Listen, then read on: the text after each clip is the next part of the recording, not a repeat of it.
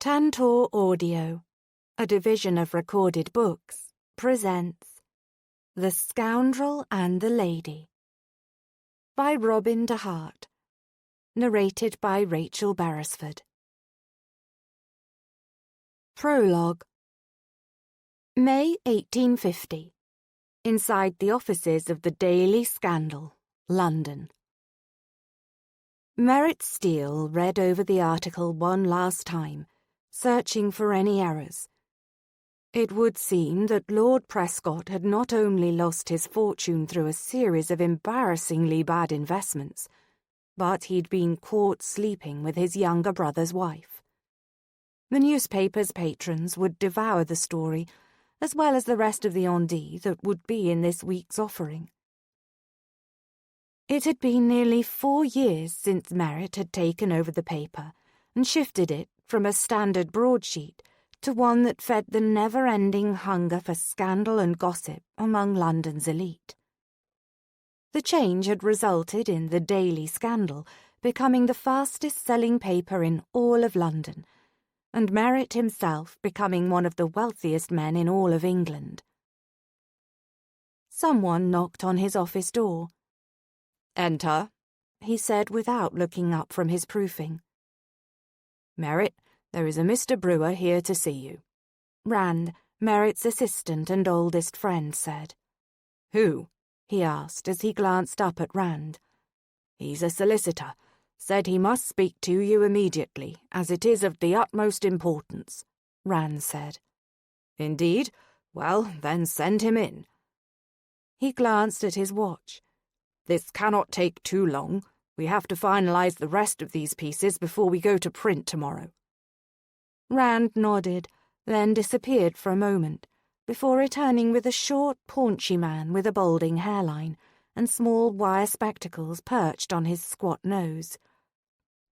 "Mr. Steele, you are an incredibly difficult man to find," the solicitor said. "I don't believe I've been hiding," Merritt said. Rand turned to go, but the solicitor stopped him. "We shall require a witness for this."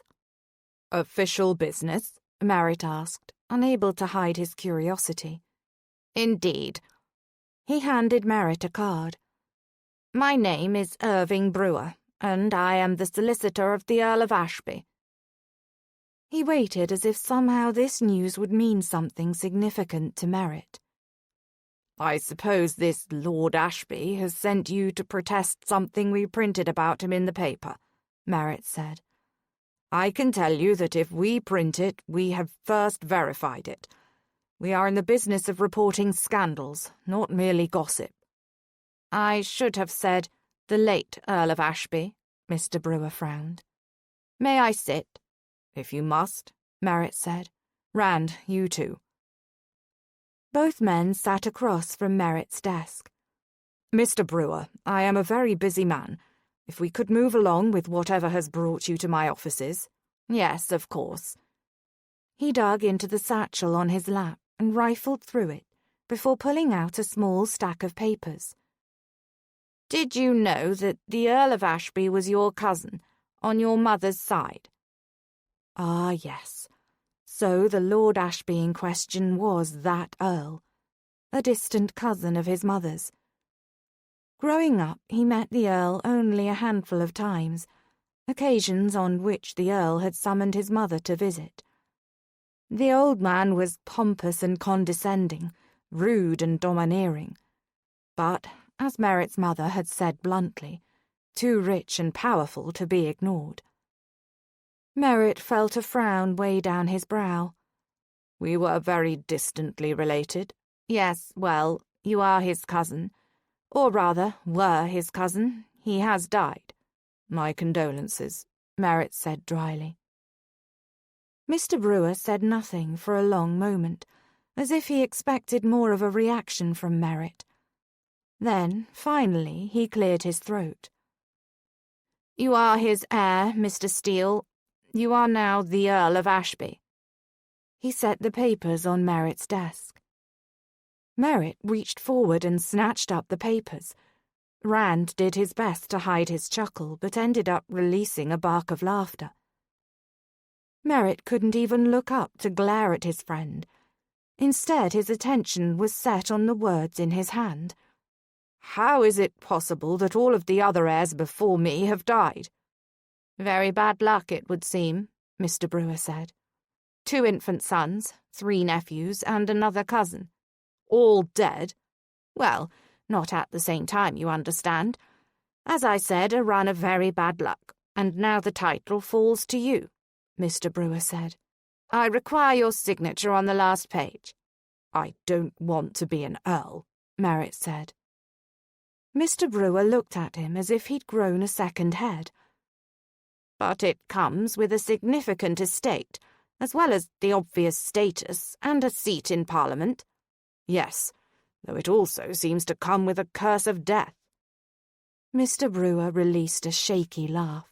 "Certainly not. As I said, you sign that last page and you will officially be the Earl of Ashby." Merritt made no move to sign anything. This was asinine.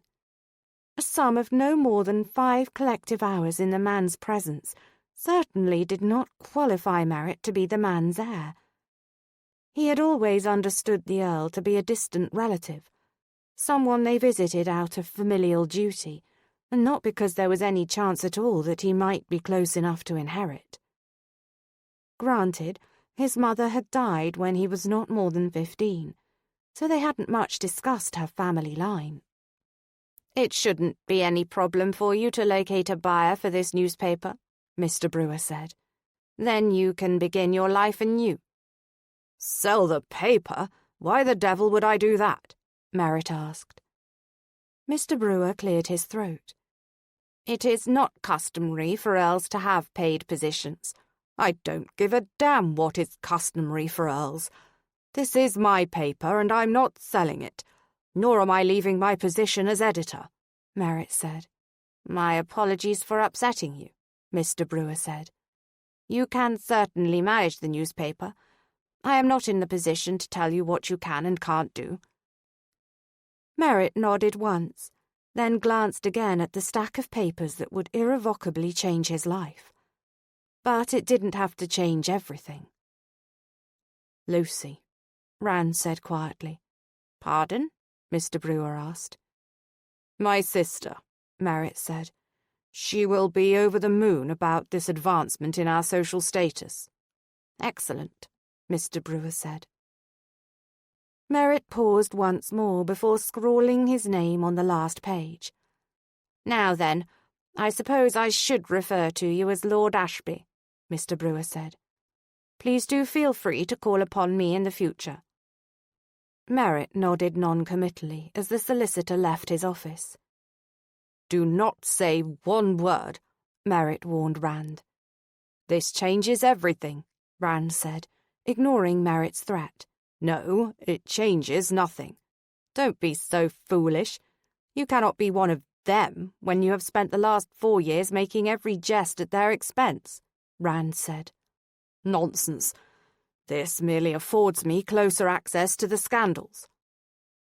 Though he was hell-bent on keeping true to that statement, he wasn't foolish enough to deny that this would change some aspects of his life. An earl. He was a damned earl. Chapter 1. London, 1851. Lady Iris Bennington adjusted the strap of her parasol so that it hung loosely from her right wrist. Today was important. She had been waiting for this opportunity since joining the Ladies of Virtue 3 years before, the day when she could become instructor to a new member. The new recruit walked next to Iris, matching her every step.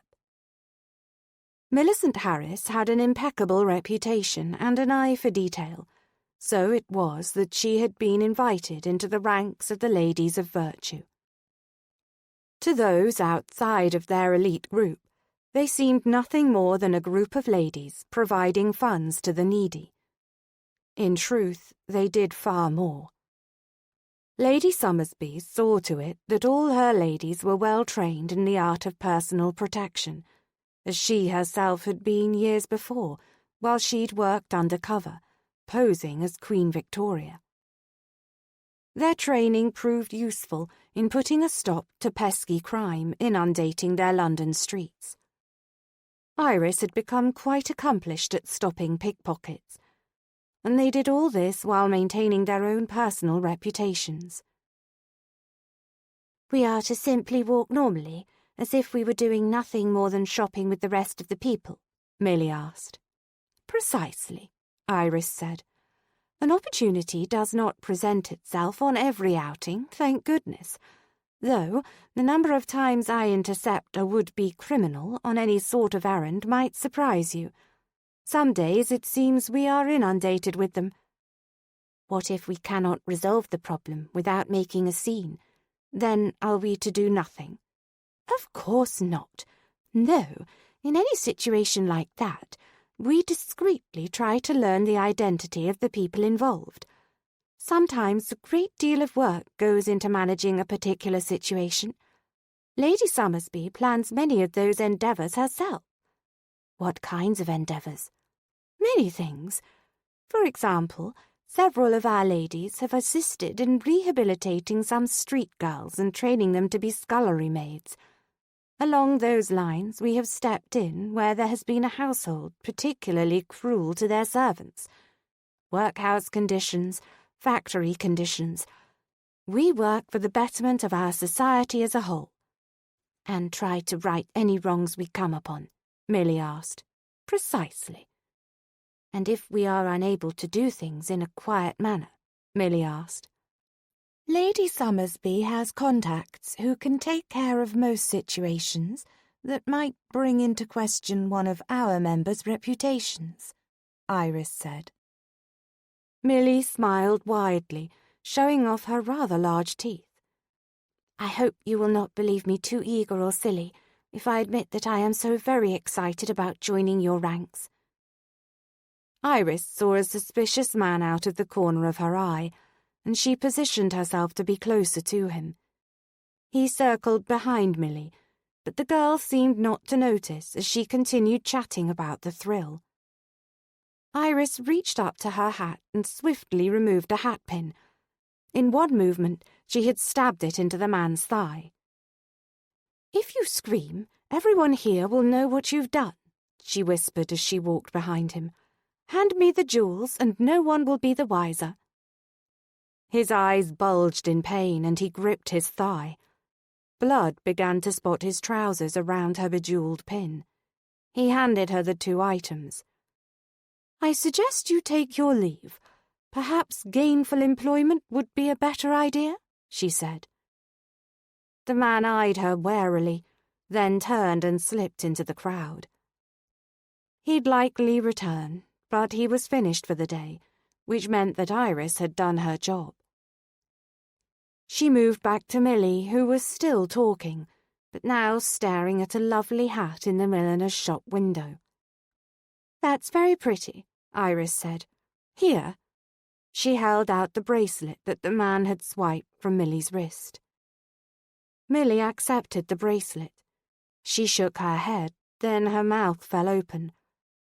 "I'll be one moment." Iris walked away. "Lady Glenwood," she called out. The matron stopped and turned.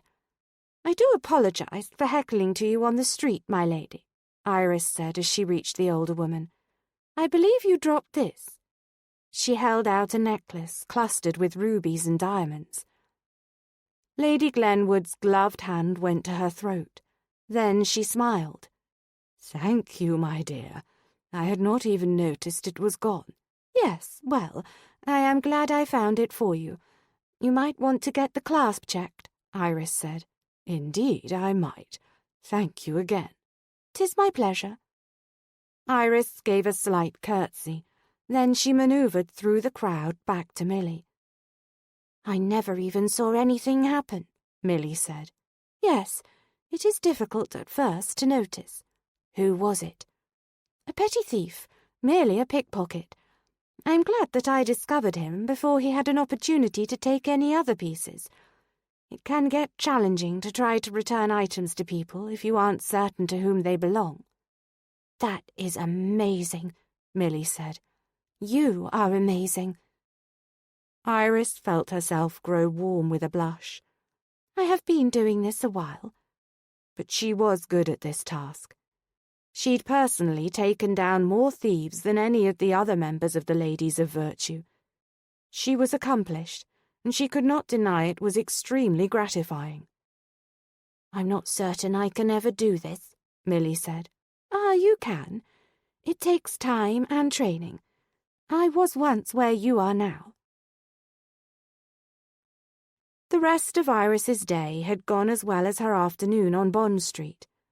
She'd had a lovely dinner at her friend Harriet's house. The Duke of Lockwood had the best chef in London, so the food there was always a treat. Then Iris had gone home, eager to see her brother Jasper. He had been back from Eton for less than 3 months, and she still revelled in his presence. It had been just the two of them for the better part of a decade now, and she'd missed him desperately while he was away at school. But now he was in London with her for good. Except he wasn't home. At least, not yet. She concentrated on documenting the incident with the thief she'd interrupted on Bond Street, describing his appearance and the pieces he'd taken. This particular step had never been required by Lady Summersby. Still, Iris preferred to have a record. She glanced at the clock on the mantel again and noted yet another hour had passed with no sign of her brother. Reading hadn't helped, as she couldn't keep her mind on the words on the page. Instead, she'd contemplated every wretched thing that could happen to Jasper out on the streets of London. Yes, he was considered a man now, but at only 10 and 8 he still seemed a boy to her. Her baby brother. Though it was customary to send boys to school starting at age 10, Iris had felt that Jasper was likely still grieving their father's death. And then their mother had died, and Iris had kept Jasper at home for another 3 years. She'd provided him with the very best private tutors, but he'd hated being at home when the other boys his age were already away at school. Their situation had been unique, though. Not everyone understood that, but she knew her brother best. He had needed the support of being at home, needed the structure that only she had been able to provide. It was what had gotten them both through their grief. She stood and left the parlour and made her way to his study. He did not use it overly much, since she still managed all the household books. But it was his study, so she'd always made do with the front parlour. His desk, the same their father had used until his death. She smoothed her fingers along the carved wood on the facing of the desk, wondering how much Jasper remembered of their parents. He never spoke of them, and she never asked. Several pieces of mail, mostly invitations, littered the top of the desk. In the centre sat the most recent edition of the Daily Scandal.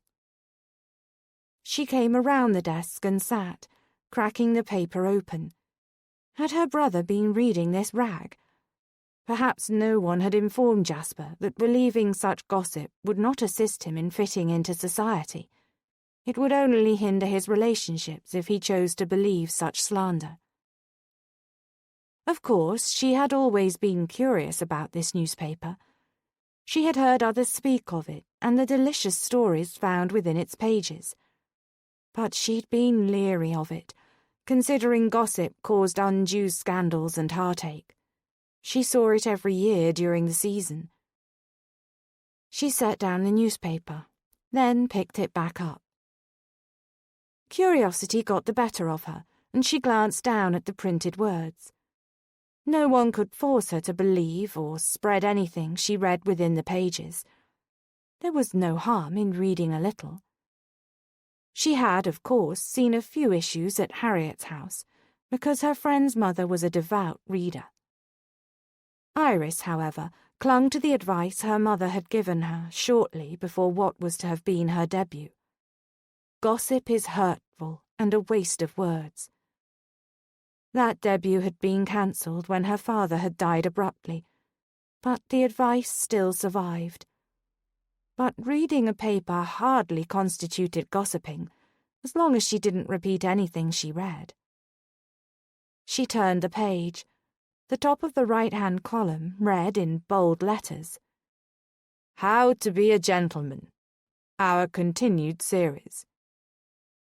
Jasper had evidently read the article with interest, as he'd made some notes in the margin and underlined a few passages. One passage in particular caught her attention. "A true gentleman knows that he is worth more than bank balance. It is far more important that other people see him as bold and daring. In this regard, gambling is the perfect pastime for a gentleman. What is a family fortune lost if a man can gain a reputation as a debonair risk-taker?" She read eagerly. Then her heart sank. This couldn't possibly be legitimate advice. Continued series. That meant there were more articles like this. She shopped the top drawer and found nothing but blank parchment and ink bottles. The drawer to her right proved most helpful, though, as she opened it to discover a collection of the Daily Scandal. And just as she'd found in the first, Jasper had read all the previous installments, making notes on every one of them. They dated back 5 months, from before he'd returned from Eton. He'd obviously been reading this ridiculous advice since then, which likely explained his behaviour. The way he'd been staying out too late, drinking too much, and doing whatever other wretched things he thought would make him a man. A true gentleman is impeccably dressed. Having a line of credit at London's finest shops can definitely make the man. Build your reputation first, and worry about your fortune tomorrow, for it is better to look the part and garner the best invitations than to sit home alone counting one's coins. She read through her brother's handwritten notes, and her stomach soured. How could he find worth in advice, such as how to gamble without losing the family estate, how to drink, the proper way to seduce a woman? It was inconceivable that someone would publish such reckless counsel, which could quite obviously lead an impressionable young man into a life of debauchery. As was the case with her brother, no doubt. Well, she'd have to put a stop to this immediately. A loud thud stuttered through the house as someone slammed the heavy front door. Jasper. She debated whether she should search him out and confront him for coming home so late in the evening, or wait until morning to do so. What if he was late because he'd been injured, in a fight, or rescuing someone in need? Oh, good heavens, she need only go and find out why he was so late. Iris rushed out of the room and nearly ran smack into her brother. "Jasper, you are safe." "Of course I'm safe." His voice sounded no different than it normally did, but when she took in the full sight of him, she knew he was inebriated. His familiar green eyes, so much like her own, were now heavy-lidded and glassy, and he seemed unable to focus on her. "Have you been drinking?" she asked. He put a hand to his chest and made a weak attempt to appear affronted. "Me? No." "I am no fool, Jasper. I can smell it on you." "Oh, well, in that case, yes, I've had several drinks." "I'm so glad you find this amusing," she said. He smiled broadly. "I do not. I was worried. Did you even consider that? Where were you until so late in the evening?" "Blacks. Playing a bit of cards." "Drinking as well as gambling?" He frowned. "Perhaps I was. It is what men do, Iris. You need not sound so disapproving." She opened her mouth to speak, then stopped. Arguing with him or chastising him now would do her no good at all. So, instead, she took 2 deep breaths. She needed him alert and sober, so that he could see reason. Tomorrow would be soon enough to confront him, but the fact was she'd been ignoring this for far too long. In the 3 months he'd been home, she'd seen a stark change in his behaviour. This was not how she raised him, not how she taught him to be. Those foolish articles were ruining him, and she would not stand for it. "Come now," she said as she grabbed his elbow and nudged him forward. "I'll help you upstairs, and we can talk in the morning after you've slept." He muttered something she didn't quite catch. At his bedchamber door, she handed him off to his more than capable valet. Then she made her way to her own bedchamber, all the while pondering how she could be so accomplished in her duties as a member of the Ladies of Virtue, yet remain hopeless when it came to her own personal life. She might be destined to die a boring old spinster, but she'd be damned if she'd allow her brother to ruin his life. Merritt Steele, Earl of Ashby, surveyed the ballroom with disdain. He was so bloody tired of the monotony. Everyone looked the same, spoke of the same ridiculous things at every single party. Were it not that his job demanded it, he would most assuredly never attend these ridiculous balls. "Another fantastic article," one gentleman said as he walked past. He popped Merritt on the back as he went. Merritt was certain the man had a title, but he had no notion of what it might be. The man, obviously, was inconsequential enough not to have sullied himself with any scandals, else Merritt would know his name. It was a matter of time. They all disgraced themselves eventually. It was in their nature. He simply waited around to write about their ruination and profit from it greatly. 10 months earlier, when he'd first acquired the Ashby earldom, he'd been furious to have to sully his honour with the banner of a title. Since then, though, he'd discovered that being an earl enabled him to get inside places his previous fortune never afforded him. Merritt walked to the side of the ballroom with the refreshment table. This area often yielded some tidbits of gossip, and considering the number of women flocking around the champagne fountain, the evening looked as if it had potential. He hoped. He had been standing there for no more than a quarter of an hour when an acquaintance approached him, accompanied by a lithe figure dressed in a green gown. The woman's hair was so red that it was, in fact, quite orange, but it was piled artfully atop her head, accenting the graceful line of her neck. "Lord Ashby, I do hope you remember me. I am Lord Christopher Watkins, Lord Derby's son." "Ah, yes, I believe we've met on several occasions," Merritt said. Christopher hadn't yet made a scandal of himself, and Merritt had found himself nearly liking the fellow on the occasions when their paths had crossed. "Excellent. Yes, well, I wanted to introduce you to my dear friend, Lady Iris Bennington." She curtsied, then looked him square in the face. No shyness to be found, merely a bold stare with her bright green eyes meeting his.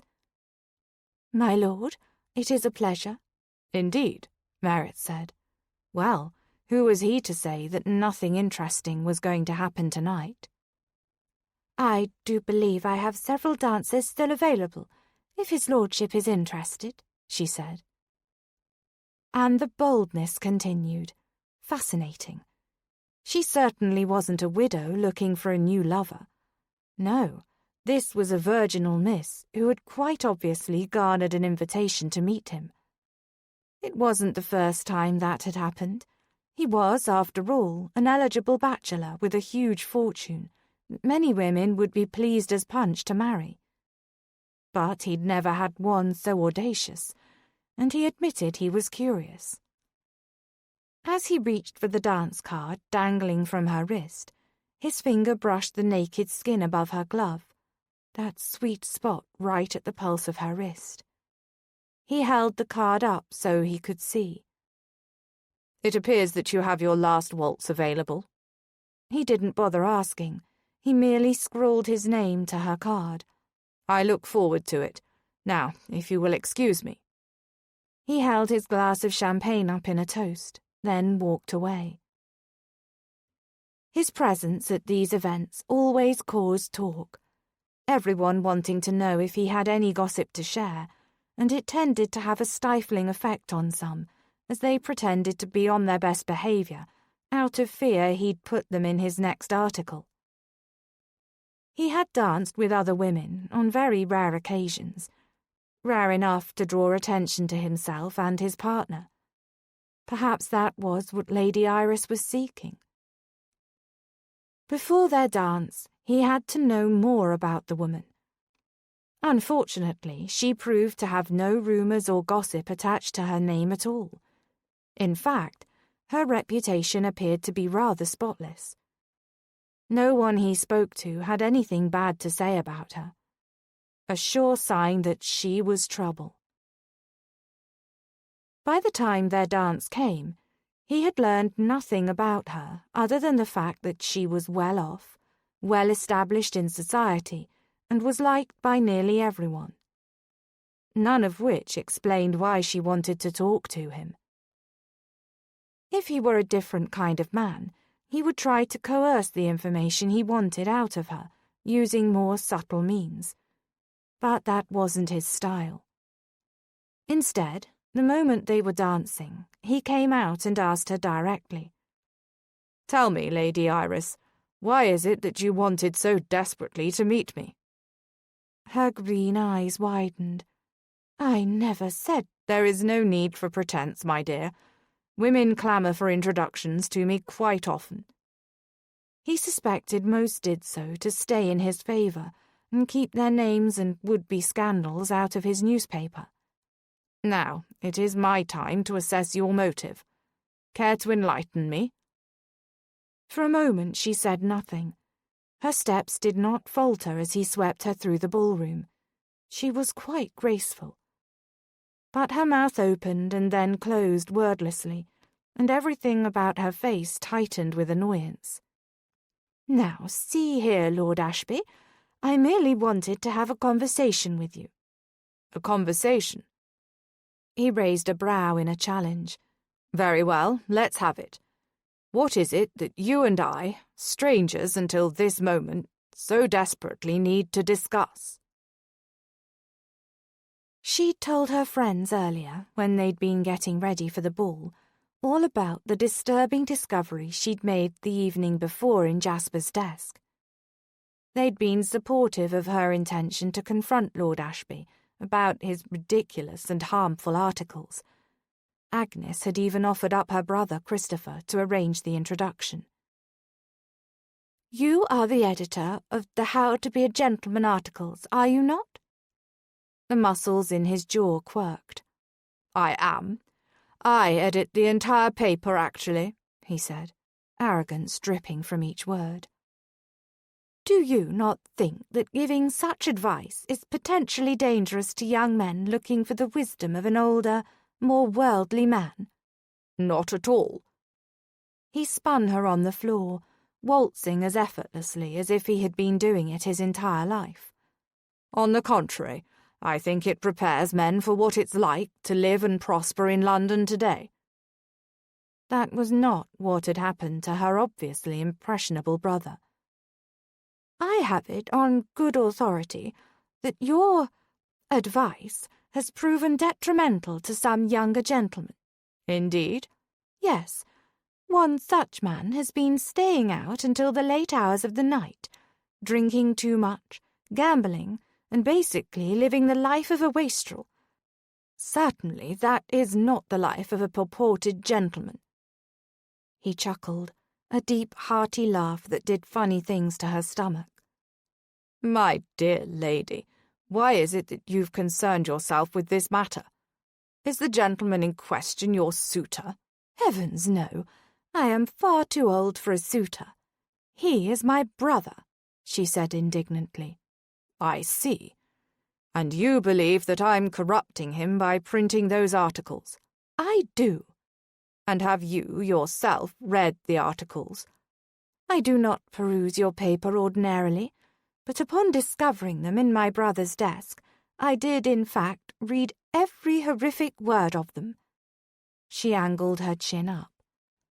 "But were it not for those special circumstances, I would not have even glanced over it, as the material is not for ladies." "I see." She was annoyed that she noticed how handsome he was, piercing blue eyes and a charming smile. And why did anyone require a jawline that chiselled? It was completely unnecessary and served no purpose except to draw one's eyes to the perfect sculpture of his face. "So, what would you have me do about it?" he asked. "Print a retraction, an apology for such advice, and discontinue the series." His brows rose. "I cannot do that." His response wasn't surprising. She wouldn't have expected him to comply based on her meagre request. "Why not?" "Because I happen to be proud of every word in my paper. We go to great lengths to ensure the accuracy of our material." "Despite the damage it causes?" "We report the scandals, my dear lady. We do not cause them." "You are far too proud," she said. "Perhaps, but with good reason. My paper has an impeccable reputation and the highest circulation numbers in the city." She sucked in a breath, surprised at his pure hubris. "You are an infuriating man."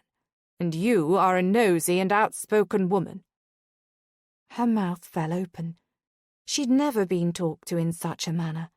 Further proof that Lord Ashby was no gentleman, despite his title. "Good evening," she said, and turned on her heel and walked off. She quickly found Harriet and the others at the edge of the ballroom. "How did it go? I saw you dancing with him," Harriet said. Iris felt a frown weigh down her brow. "He is the most arrogant, rude man I have ever met." "Which means he wasn't too keen on removing the articles?" Agnes asked. "No.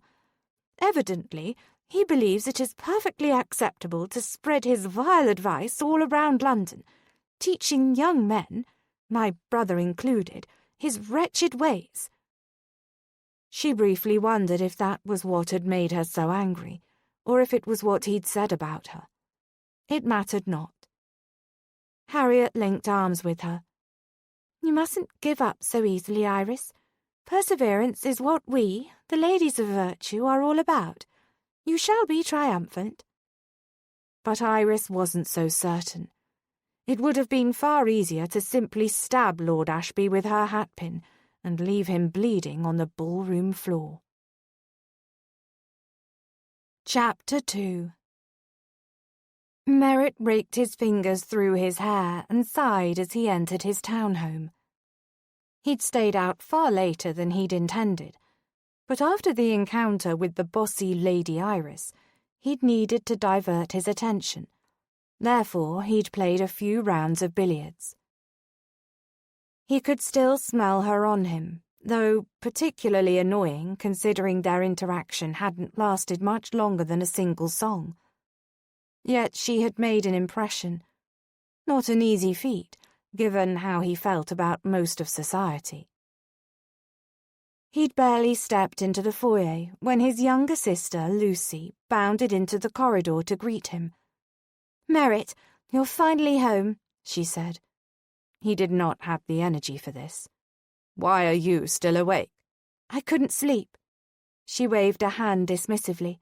"I could only think about all the fun you were having. You must tell me everything." She grabbed his hand and pulled him forward, leading him all the way into Yellow Parlour. Once they were seated on the golden settee, she said, "Now, tell me all the details. What was everyone wearing? Did you dance? Did you have champagne? Oh, did you dance? Did I already ask you that?" "Slow down, Lucy. First, you know I do not pay much mind to what anyone is wearing." "You noticed none of the pretty dresses." She glanced at him. Disbelief shimmered in her eyes. Perhaps one, though had it been the dress or the lady. "You did. Did you dance with her?" More than likely, the green confection had only caught his attention because of the contrast to Lady Iris's vibrant hair, or because she'd approached him, had sought him out. But he knew his sister would not cease pestering him unless he gave her some information. Please, Merritt, tell me something. She held her hands together as if in prayer. He had never been able to say no to that face. Very well.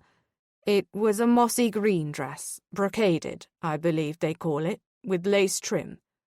It had a rounded neckline with an ornamental rose in the centre, which had perfectly accented Lady Iris's décolletage. That sounds positively gorgeous. Who wore it? Lady Iris Bennington. Lucy's eyes brightened.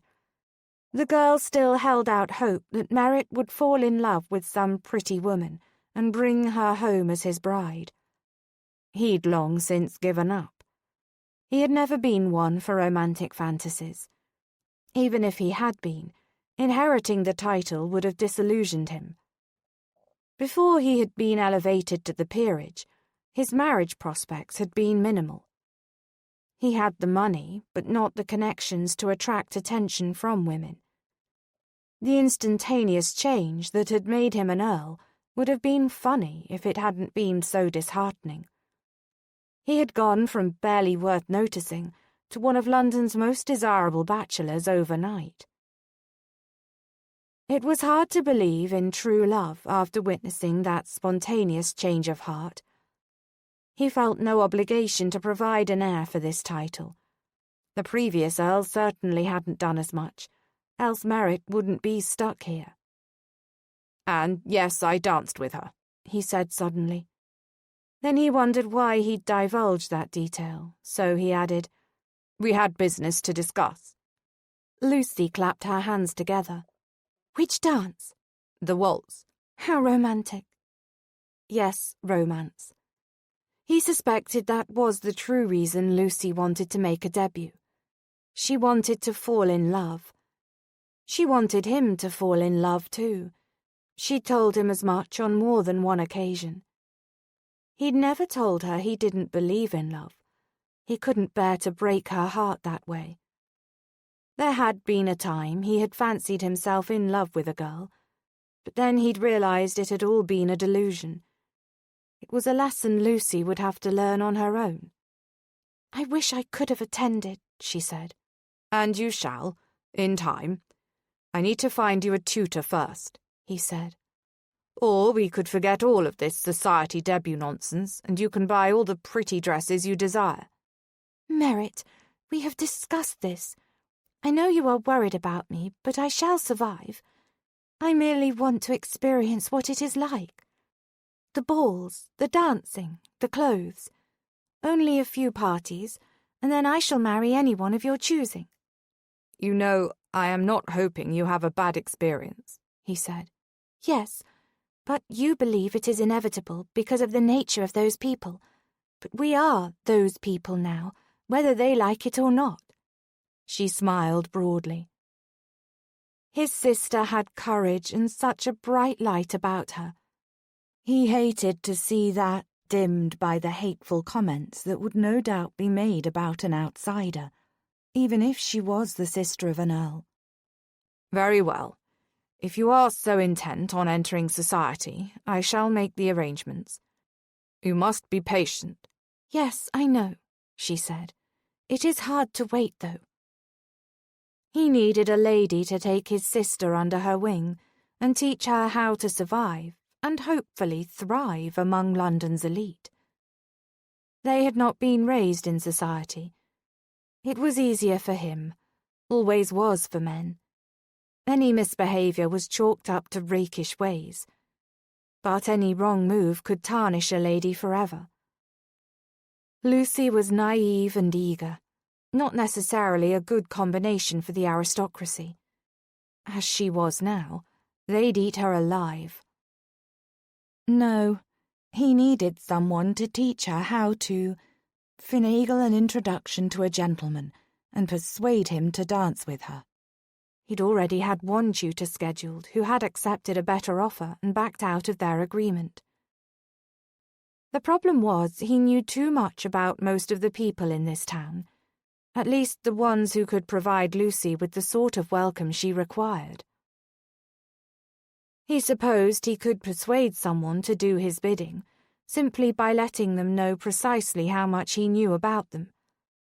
But blackmail had never been his forte. There had to be some legitimate lady who could tutor his sister in all things society, while offering her a modicum of protection from the cruelty he knew lurked in every corner. He needed only find her, whoever she was.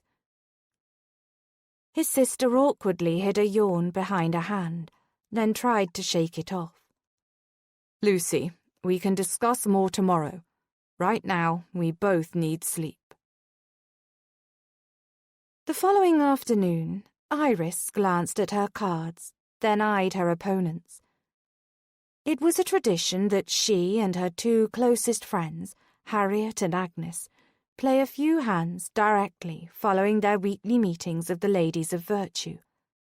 Normally a couple of the other girls would join them, but today it was only the three of them sitting in Agnes's parlour. In truth, though, Iris's mind was not on the game, nor had it truly been on the meeting, despite garnering accolades from Lady Summersby for her handling of the thief 2 days before. Instead, her thoughts were consumed with Jasper. "What has you so distracted today, Iris?" Agnes asked. "My conversation with Lord Ashby last night." She shook her head. "I simply don't see how he can be so irresponsible." Iris exhaled slowly. "Jasper's behaviour has become increasingly disappointing since his return to London.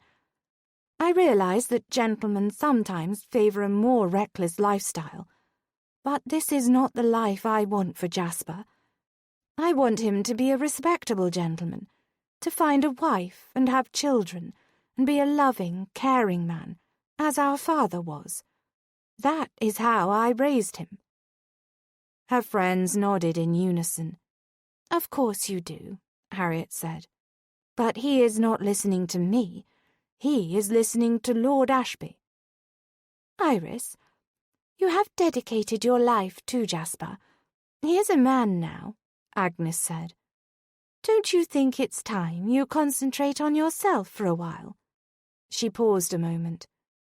"What of that book you said you wanted to write?" Iris waved a hand. "I have plenty of time to write my book. I make notes on it periodically when I have a thought." "You could let it be known you're open to suitors," Harriet suggested. "Someone would snatch you up immediately if you were open to marriage." "With all the new debutantes available, I highly doubt I would garner any interest," Iris said. But more than that, she didn't want any interest. She didn't want to get married. Marriage led to love, which, in the end, only led to heartache. Besides, right now, I must keep my focus on my brother. He is only 8 and 10, and he needs me, even if he doesn't realize that.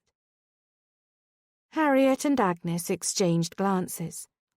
"What, you do not approve of my dedication?"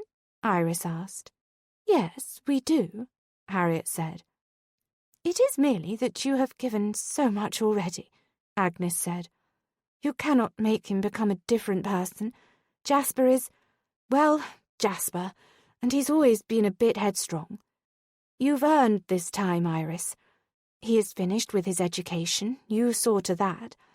He is only enjoying his newfound freedom in London, and he shall settle down in time." "Would that you were right, Agnes." Iris tried to focus on the cards in her hand, but it seemed the game had likely ended. "Have you read any of the articles? How to be a gentleman?" She shook her head. "The advice is terrible. The precise opposite of what a gentleman is and should be. But my brother has taken it all to heart and is doing his best to live out every suggestion. It is a nightmare." She dropped her head into her hands. I simply don't know what else to do. If only you could meet Lord Ashby in a situation similar to those where you so artfully handle the street thieves. Perhaps he needs to be on the dangerous end of your umbrella, Agnes said. Or hatpin, Harriet added. Iris chuckled. I thought the same thing after meeting him last night. They went back to playing their game. I've been thinking about what we discussed at last week's meeting, Harriet said. About how we work so hard ridding the streets of violence and sin, and yet it is festering among the very elite of society. It seems to me that we are in a unique position to do something about that, and it just might solve your problem with Lord Ashby too, Iris. Iris frowned at her friend and dropped her card on the table. Harriet was known for coming up with ideas, one after another, it seemed at times. But perhaps what she needed right now to help rid her brother of his sinful behaviour was one of Harriet's ludicrous notions. What did you have in mind? Harriet eyed the cards in her hand, then tossed one onto the table. There are how many deadly sins? She asked, without glancing at Iris or Agnes. 7, Agnes said immediately. Pride, greed, sloth, gluttony, envy, lust and wrath. She ticked each one off on her gloved fingers. Yes, that's right, 7. Now then, there are more than 7 of us in the Ladies of Virtue, Harriet said in a whisper. We could each pick a sin, select a gentleman who clearly personifies each undesirable quality, and assist him into a better way of living. Agnes choked on a sip of tea. Iris rolled her eyes. Harriet had many strange ideas over the years, but this one might be the very oddest of all. Are you suggesting we confront the cads and rakes in London and show them the error of their ways in hopes of converting them? I am, Harriet said. How am I supposed to do that if I can't even control my own brother's behaviour? Agnes coughed. Consider how it is not much different than what you did last month with Mr. Miller, Harriet said. You discovered he had been stealing from his employer, and you showed him how what he was doing was wrong. In addition to threatening his manhood with the very sharp end of her umbrella, she had also gone the legitimate route. Yes, and I reminded him that it would be easy enough to turn him into the magistrate. But we certainly can't do that to a gentleman because he cheats at cards or imbibes too much liquor. Would that we could, Harriet said. Yes, I'd send the magistrate directly to the offices of the Daily Scandal and have Lord Ashby arrested on the spot. She giggled at the thought. Unfortunately, being a poor excuse for a gentleman isn't precisely illegal. You both make excellent points, Agnes said, having recovered from her choking fit. But I think Harriet might be onto something. Of course, we would need to run this by the others, but we could potentially do some good. Often people simply don't realize how damaging their behavior is.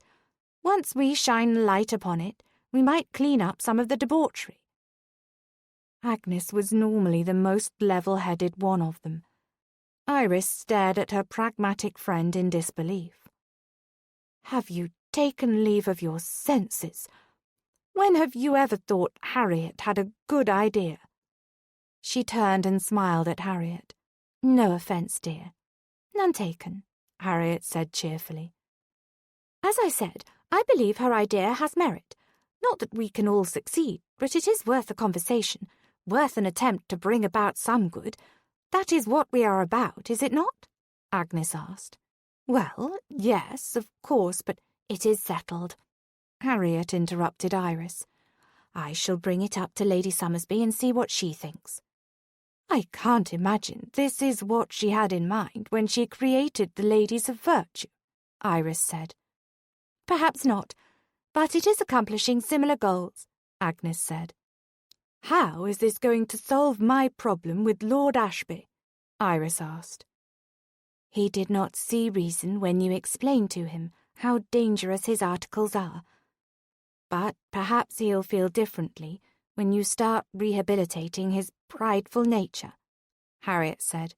"That's quite good," Agnes said. Harriet squealed in delight. "I cannot believe you actually agree with me." "Nor can I," Agnes said. Iris wasn't so stubborn that she didn't recognize when her friends had trumped her, both in cards and this discussion. And she wanted to be annoyed. But the truth was, Harriet's plan might just save Iris's brother. That morning, Merritt worked through his daily tasks at the Daily Scandal.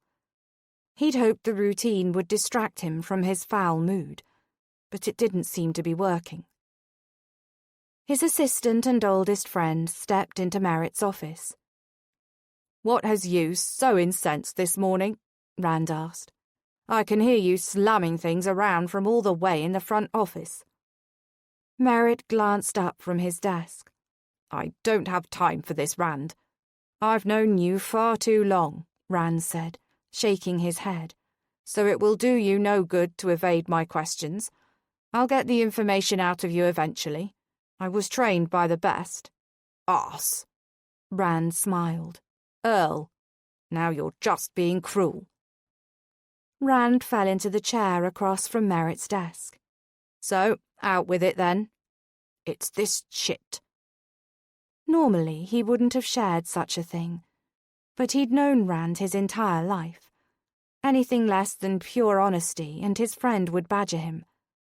"I met her the other evening. Oh dear." Rand hid a smile behind his hand. "No, it isn't like that." Though it wasn't as if he weren't attracted to her. "She finagled an introduction, then all but asked me to dance. Bold, I like it."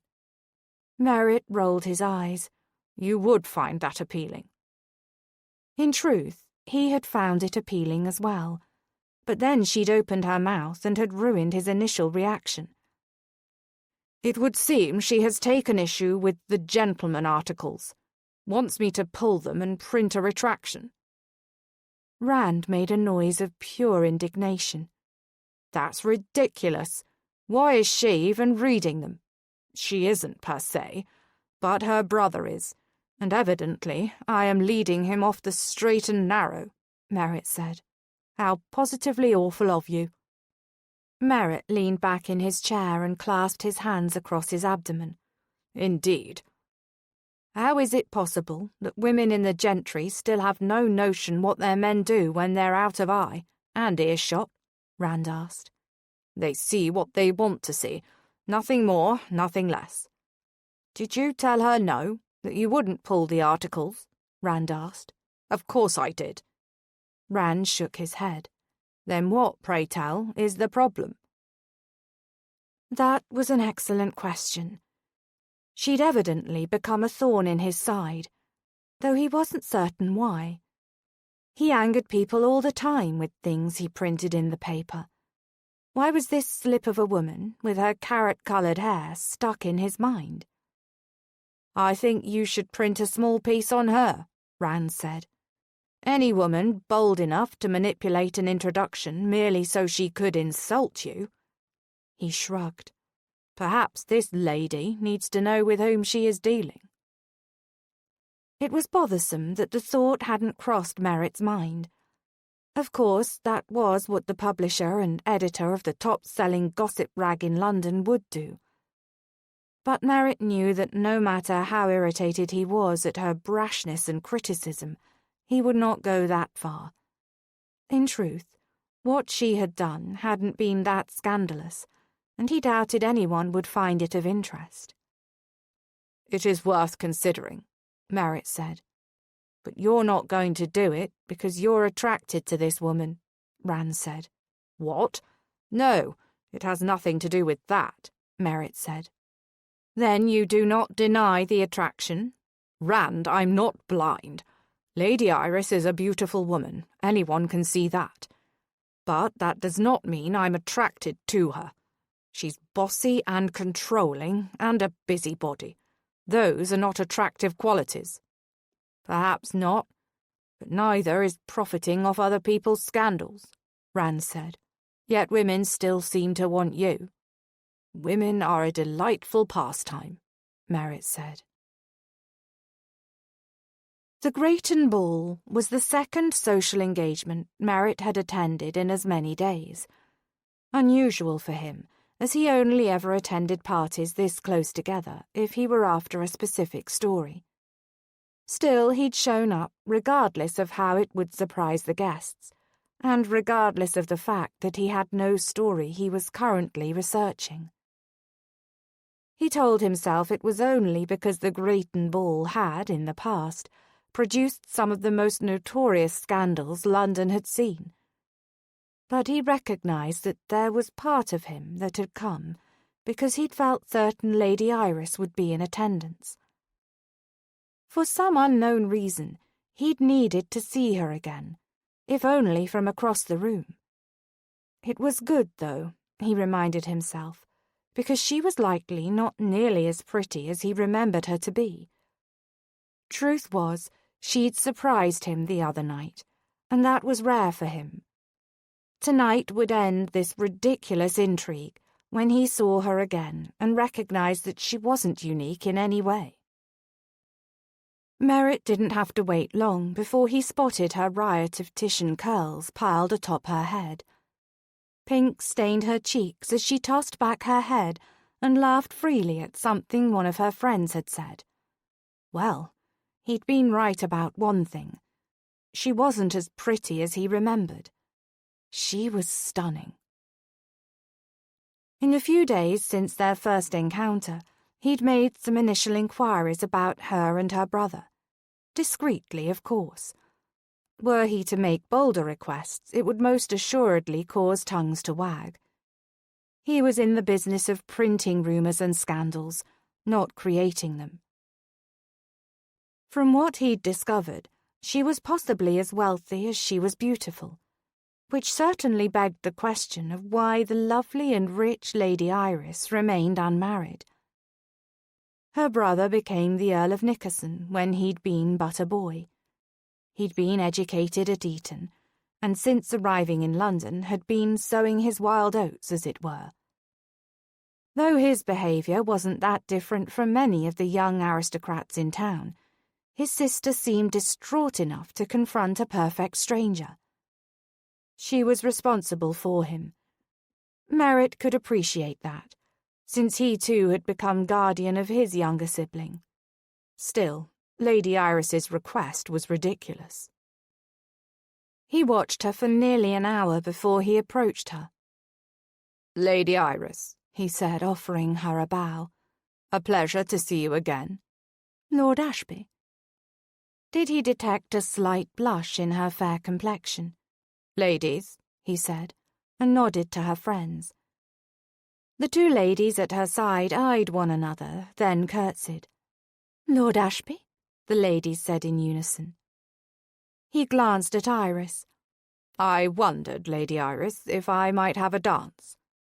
She took a visible breath, then nodded slightly. "Of course." She handed him her dance card. "Lord Ashby," a man said from behind him. Merritt turned and found Lord Forrester. "Forrester," Merritt said in acknowledgement. "Yes, I do hate to interrupt, but I have something of the utmost importance to discuss with you," Forrester said. He eyed the ladies behind Merritt nervously. Merritt turned back to Iris. "If you'll excuse me for a moment, ladies, I shall return." He stepped away from their group, but not so far that he couldn't keep Iris in his sights. Then he levelled his gaze on Forrester. "I suspect this has to do with your embarrassing loss at cards 2 nights ago," he said. Forrester turned an unflattering shade of reddish purple. "So, you do intend to print something ridiculous about my unfortunate situation?" "I never said that. Contrary to popular belief, the Daily Scandal does not print every morsel of information we receive. Some situations are not that interesting to all parties." "I beg your pardon," Forrester sputtered. "The loss of my family's estate in a game of cards certainly warrants interest." Merritt resisted the urge to roll his eyes. You cannot simultaneously be offended that I won't print gossip about you, and concerned that my doing so would start a scandal. Pick one stance or the other, Forrester, Merritt said. That right there is your fundamental problem. You want the best of every situation, which is impossible. Forrester cleared his throat and tugged on his waistcoat. My wife would be most displeased if you printed anything about my recent financial woes. Very well. Merritt inclined his head slightly. Please tell the Lady Forrester that her secret is safe with me.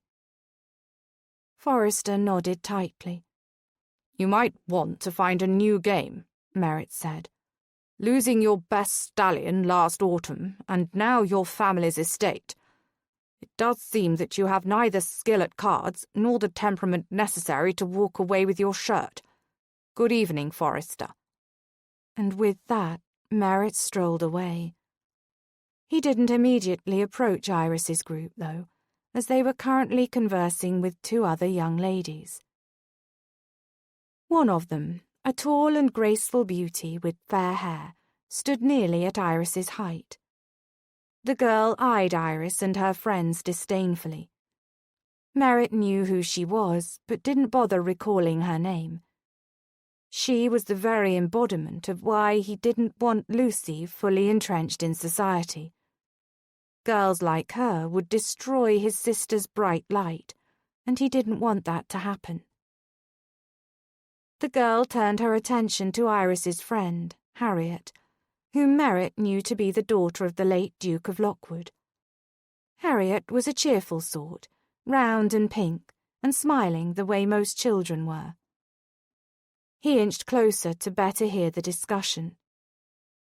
Well, I do hope that your poor mother is not losing too many funds buying the extra fabric required to make your gowns. She looked down at Harriet. Her mother has plenty of funds, Iris said, seemingly growing taller as she stepped ever so slightly closer to the offending woman. Perhaps. The girl closed her eyes and tilted her head. But you know, Harriet, if you happen to land yourself a husband, he might not be so generous. You could help your future husband out and skip luncheon a few times a week. That ought to help. Harriet's smile melted from her face, but she steeled herself with a breath and a tilt of the head. But Iris was not done. Any man in this room would be honoured to marry Harriet. She is intelligent and kind and beautiful and generous, which is more than anyone could say about you, Belinda. The girl flinched, then released a forced chuckle. I don't believe I see any of these would-be suitors clamouring for her attention. If there had ever been a moment for Merritt to step forward, now was that time. He hoped Iris would understand, though he suspected she wouldn't. He approached the ladies. Lady Harriet, I do believe this is our waltz. Harriet stared up at him, bewildered, and Iris positively shuddered with gratitude. Yes, Harriet, that's right. Lord Ashby claimed this waltz. Harriet nodded absently, but allowed Merritt to lead her out onto the crowded dance floor. You didn't have to do that, Harriet said beneath a blush. Dance with a beautiful woman? I believe that is precisely why I attend these ridiculous functions, he said. Thank you. My pleasure. He turned her around the dance floor. So, how is it that you know Lady Iris? She smiled genuinely. We are in a social organisation together, the Ladies of Virtue. He had heard that about Iris. Ah, yes, the do-gooders who donate funds and time to London charities for children, if I'm not mistaken. She looked surprised. Precisely. I was not aware our reputation had reached so far. She was quiet a moment, then added, Iris is a dear friend, the best. Yes, she had been a good friend. She'd stood up to that wretched woman and defended Harriet. Yet she still had an impeccable reputation as best as he'd been able to determine. Lady Iris. It was possible their meeting had been beneficial after all, and not merely a distraction. She was precisely the type of lady who could show Lucy how to survive amidst the gossip and cruelness that women like Belinda made an art form. Convincing her might not be simple, though, so he needed a way to get her attention and convince her she needed to help him. He thought on her complaints about the articles. They could strike a bargain. If he passed her brother off as a gentleman, she might agree to teach Lucy. It was worth an effort, but discussing such matters was not for ballrooms. He'd have to pay a call. I don't suppose I could persuade you to give me Lady Iris's address. I should like to call upon her. Harriet glanced up at him and smiled broadly. Of course. Chapter 3.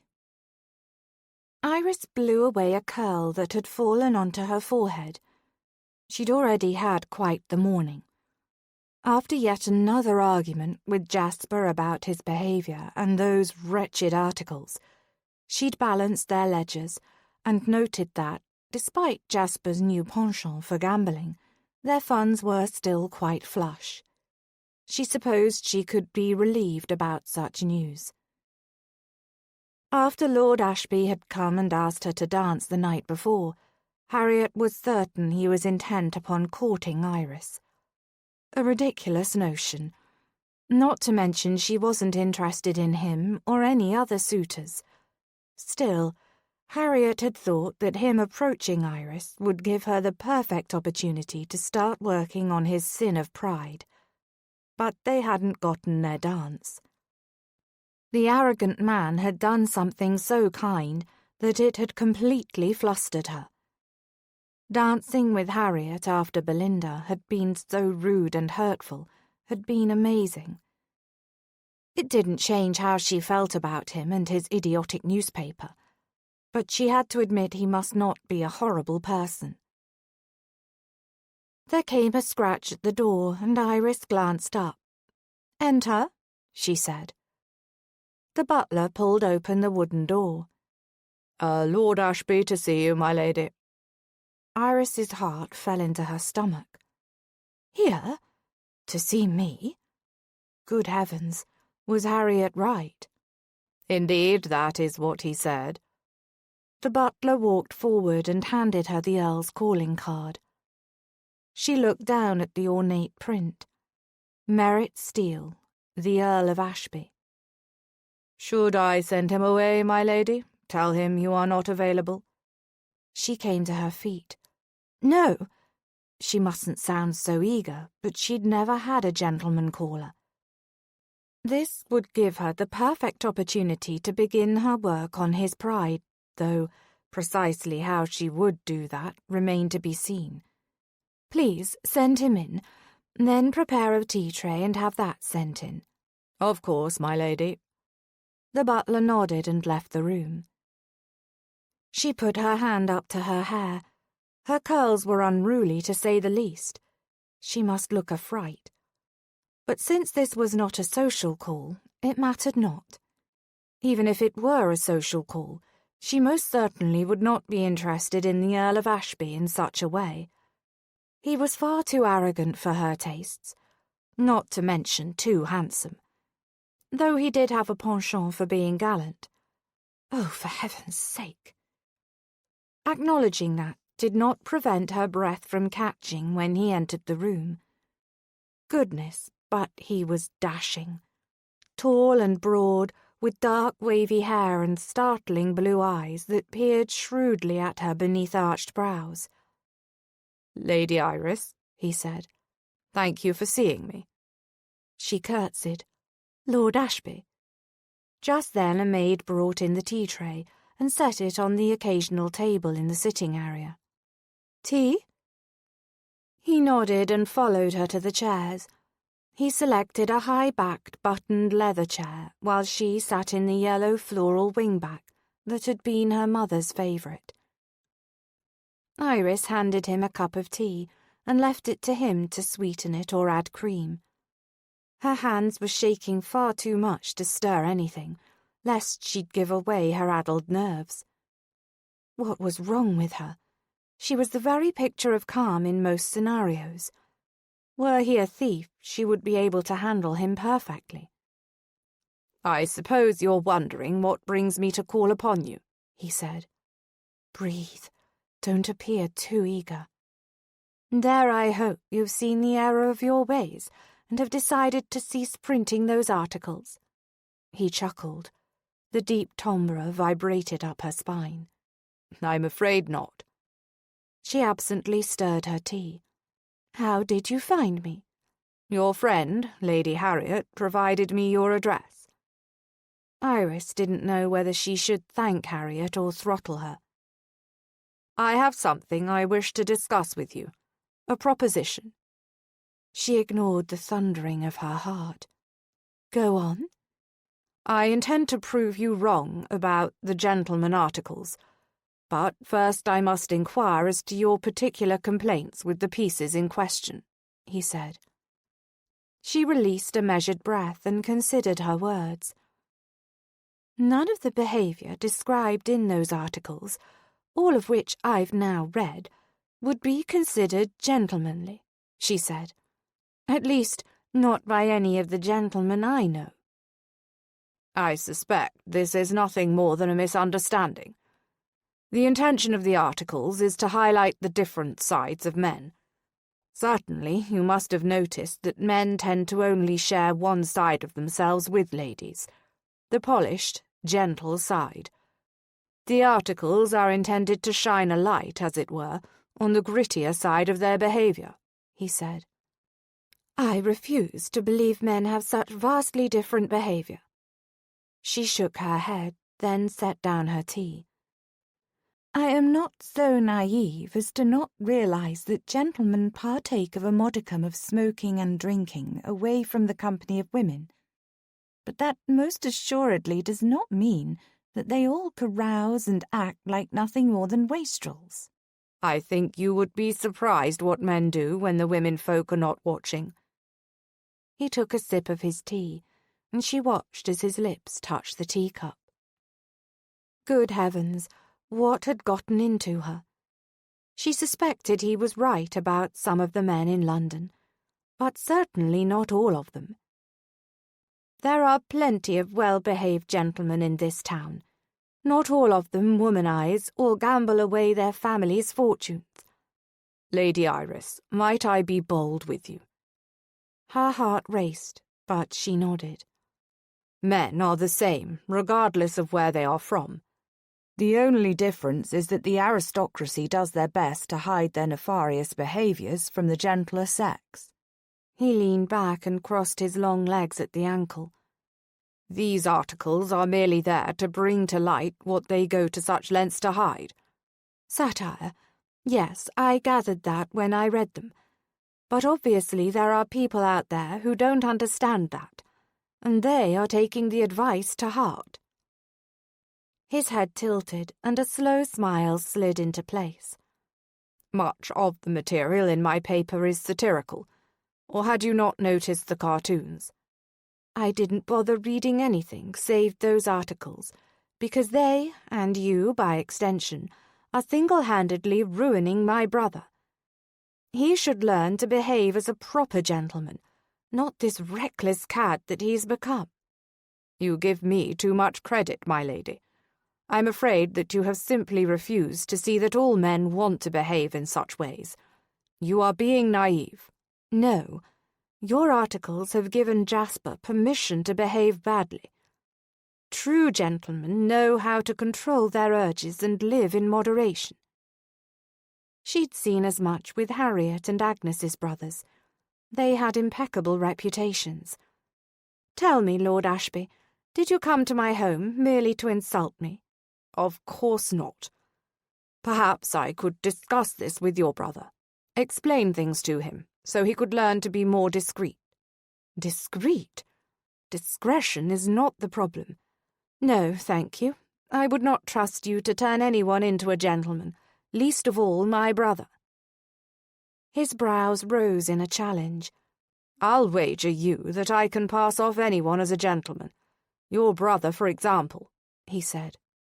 "Why would you do that?" she asked. "I have something you can do for me in return." She swallowed.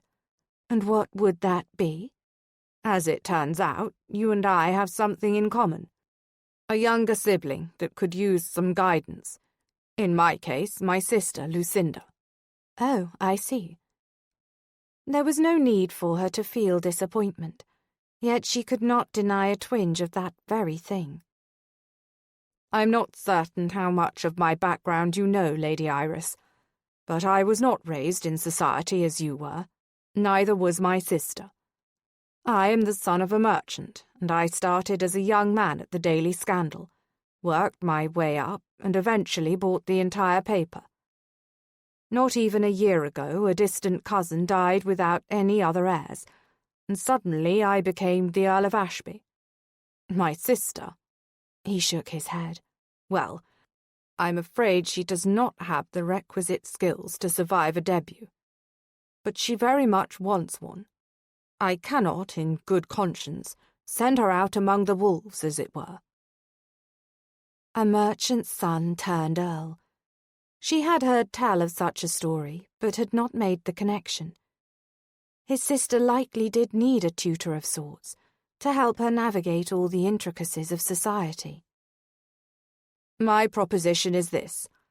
I shall tutor your brother on the ways of a gentleman, and you, in turn, tutor my sister on how to be a lady," he said.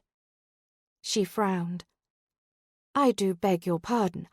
I don't intend this to be insulting in any way, but how are you in a position to instruct anyone how to be a gentleman?"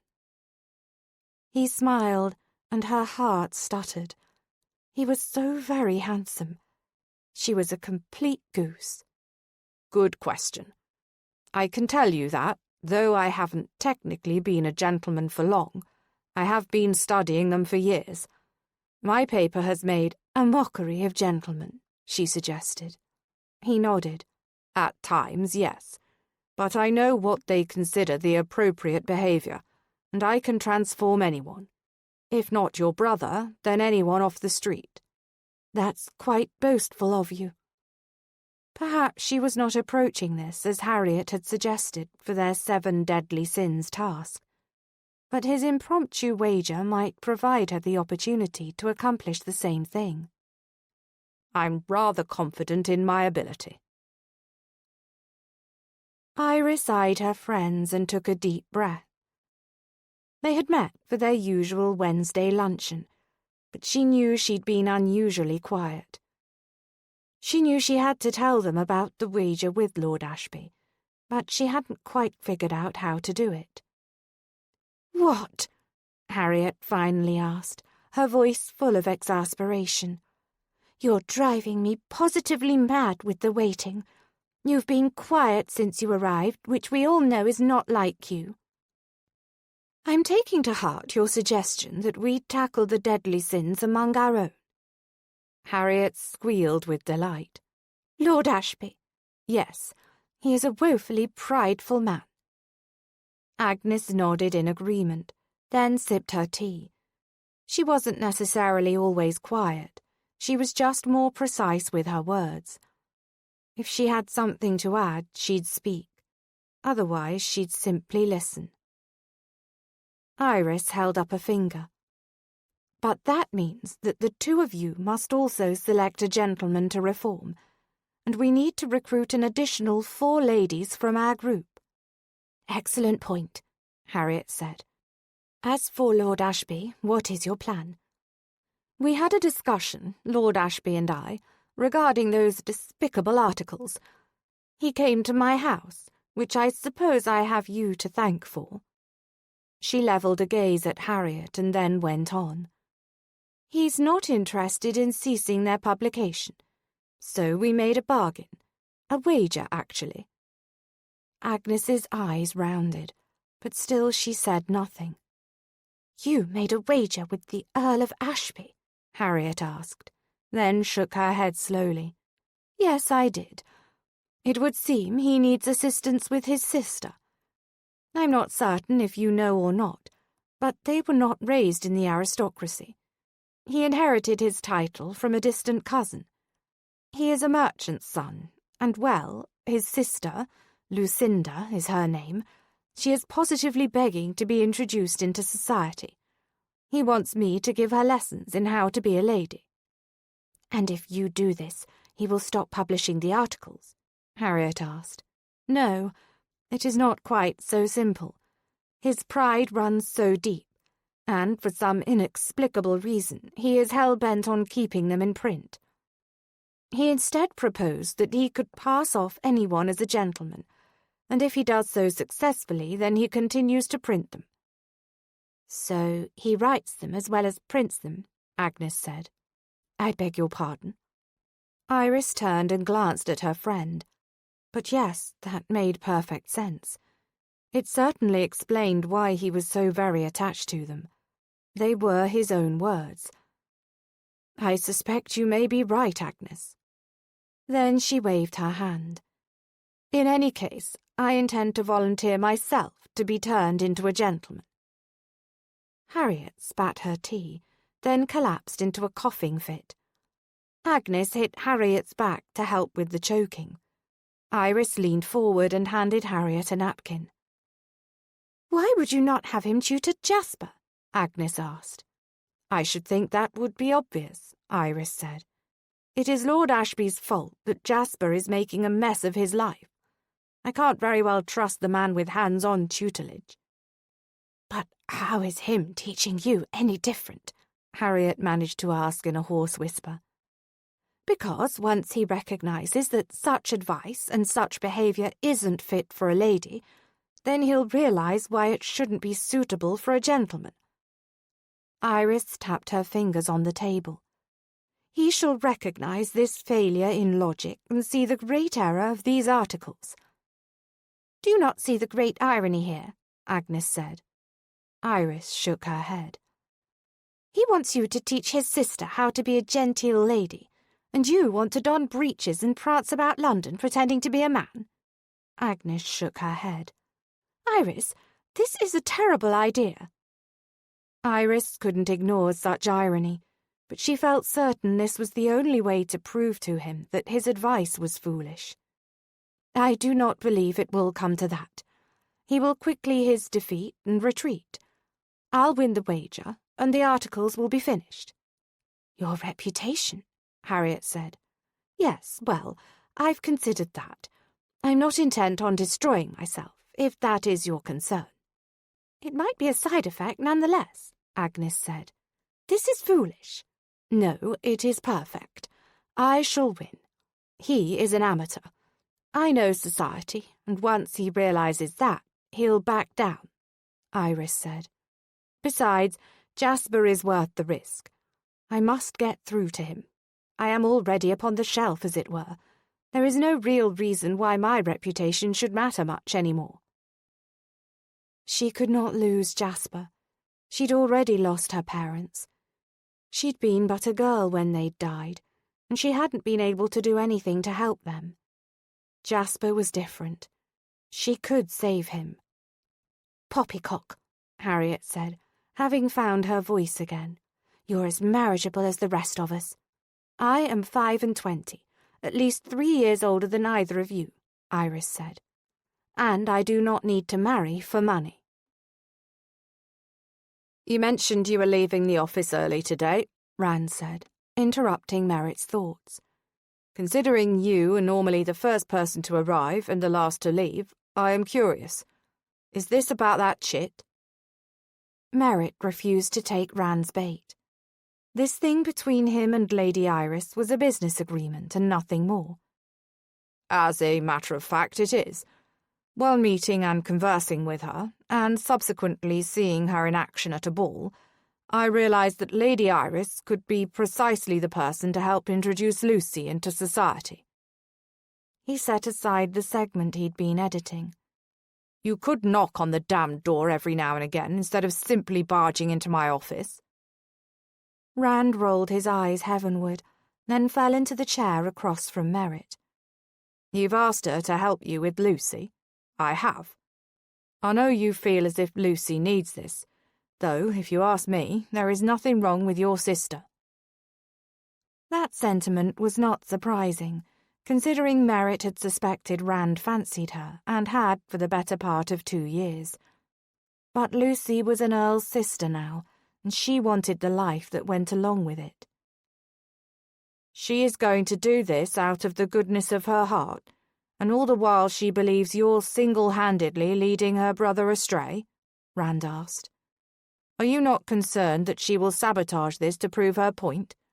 This woman can't possibly be the only option. I found one woman, but she backed out, remember? The others?" Merritt shook his head. "I know too much about them. I don't trust them.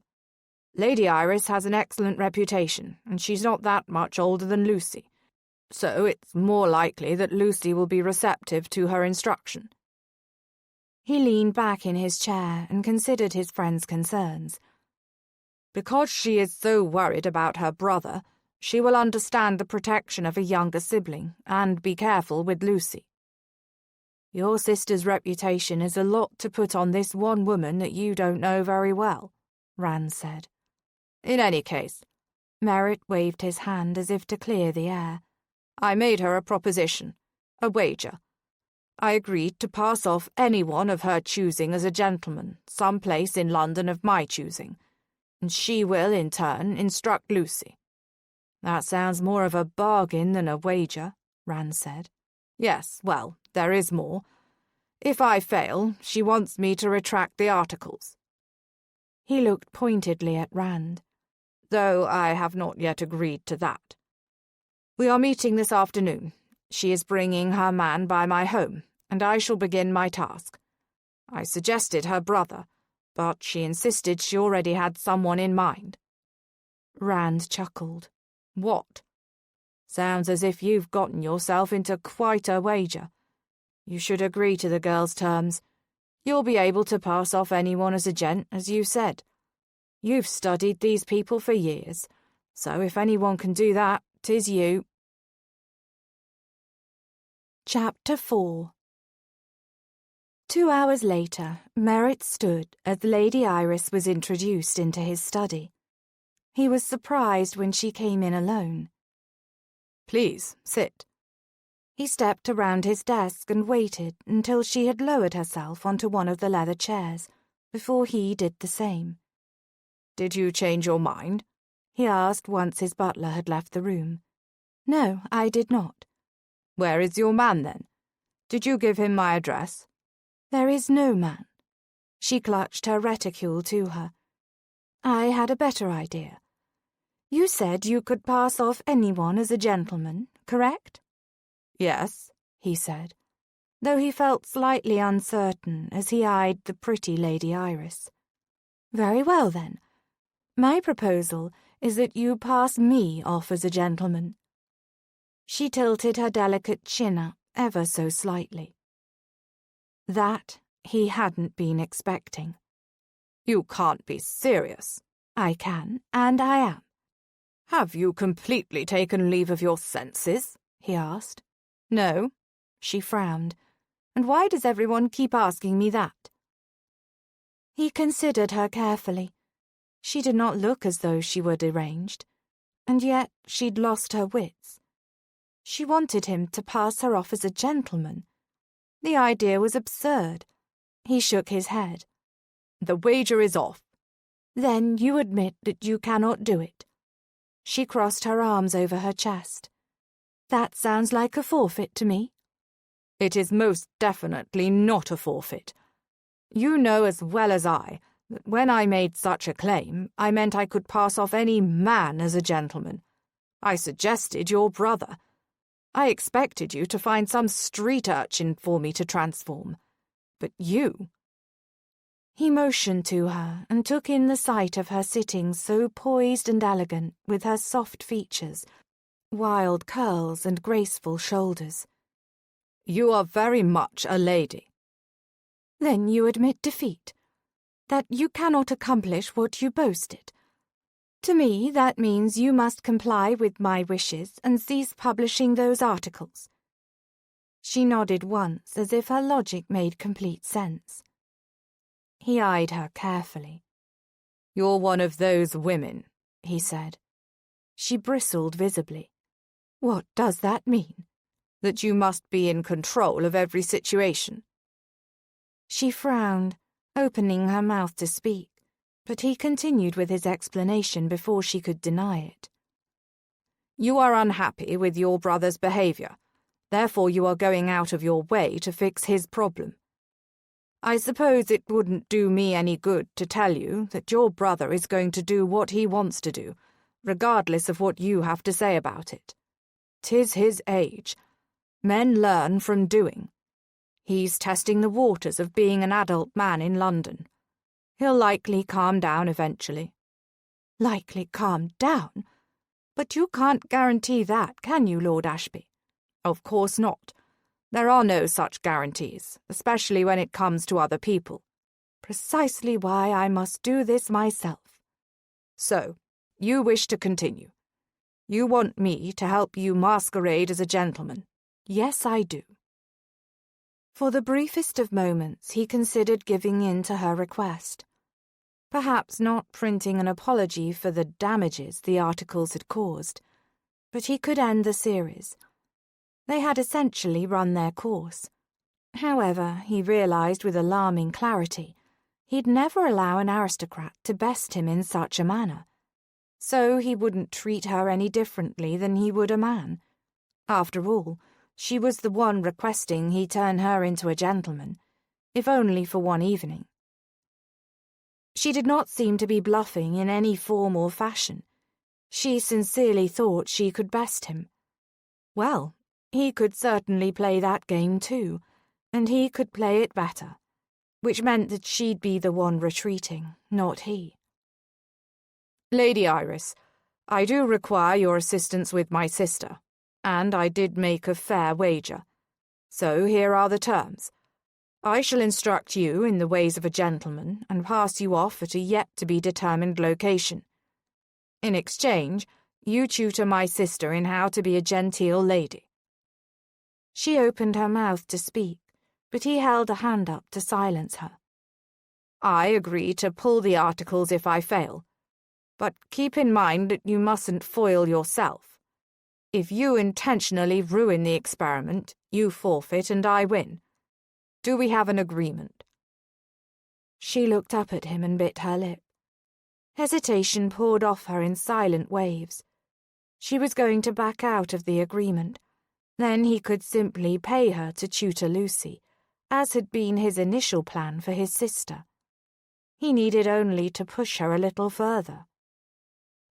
Then she set her features and nodded once. I agree.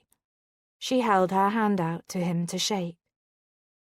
He took her hand, but instead of shaking it, he brought it to his mouth and pressed a kiss to the smooth silk of her glove. Today you are still a lady.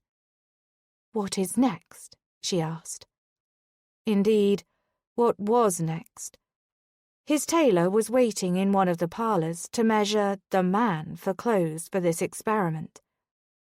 Merritt remembered the last time he'd been measured, all the intimate places that were required for the tailor to craft trousers and a coat that fit perfectly to a man's frame.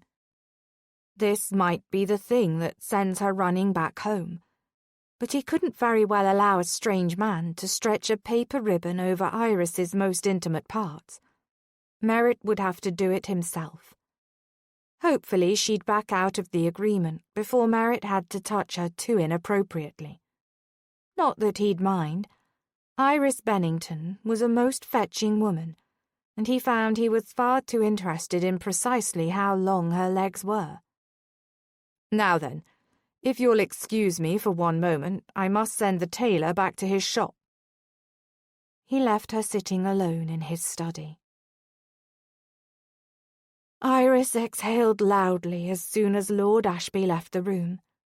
Good heavens, what had she gotten herself into?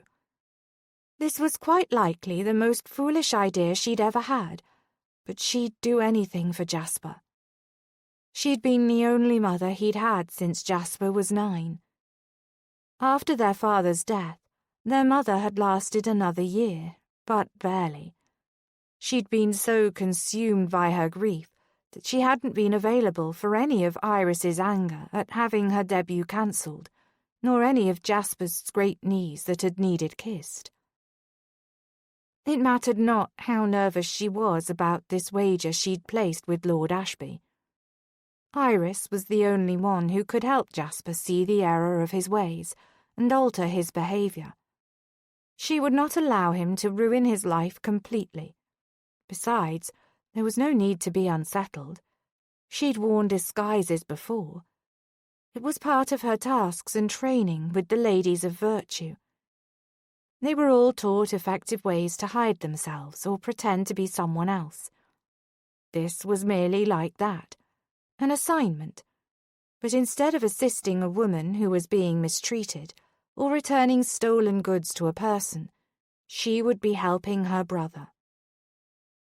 Whatever Lord Ashby asked her to do for this gentleman wager, she'd do, because ultimately Jasper mattered more than her nerves.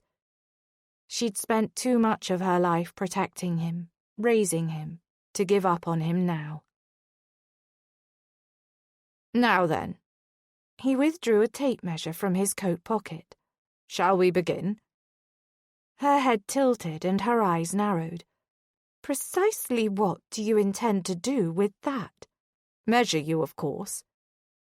She blinked several times. This was going to work. She was going to toss her hands up in defeat at any moment.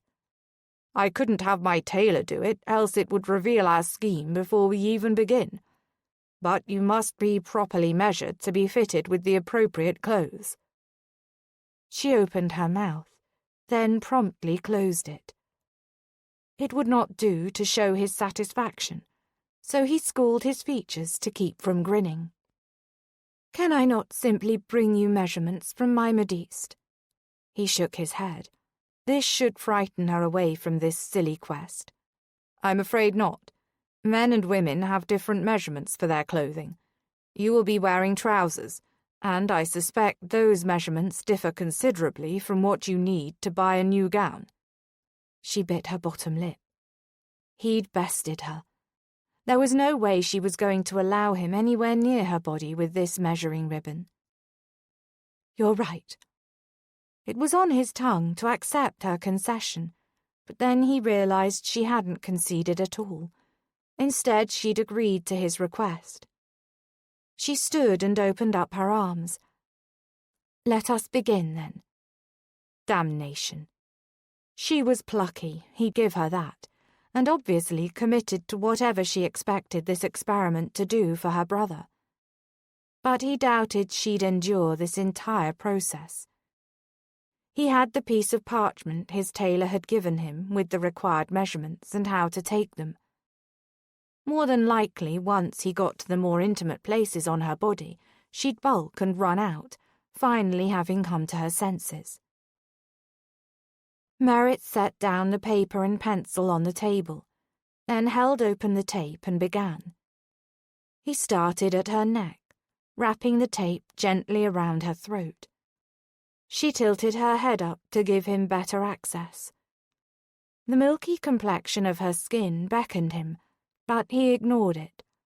This was no time for admiration of the female form.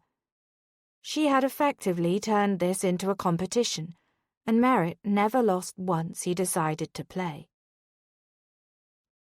He continued measuring her, the length of her arms, the apex of her arm down to her waist, the breadth of her shoulders, and she had remained perfectly still, barely breathing as best he could tell, through the entire ordeal.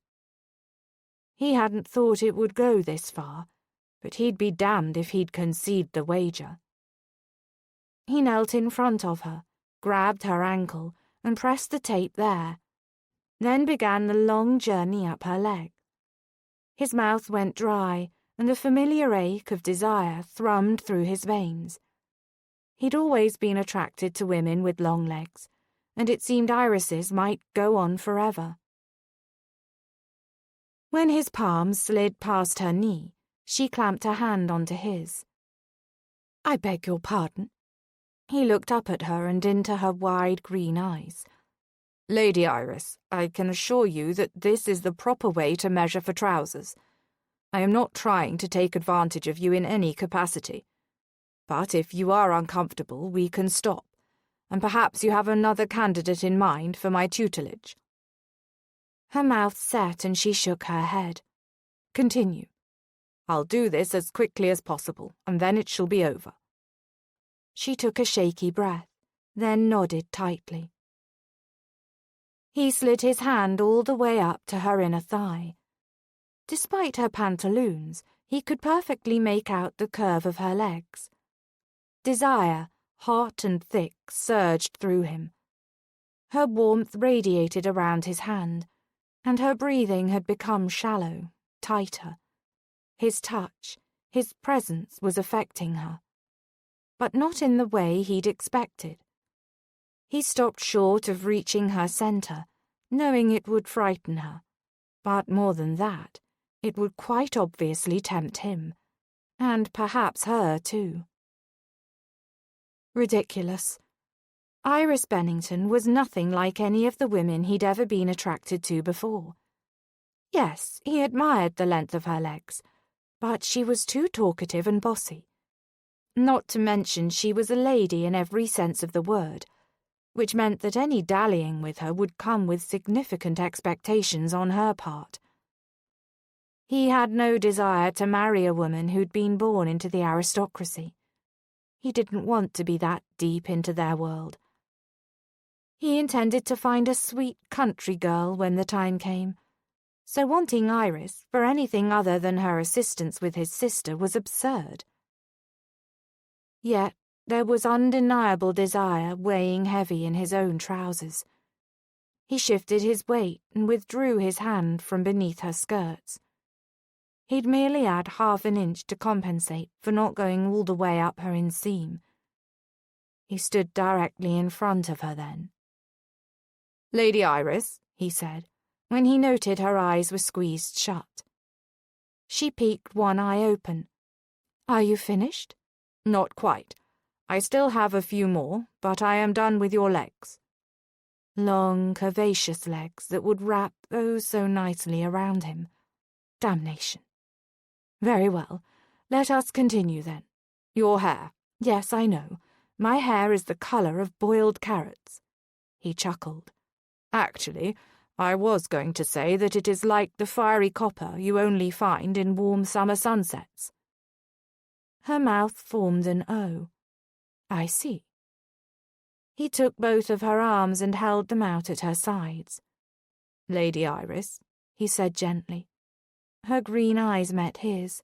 "Yes?" "Breathe." She puffed out a breath. "Right, sorry." He measured her waist. God, she smelled good. Like lemons and cake, sweet and a little tart. He gently wrapped the tape around her neck. Her hair was impossibly soft as his hand brushed several curls, and then he moved his hands down to her hips. Standing this close to her, he could clearly count every freckle gracing her nose and cheeks. She was not beautiful by society standards, but there was something compelling about her face, comforting even. It was the type of face he could look at for long moments. He moved the tape up to measure across her chest. Her breath caught and her mouth opened, highlighting her remarkably perfect lips. How had he not noticed them before? And just like that, he bent and kissed her. One hand tilted up her chin, and his lips took hers in a soft embrace. She did not slap him, nor shove him away. Instead, she merely sighed into his mouth. It was a most dangerous reaction. He broke off the kiss before he completely lost his mind. He stepped away from her. "I beg your pardon, my lady." Her eyes fluttered open. "Oh, my." For the third time in the scant quarter hour it took to travel from Lord Ashby's townhome to her own, she started humming. As soon as the rig arrived at her door, she withdrew and made her way inside. "Oh, for heaven's sake," she blurted out. "Iris, you're finally home," Harriet said as she entered the foyer. "Harriet." Iris had forgotten that she'd asked her friend to wait at her townhome until she returned from her meeting at Lord Ashby's. "For heaven's sake, what?" Harriet asked. "What happened?" She grabbed Iris's arm and pulled her into the parlour. "You must tell me everything. Did he agree to pull the articles once he realised your proposal?" Her body still hummed with awareness from the kiss. "No, he did not." They fell together onto the settee. No man had ever even tried to kiss her, yet Lord Ashby had done so, gently and sweetly, and she'd felt that simple kiss all over her body. Granted, because of his thorough measuring, she'd already been grossly aware of parts of her body she rarely considered. "He kissed me." Harriet's eyes rounded. "He did what?" "Yes, he kissed me. And instead of having the appropriate reaction and chastising him for taking such liberties, I merely said, 'Oh my.'" She leaned her head back onto the rounded ridge of the settee. "He must believe me the silliest of ninnies. You have to start at the beginning." She took a deep breath and tried to rid her mind of the kiss. She did not have time to muddle this current assignment with a girlish fancy for the roguish Lord Ashby, especially since he was the man responsible for her brother's disastrous behaviour. Iris detailed the events of the evening, how she'd arrived and given him her proposal that she be the one he transform into a gentleman, and how he'd eventually agreed. "That is when he came back into the room with a measuring tape.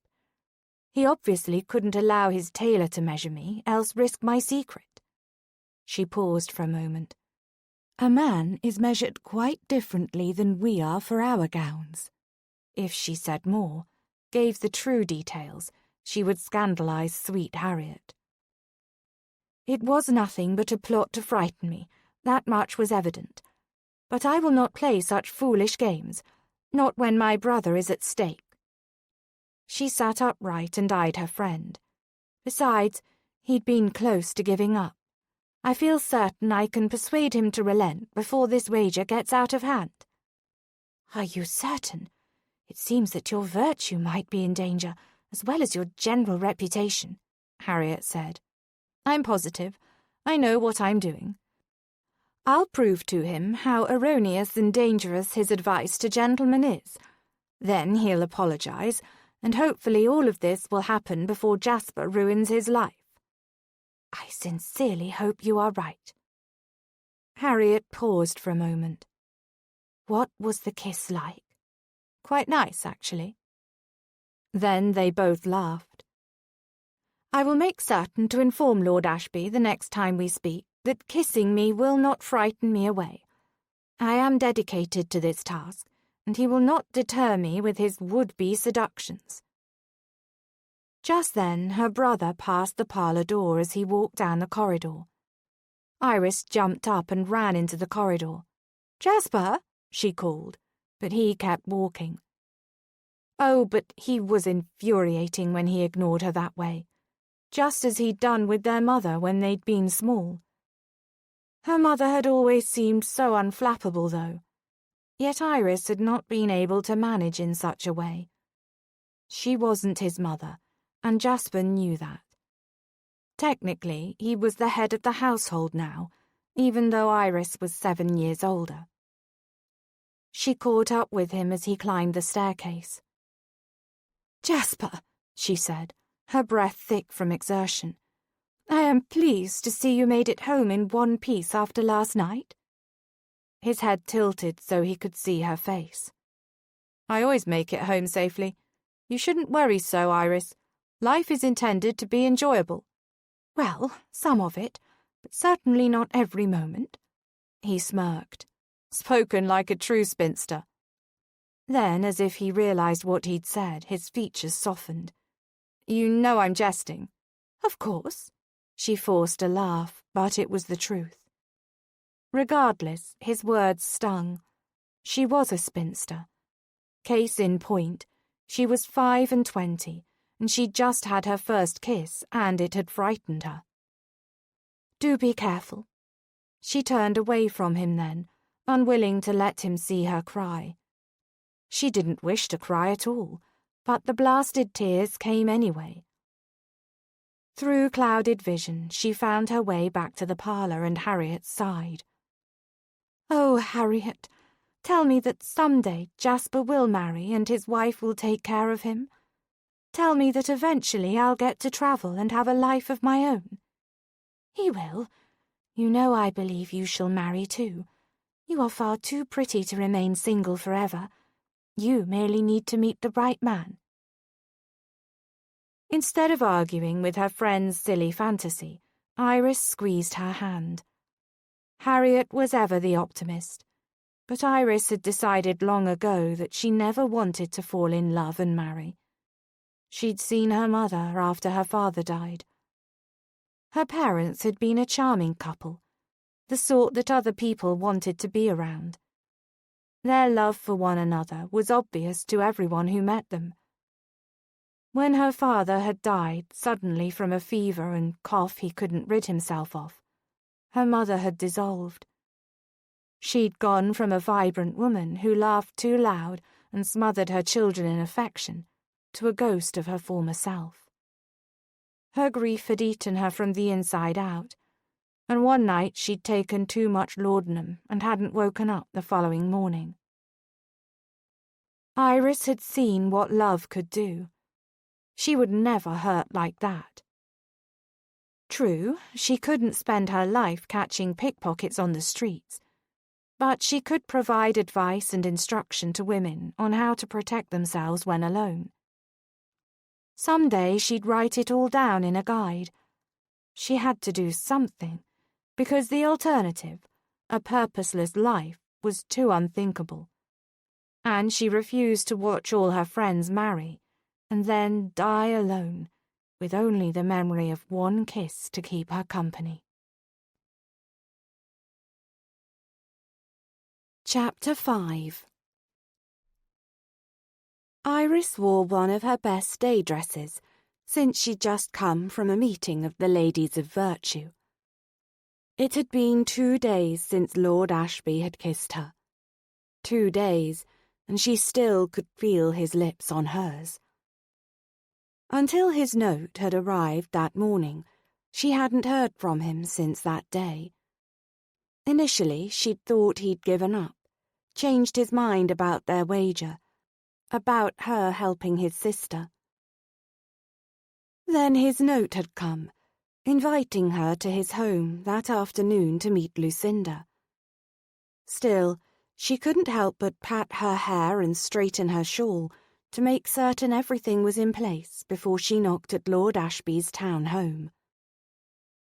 Seconds later, a young man opened the door. He was strikingly handsome, almost in a pretty sort of way. He was not the butler from the other day. "Lady Iris, I presume?" he asked. "I am Rand, Merritt's assistant from the paper, and his oldest friend." She nodded. "I believe his lordship is expecting me." "Yes, they are waiting for you in the parlour," he said, his tone less than welcoming. "Follow me." He closed the front door behind her, then led her a short distance down the corridor to a room to their right. She watched his movements closely, trying to memorize them. When it came to her own charade, she could easily mimic his mannerisms. He brought her to a different room than Lord Ashby's study, and as Iris entered, she could see that it was a tastefully decorated parlour. Lord Ashby and his sister were standing when Rand announced Iris into the room. "Thank you, Rand," Lord Ashby said. Rand bowed. "My pleasure, my lord. Anything else?" Lord Ashby shook his head. "You've done plenty. I believe this is still a workday, and my paper is not going to run itself. Perhaps you should get back to work." Rand withdrew from the room without a goodbye to anyone, merely a sigh. Lord Ashby's sister was all smiles as she came forward to meet Iris. "Lady Iris, I have heard so much about you," the girl said. "And I you," Iris said. The girl gripped Iris's hand in both of her own and held on tightly. "I'm so very excited." "Yes, I can see that." Iris pulled her hand free. She then curtsied. "My name is Iris Bennington. Very pleased to meet you." When the girl hadn't provided her name, Lord Ashby spoke from the sofa where he'd taken a seat. "Introduce yourself, Lucy, properly as we discussed." Iris did her best to ignore how the rich timbre of his voice warmed her. His sister bobbed her head enthusiastically, then frowned as she bent herself into an awkward curtsy. "Lucinda Steele, lovely to make your acquaintance." Iris nodded, but made no move from her spot in the centre of the room. As Lucinda stood and stared at her, Iris cleared her throat. "You should invite me to sit," Iris said quietly. Lucinda winced. "Right, so sorry. Please sit." She at least had the foresight to wait until Iris had done so before following suit. "Now then, what is it that you hope to get out of our instructions?" Iris asked her. "I want to go to balls and dance all night and walk in the gardens and meet a handsome man and fall in love and—" "Lucy, one thing at a time," Lord Ashby said. "For now, you wish to be polished enough to be introduced to society and attend social functions." She nodded carefully. The girl was pretty, with dark hair and piercing light eyes, much like her brother. But unlike him, she was all smiles, except when she was concentrating. Iris hadn't anticipated quite this much work to prepare the girl for society. She was far too expressive for the likes of the matrons. They'd destroy her in one evening. "Perhaps we should aim for something quieter than a ball," Iris said. "The theatre or the opera. It might be easier to transition into society if she could observe them from the safety of a box. You do have a box, do you not?" Lord Ashby turned his cerulean eyes toward her. "I believe I do. It is not a bad idea." She wasn't certain if she should say thank you, or if that wasn't much of a compliment. "The theatre," Lucinda said, disappointment thick in her question. "I had hoped to meet new people. You cannot speak at the theatre, can you?" "Well, not during the show, but during intermission and at the beginning and end in the lobby," Iris said. "I am not discounting balls or soirees, just not to start." Lucinda nodded. She folded her hands in her lap and looked down at the floor, and it was as if Iris had extinguished the light inside the girl. She could hardly bear to disappoint her so, but she also knew that introducing the girl now would most certainly lead to her ruin, or at the least create quite the scandal. Iris met Lord Ashby's gaze and hoped he understood her look. "Lucy, dear, would you go and see about some tea for us?" he asked. The girl stood and left the room without a backward glance. "What?" he asked once they were alone. "She is—" Iris grappled for the right word. "Unrefined?" "I was going to say enthusiastic. 'Tis not a bad thing, but—" "Lady Iris, it will do us no good for you to be anything but completely forthcoming with me," he said. "Very well. They will destroy her. All of them. The matrons in particular, but other girls as well. Society is cruel." "I hadn't noticed," he said. His words dripped with sarcasm. I am rather familiar with the cruelties of the aristocracy. Why do you think I write what I do in my paper? It does not stem from admiration. If you hate society so much, why put your sister in it? Because it is what she wants. And I happen to believe that once she's out there, she'll see for herself how wretched the people are, and she'll come to her senses. You truly do not think highly of us. I do not. Yes, well, they can be particularly nasty to women. Iris shook her head. I'm not certain I'm the one to do this, or that it can be done. At least, not in time for this season. He shook his head. No, you will not quit that easily. If you can endure the measurements from the other evening, you can do this. He leaned forward, braced his elbows on his knees, and the look was so masculine that she nearly lost her breath. If I can pass you off as a gentleman, then you should have no problem passing my sister off as a lady. At least with Lucy you have the correct sex. He had her there. She looked away from him then.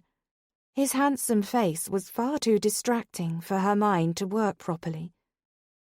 She wasn't normally one to back down from a challenge, and after all, this entire thing she was doing was to save her brother. Certainly she could understand Lord Ashby's quest to do the same for his sister. Perhaps she could get some of her friends to assist her. Very well, but we'll need to begin work immediately, and she will need to be willing to do and say everything I ask of her. He nodded. She is compliant. And sweet, Iris smiled. That I can plainly tell. I am merely trying to save her some embarrassment. You have an impeccable reputation, Lady Iris. At that, her brows shot up. Yes, I do my research. I asked around about you. I know that if anyone can help Lucy, it is you. He gave her a smirk. You need only remember all of the requirements of our agreement. I haven't forgotten any of them. I fully intend to win this little challenge of ours, so that rubbish you're publishing as advice shall disappear, and my brother can cease his foolish behaviour. My dear lady, you do realize that boys the world over have been making poor decisions for centuries. I hardly believe his behaviour is so dependent on my words. She cocked her head. Your words? Figuratively, he said, waving his hand dismissively. No, you meant that literally. You not only publish those articles, you are the author. I suppose that makes sense, since you are so proud of them. The author of said articles has no relevance to this situation. It does. Before I can begin working with Lucy, I need to hear you say it. He frowned. That I'm the author? No, that you will agree to pull the publications and print a retraction. He eyed her for several moments. You can ensure that my sister is accepted? I can ensure that she will be accepted within my small group of friends, she said. I will agree to cease printing the articles, but I shall not print a retraction. Also, I will speak to your brother directly, if you believe it would help.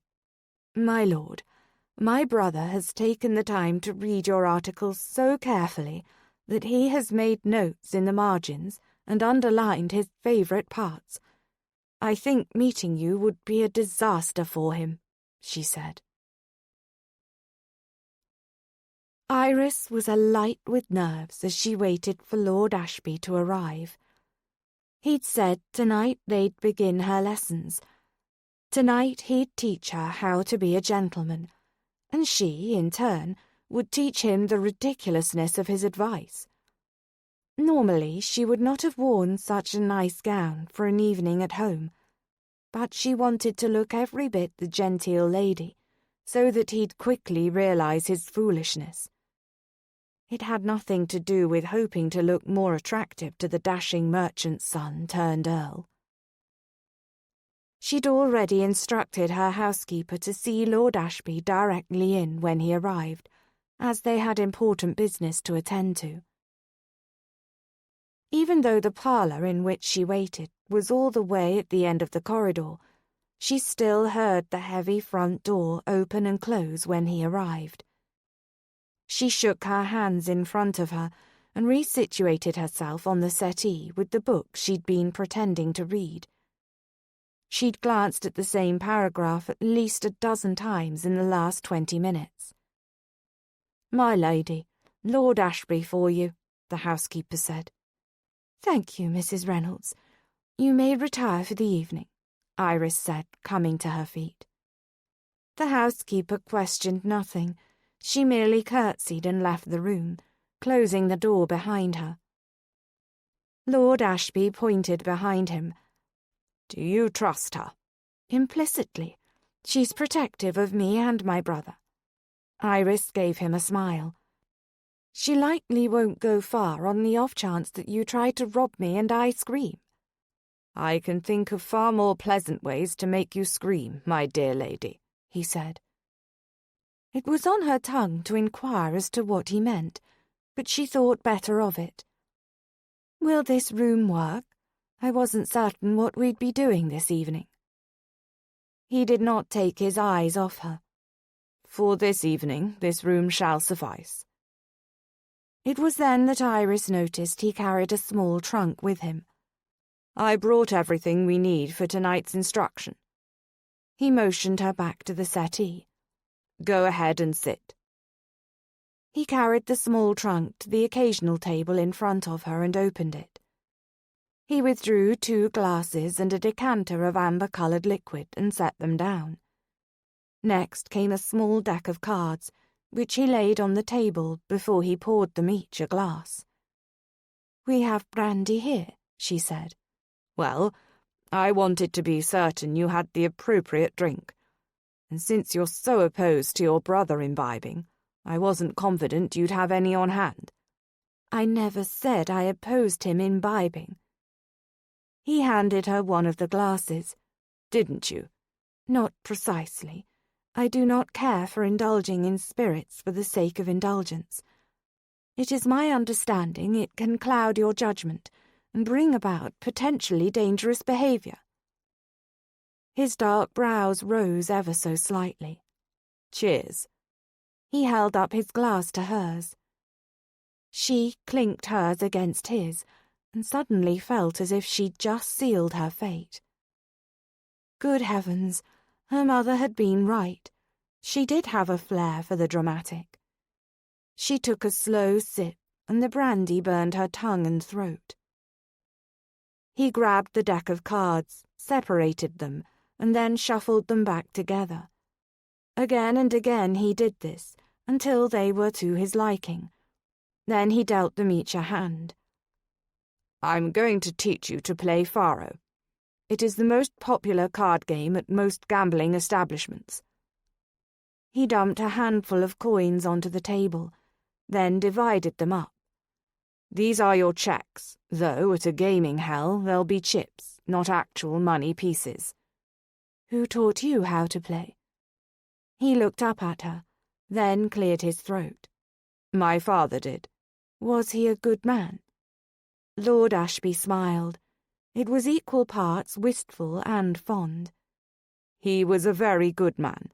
Made his fortune as a merchant and taught me much." "My lord, I think it is past time that we stop using such formal ways to address each other." "You may call me Merritt, and I shall call you Iris," he said.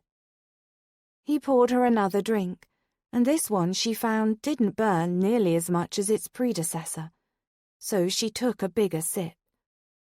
It warmed her all the way down her stomach to her feet. She wiggled her toes inside her slippers. "I know what you're doing," she said. "You might think I don't, but I'm rather clever." A grin slid onto his face. "I haven't the slightest notion what you're talking about," he said. She waved a hand and made some sort of noise with her mouth. "You—" She poked one finger into his chest. are trying to scare me off. You," again she jabbed him in the chest, "are not taking this bargain of ours seriously." "Is that so?" "Indeed. The other afternoon, pretending to measure me." "I did measure you. In fact, your trousers should be delivered tomorrow," he said. "But the way you touched me," she said, "and then you kissed me." She took another gulp of her drink. "Yes, I did," he said. He leaned back against the settee and stared openly at her. "Why did you kiss me?" He shrugged. "Because I wanted to." She leaned forward. "You were trying to frighten me away. Well, let me assure you that it isn't going to work. Your kisses don't frighten me in the least." "They don't?" His voice was warm and decadent. "No." She had nearly crawled into his lap. She'd gotten so close to his face. "I rather enjoyed kissing you. What do you have to say to that?" From this vantage she could see the precise shade of his eyes, that shimmering blue that could only be found in the tail feathers of peacocks. "I enjoyed kissing you as well."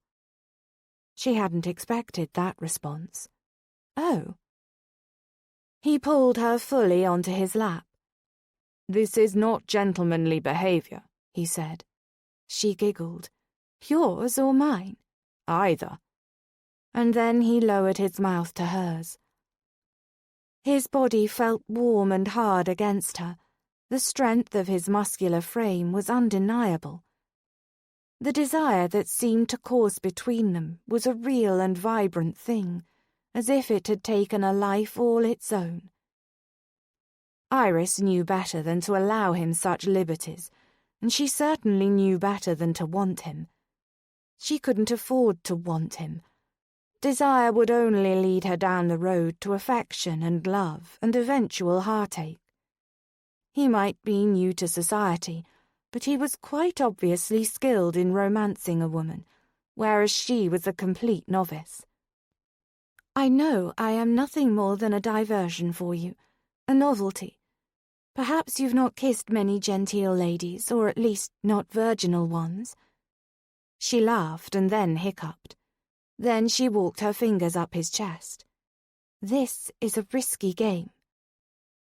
Considering all of that, she shouldn't allow him to kiss her and to run his hands so deliciously up her spine. She knew all those things, but when Merritt's lips touched hers, all logic and good sense seemed to dissolve. Her body took over, and her body wanted him. His kiss was firm and gentle, persuasive yet unrelenting. His tongue stroked hers, sending fissures of pleasure deep into her stomach. She relaxed against him, relishing the strength of his body, the hardened muscles, the very height and breadth of him. Desire coiled through her, hot and needy, like a living, pulsing thing, like a separate entity over which she had no control. And then, as abruptly as he'd pulled her to him, he set her aside. "No," he said swiftly, and came to his feet. "This arrangement between us is not going to work." He swiped a hand across his mouth, then gave a brief nod. "Good evening, Lady Iris." Then he was gone. One moment he was kissing and touching her in a way she'd never imagined, making her feel things she couldn't have fathomed. And then he was gone, leaving her cold and confused. It was almost sobering. What the hell was he doing? He wished he'd brought his horse instead of a carriage, so he could have doused himself with the cold evening rain. But he was resigned to riding in the confined rig and thinking about everything that had just transpired. How she'd been so warm and willing in his arms. He was not particularly accustomed to virginal ladies, but he'd assumed they would be coy, more guarded with their virtue.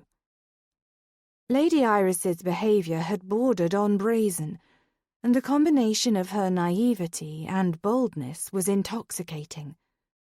Granted, she had been the one intoxicated, but she'd asked him about why he'd kissed her, and then boldly proclaimed she'd enjoyed it.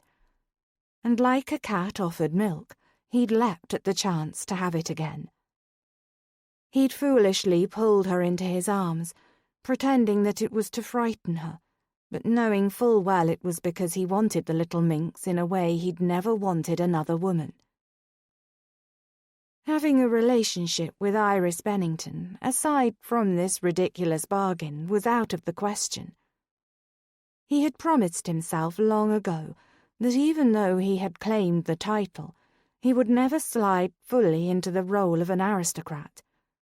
That meant never getting married, certainly not to a woman of society. Before now, he had never been tempted. Oh, but Iris was damn near irresistible. She seemed so different from other ladies of her rank. She had more substance, more spine than any woman he'd ever met, gently bred or not. Yet that made her more dangerous. He'd worked too hard and too long to allow some innocent miss to derail him by persuading him she wasn't like the rest of the aristocracy. She had even said herself that he hadn't kissed many genteel ladies. She knew they weren't the same, she and him. If he allowed himself to believe she wasn't as conniving and scheming as the rest of them, he'd make other concessions, and soon he'd find himself fully entrenched in society, considering those arrogant bastards to be friends of his. No, Iris was far too dangerous for him. He'd simply have to find another lady willing to tutor Lucy. Certainly he could find a gentle-born lady in need of funds that he could pay handsomely to do the task. Perhaps Iris would provide him with a recommendation. The rig stopped and he glared at the sky when he stepped outside. Everything was dry, though the moon peeked in and out of the heavy clouds overhead. Rain would be here soon, but he couldn't stand out here and wait. His neighbours already eyed him as if he offered the previous Earl himself to snatch the title. He couldn't feed their suspicions while punishing himself for taking liberties with a lady. He'd have to be satisfied with going to bed frustrated and still heavy with desire. He'd no sooner resigned himself to that fact than he was bombarded by his sister, bounding into the corridor. "Merritt, you are finally home," Lucy said. "Indeed." He'd hoped she would already be asleep, so he could think on what to tell her, how to break it to her that he'd cancelled the arrangement with Lady Iris, and it would take a while longer for her instruction to begin. But here she was, looking as hopeful and excited as ever. He wondered where she got such a zest for life, such an optimistic view of the world. It certainly hadn't been from either of their parents. His father had been jaded. He'd worked hard to amass a nice fortune for his family, and been angered that people still looked down upon them because of their status. His mother had not been enchanted by society the way Lucy seemed to be. Instead, she had feared the upper classes. Every visit they'd made to his uncle, the former Earl of Ashby, his mother had trembled and fumbled with her manners, trying desperately to get things correct and not embarrass herself. His father had never attended with them, stating that he was far too busy to kiss the Earl's arrogant arse. "Did you go anywhere exciting this evening?" Lucy asked. "Not particularly." He rid himself of his coat, handing it to their butler. "Thank you, Jackson." Lucy twirled as if dancing with an imaginary suitor. "I am so looking forward to tomorrow. What do you suppose she'll teach me first? I do hope it's dancing." She clapped her hands together in anticipation. "I am so excited to be working with a true lady." "Yes, about tomorrow." She frowned at the tone of his voice. Then she brought her hands to her mouth. What happened? She believes me a lost cause. He exhaled slowly. He couldn't bear to disappoint her. No, of course not. She said to be there at promptly 2:00. He'd have to send a notice to Lady Iris informing her that their agreement was still in place. And in the meantime, he'd have to figure out a way to stop wanting her. Or, at the least, to keep his hands off her. Lucy kissed his cheek. Thank you, Merritt. You are the very best. Iris pinched the bridge of her nose and squeezed her eyes shut. Was the sun normally this bright in the morning? She was on her second cup of tea, but so far it didn't seem to be helping. She'd have preferred to stay abed for a while longer, at least until this dreadful feeling ceased. But she'd received a note from Agnes and Harriet, confirming that they'd be there for luncheon so they could discuss Lucinda's instruction. She would do her best to be amiable to her friends, but it was challenging today. She'd already sent one maid scurrying when she'd yelled after the girl had tried to open the curtains. The sunlight had felt like sharp knives going straight into her eyes. She would have closed them and lain back on the settee if her friends hadn't chosen that precise moment to burst through the doors. "It is a glorious day," Harriet said loudly. Iris winced. "Oh dear," Agnes said. "Are you ill?" Harriet stopped mid-stride and considered Iris. "You look positively dreadful." "Thank you. You are the dearest of friends," Iris said. Then she shook her head. "No, I am not ill. It would seem I imbibed too much last night." Harriet nearly ran to her and sat adjacent to the settee in a gold-hued upholstered chair. "Do tell." Iris closed her eyes, shook her head, but stopped immediately when the movement made her feel as if her eyeballs might rupture. "Instructions on how to be a gentleman. Evidently I cannot hold my liquor." "Well, you are tall for a lady, but certainly not as large as most men," Agnes said. "Perhaps next time merely sip slower." Iris glared at her friend. Why must she always be so bloody practical? "Excellent advice," Harriet said. "The note you sent yesterday seemed most eager." "I sent the notes prematurely, it would seem." Iris shook her head. "I believe I must have offended Lord Ashby last night. He left in quite the rush and seemed rather annoyed. As he was leaving, he said that our arrangement could not continue." She massaged her temples and closed her eyes. "You do not require our assistance today?" Agnes asked. Iris sighed. "It would seem not." Harriet clicked her tongue. "Nonsense. She obviously needs our aid. If not with your previous dilemma, then with the matter at hand." She came and sat by Iris, putting a soothing hand on her back. Iris opened one eye. "What could you possibly have done to offend Lord Ashby?" Harriet asked. Iris dropped her head into her hands. "It was awful," she said, her voice muffled by her palms. "I flirted with him, aggressively." "Iris," Agnes said. Iris sat upright, willing to face her friend's chastisement. "I was brazen and out of control, and today I feel horrible and humiliated." Agnes's frown deepened, whereas Harriet did a poor job of covering her wide grin with her gloved hand. Just then a maid brought in a tray. "Mrs. Reynolds suggested this would help."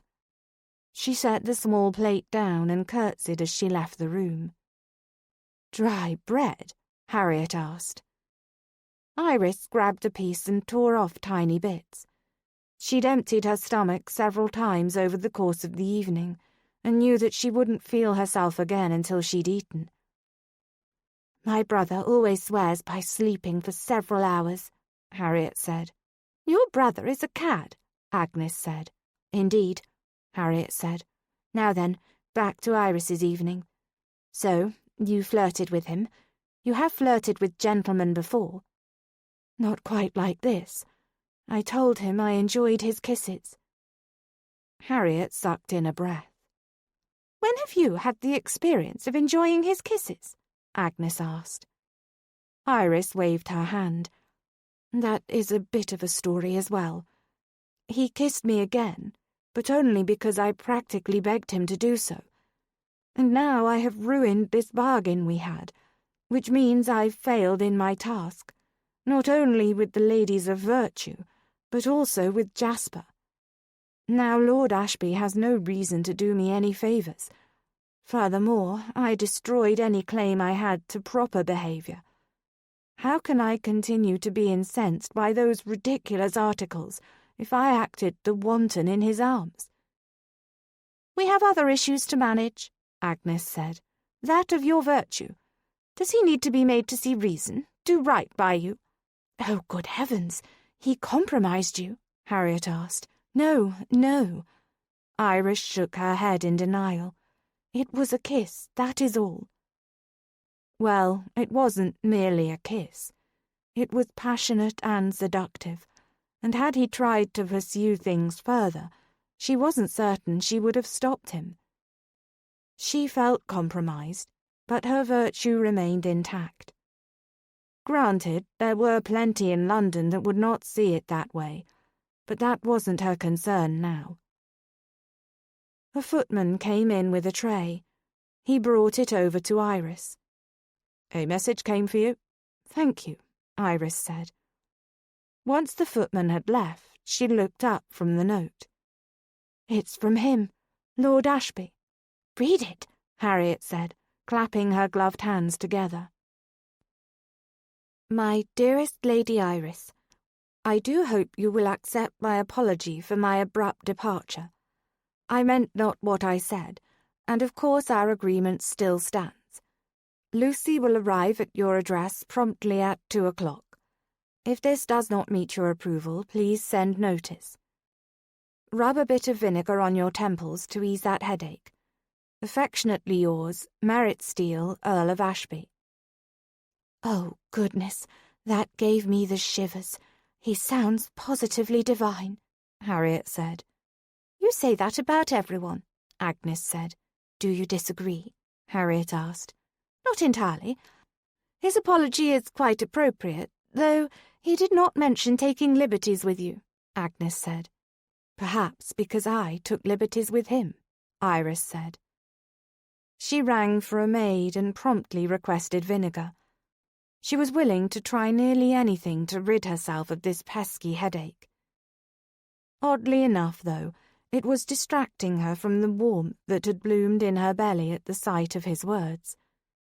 He'd known she'd not feel well this morning, and he'd apologized. Did that mean he didn't regret kissing her? She shook her head. I must rid my mind of kisses, his or anyone else's, she said. I must focus on Jasper. I refuse to allow him to end up as I have. Honestly, Iris, we are all unmarried, Agnes said. You are only unmarried because your brother threatens any man who comes near you, Harriet said. Agnes exhaled. Perhaps, but it matters not to me. I'm in no rush to marry. Waiting means I'll land a gentleman who can appreciate more than my coffers. Or your beauty, Harriet asked. Agnes screwed up her face and shook her head. It was amusing how their friend did not see her own beauty. Agnes was, in a word, stunning, with her large blue eyes and porcelain skin and perfect rosebud lips. We are all handsome women, Agnes said. Indeed, Iris said. The maid brought in a small vial of vinegar, and Iris dutifully dabbed some at her temples. The stench burned her eyes, so she leaned back onto the settee and closed them. Lucy is coming in a little over an hour, Harriet said. What precisely are we to discuss with her? I have a more pressing question, Iris said, not bothering to lift her head or open her eyes. Have either of you identified the gentleman you will reform? I will not do this on my own. "I have," Harriet said enthusiastically. "The Marquess of Davenport. He is the very embodiment of greed. It is repulsive." "Excellent choice," Iris said. But she did not say that she suspected that Harriet had always fancied the Marquess. "I have not completely decided, but I am leaning toward the Earl of Wakefield. He is a wastrel," Agnes said. "And your brother's closest friend," Harriet said. "Christopher need not know of everything I do," Agnes said, "even though he seems to believe he has every right to. Besides, he still does not know the truth of the ladies of virtue. I can keep this new project hidden as well."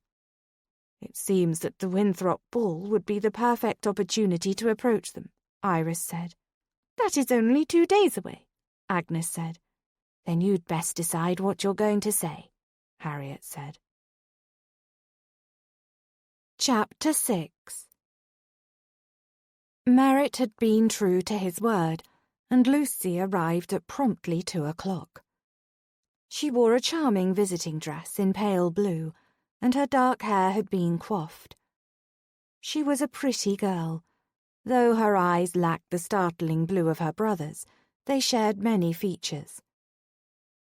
"Miss Steele, may I introduce you to my dearest friends? This is Lady Agnes and Lady Harriet," Iris said. Lucy curtsied, but on her way back up, somehow managed to stumble on her hem. She quickly righted herself, then smiled awkwardly. "Pleasure to meet you both.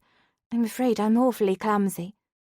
"Nothing we haven't all done before," Harriet said with a broad grin.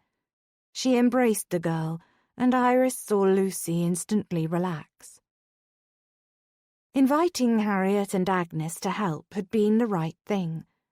Together, the 3 of them should be able to ready Lucy for her introduction at the Winthrop ball. After discussing matters with the others, Iris had recognized that taking Lucy first to the theatre would do nothing more than whet the girl's appetite for a true society event. And since the upcoming ball was generally a smaller one, it seemed a perfect choice. "Being introduced can be quite exciting," Harriet said. "I remember clearly my first ball. I was a basket of nerves, and it showed. I am certain I must have spoken to every soul in the ballroom, servants included." She giggled. "I danced with plenty of gentlemen, several of whom stepped on my toes."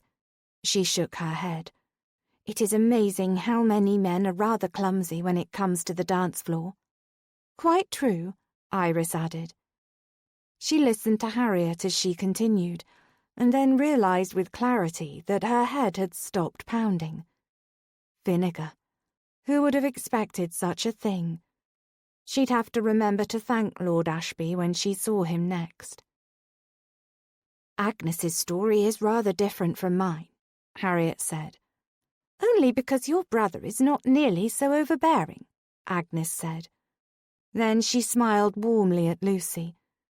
"My brother Christopher is rather protective, so my coming out year, and since, to be honest, men have been rather careful about approaching me to dance or even converse." "Is Lord Ashby protective of you, Lucy?" Iris asked. Lucy frowned. Then recognition lit her expression, and she smiled. "Goodness, but I forget sometimes that Merritt is Lord Ashby." "It has only been a year since he inherited the title, isn't that right?" Agnes asked.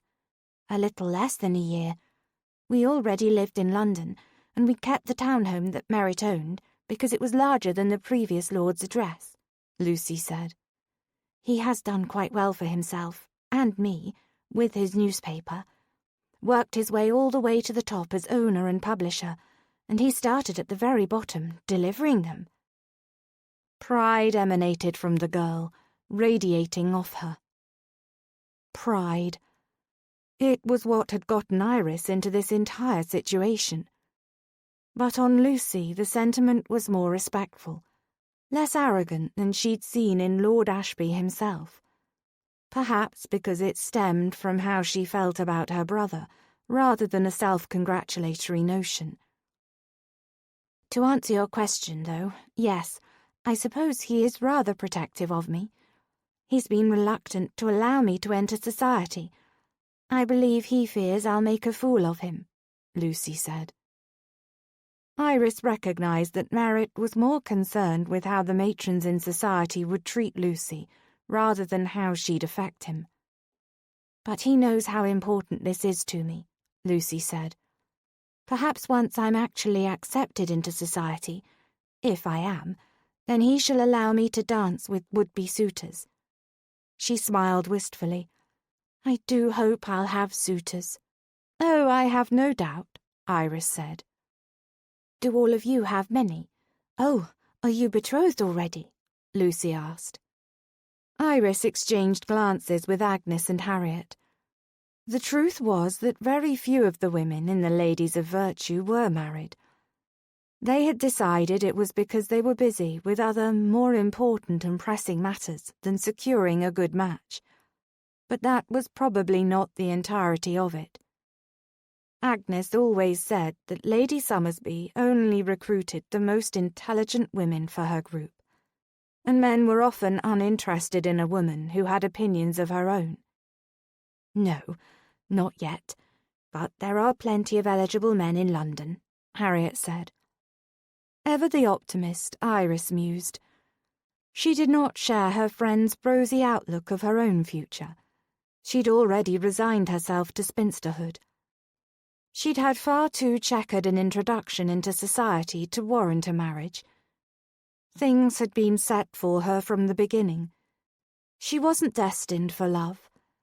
It was just as well, since she had much to do with the Ladies of Virtue, and keeping Jasper in line. Once she had him married off, she could pursue her travels and live her own life. "And you? What was your coming out like?" Lucy asked Iris. "I didn't exactly have a typical coming out. Much like yours will be, mine was an introduction." She waved her hand. "It is a long, tedious story, but suffice it to say I did eventually make it into society, just as you will." Iris stood. "Now then, I shall go and see about our tea and cakes. Meet me in the gardens in a few minutes." She should have known Lucy would inquire about her own entry into society, but she'd hoped that Harriet and Agnes's stories would suffice. It was not a tale Iris enjoyed telling. She hated the pitying glances she received when she numbered the years her debut had been delayed and the reasons for it. That, when she'd finally entered society, she'd merely arrived at a ball one evening, and that had been that.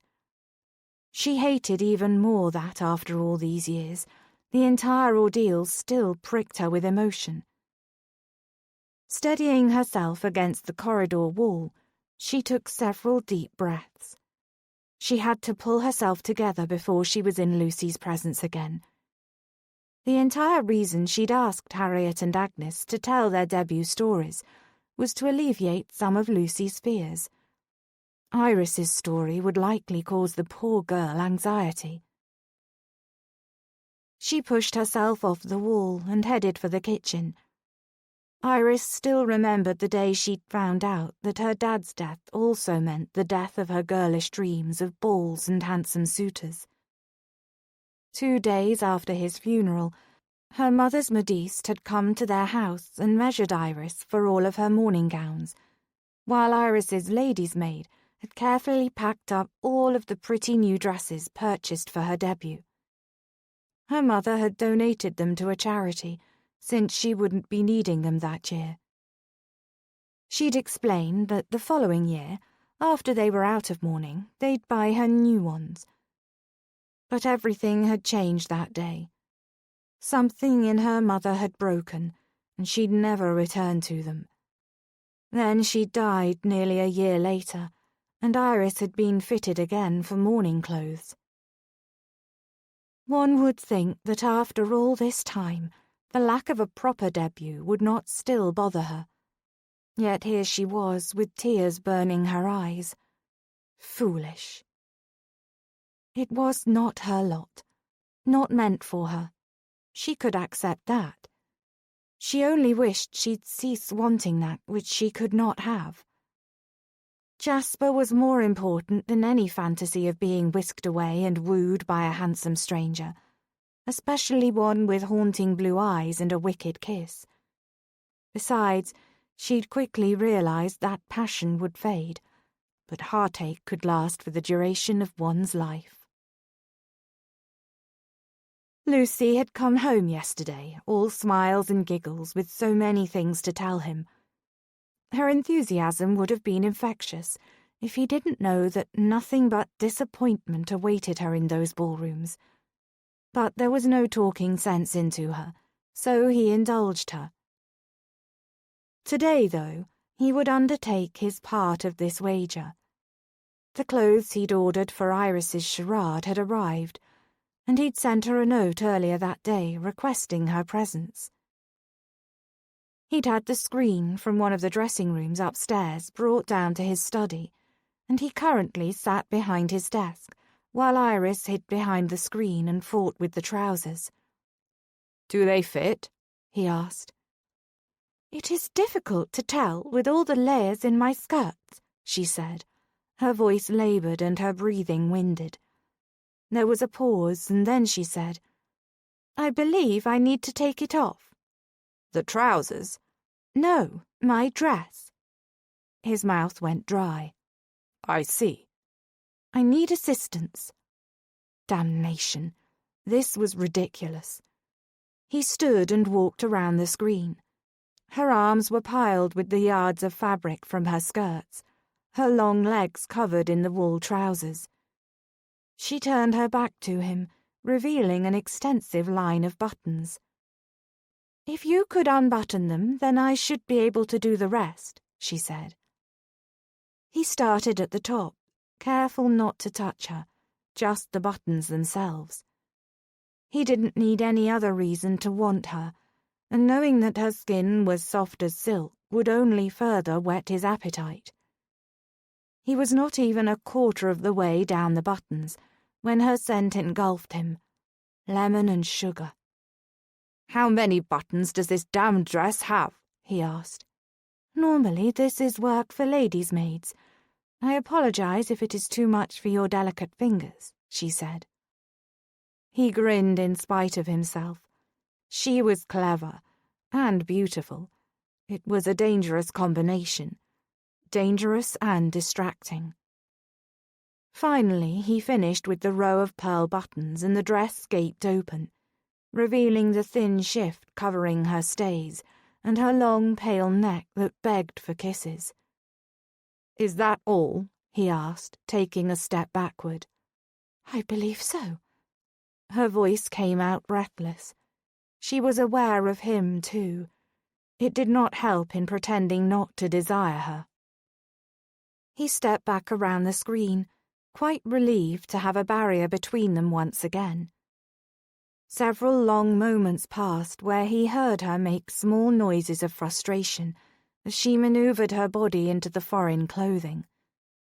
Clothing that would no longer hide her body beneath yards of material, but rather accentuate every curve with tailored lines.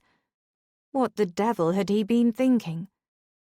"I'm ready," she said from behind the screen, but she made no move to come around.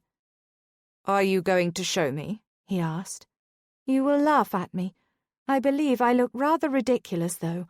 I have no looking-glass to confirm it," she said. "I can guarantee I will not laugh." She peeked around the edge of the screen and exhaled, blowing a stray curl out of her face. Then she stepped out, and all words fled his thoughts. "I look silly, don't I?" she asked. "Silly is not at all what comes to mind," he said. He twirled a finger, indicating she should turn around so he could see her from other angles. She did as he bade her. Her shirt tucked into her trousers, and then a waistcoat finished the look. Christ, her backside was delicious. He'd need to get her a coat with long tails to cover those curves, else that would no doubt give her away, as was the delicate arch of her neck, subtle hint at breasts. What had she done with her breasts? He knew she'd had them earlier, but now all visible signs of cleavage or supple skin were gone. "What did you do with your breasts?" he asked, unable to squelch his curiosity. Her hand went to her chest. "I bound them. Is it noticeable?" He forced his glance away. "No, it is well done. I was merely surprised." He was a complete cad for doing all of this, for speaking to her about her breasts, for taking liberties with her body as he measured her for trousers. For the first time in his life, he was thankful that his parents had passed, else they would string him up by a pole for all to see. He might not have been raised a gentleman by society standards, but he knew how to behave as one. This was for Lucy, he reminded himself. Otherwise he wouldn't be playing such a dangerous game with the delectable Iris Bennington. "Now what?" she asked. Precisely. Now what? He'd given her liquor and taught her to play cards, and now he'd gotten her dressed in pants. He took in the length of her. Even with her hair up and her breasts bound and her prancing about his study in trousers, she looked every inch a woman. A delectable woman. "Walk to my desk, then back again," he said. "I beg your pardon?" He waved his hands to indicate what he meant, and she followed, though confusion still etched her features. She crossed to his desk. "What am I doing?" "At the moment, you do not look like a man." He didn't see how she'd ever pass for one. Her features were far too delicate, from her pert nose to the graceful arch of her neck, to her luscious curves and feminine hands. "This is never going to work." She stopped mid-stride and arched a brow at him. "Are you giving up on our wager, my lord?" He exhaled slowly. "That is not what I said." "No, what you boasted was that you could pass off anyone as a gentleman." He crossed the room and stood behind her, practically moulding his body to hers. He ignored the desire pulsing through his veins. "You must hold your hips in this manner." He grabbed her hips and gently shifted them. Then he moved his hands up to her shoulders. "Lower your shoulders so they don't appear so round and delicate." Then he stepped away from her. "Try again." He did his best to ignore the flush that stained her throat and cheeks. She walked again, this time slower, more deliberate. "Better, but you need to open your legs more. Men have a wider stance than women." She frowned, looking up at him. "Why do you know this?" "I'm an excellent observer of people. You'd be surprised what you can learn about someone merely by watching them." For instance, he'd already noticed that Iris was loyal to a fault, dedicating her entire life into those she cared most about. She moved her right foot so that her legs were farther apart. "Better?" He nodded. Better for so many things. Damnation, this was going to be more difficult than he expected. Again he moved behind her, so close he could smell the tart sweetness that was only Iris. "Don't tilt your head." He pulled her chin down. He straightened her arms. "Hang your arms at your sides and try not to move your hands when you speak. Men are not as animated as the fairer sex." It would take no effort to lean forward and press his lips to that tender spot at the base of her neck. If he did so, she'd tilt her head back into him, giving him better access to her neck, and he'd be unable to resist slipping a hand into the top of her shirt. It took enormous effort for him to step away from her. "Very well. I believe that should give you enough information. You should return home and practice." "Yes, of course. Are you going out?" She bit down on her lip. "No, but I have business to attend to." And he needed distance from her before he did something foolish, like kiss her again. He knew that the one thing that would solve his temporary distraction was to unearth a good story, something scandalous that would set London on its ear. Finding the next great story would remind him who he was, the editor of the Daily Scandal, not some dapper gentleman set on wooing a pretty lady with bright red curls.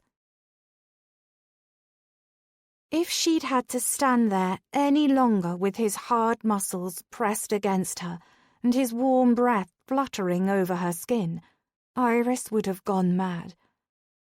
She'd instructed her driver to take her to the side of the house so she could enter unseen. There was no explaining her coming home clothed in men's attire with her gown draped over her arm. She knew she need not worry about Jasper seeing her. He was never home this time of the night.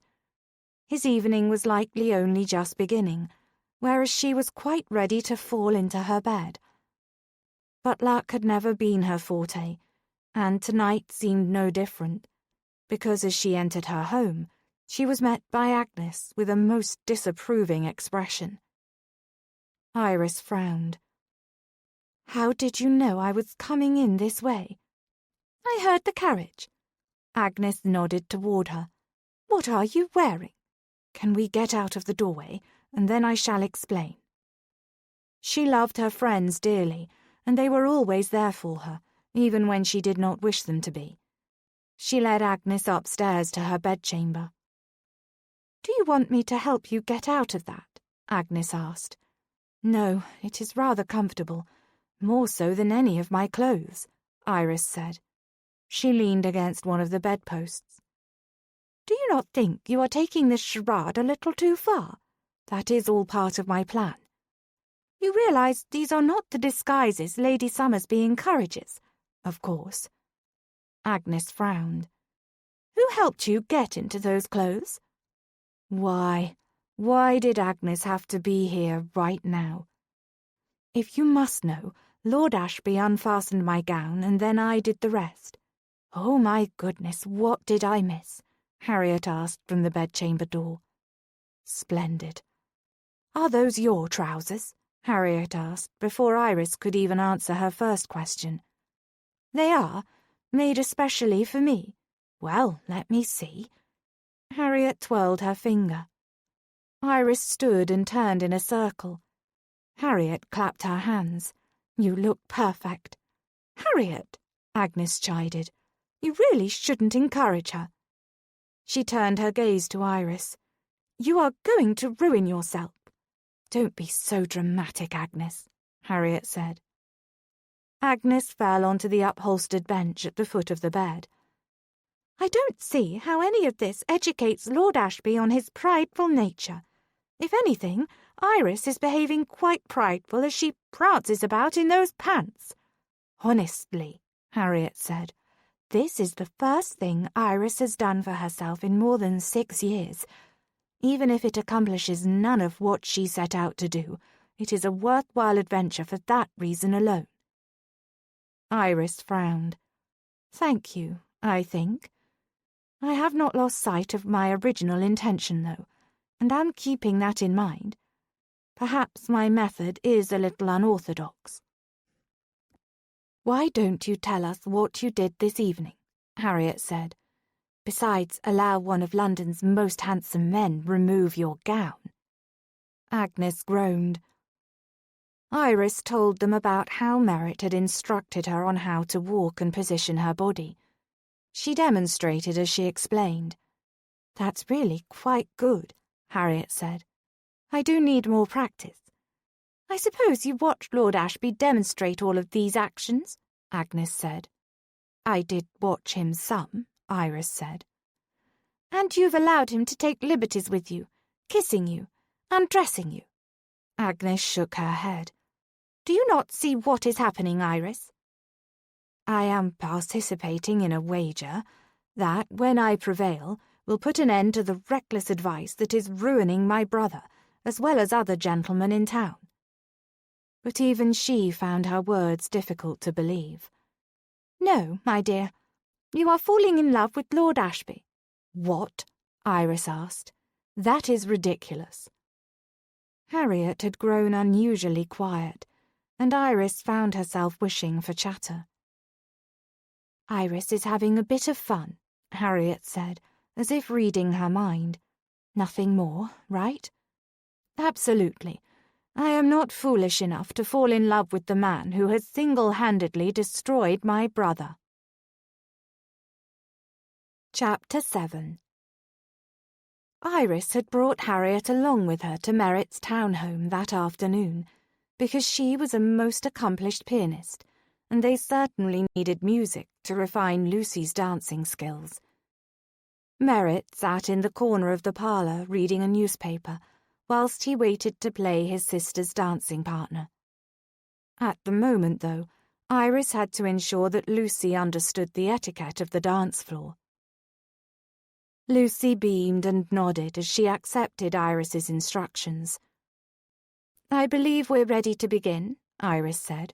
"Harriet, if you would." Harriet's skillful fingers began a familiar Mozart waltz. "Merritt, come and dance with your sister." Iris motioned him forward. He methodically set down the newspaper, then uncrossed his legs to stand. She'd never before thought of a man as graceful, but Merritt's every move embodied power and elegance. "That's it.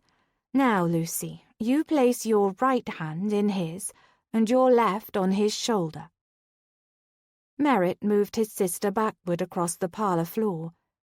She stumbled a few times, but eventually caught on to his rhythm and was better able to follow his lead. The door opened and Merritt's assistant, Rand, stepped inside, then stopped mid-stride. His eyes immediately fell on Lucy and warmed. "Rand," Merritt said, "is there a problem?" "Not exactly." The man glanced at Lucy and his eyes widened slightly. He visibly swallowed.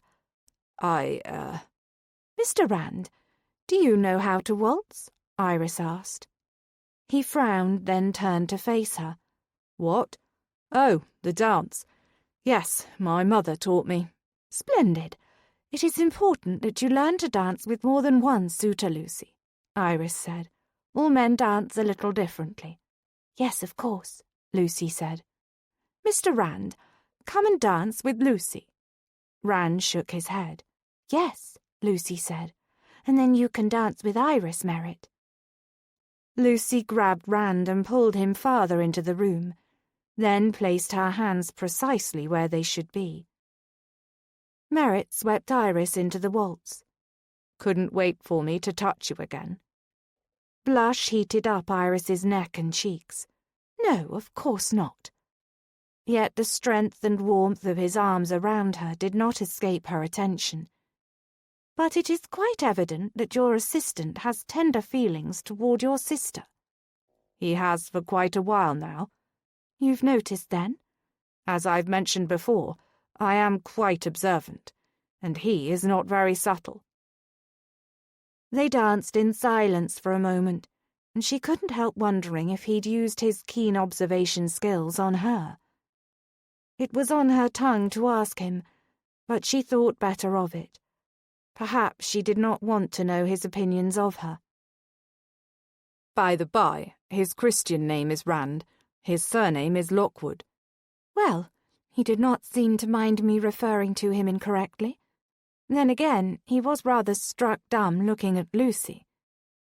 Iris eyed the couple in question. "What do you suppose they're talking about?" "Are you matchmaking, Iris?" "Perhaps a little. Would it be such a terrible match?" she asked. "No. On the contrary, I would approve. I trust Rand above anyone else. He is worth 2 of any member of the peerage are." Merritt watched Rand and Lucy.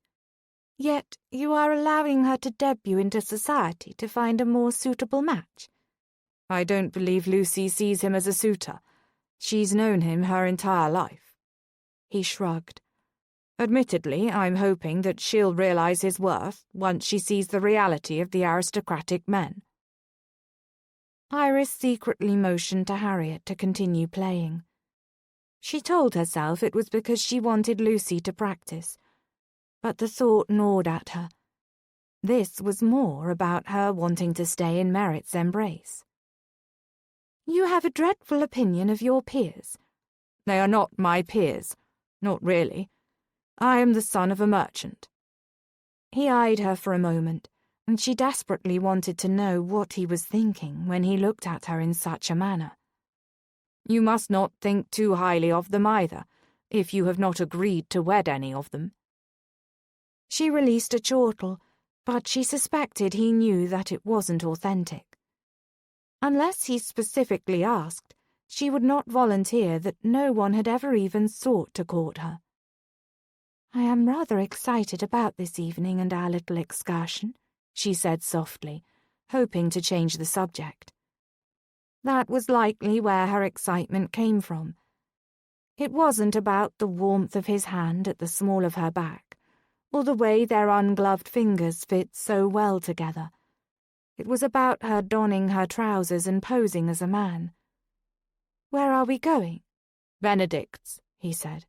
"It's a gaming club." "I'm familiar." His brow rose. "Indeed?"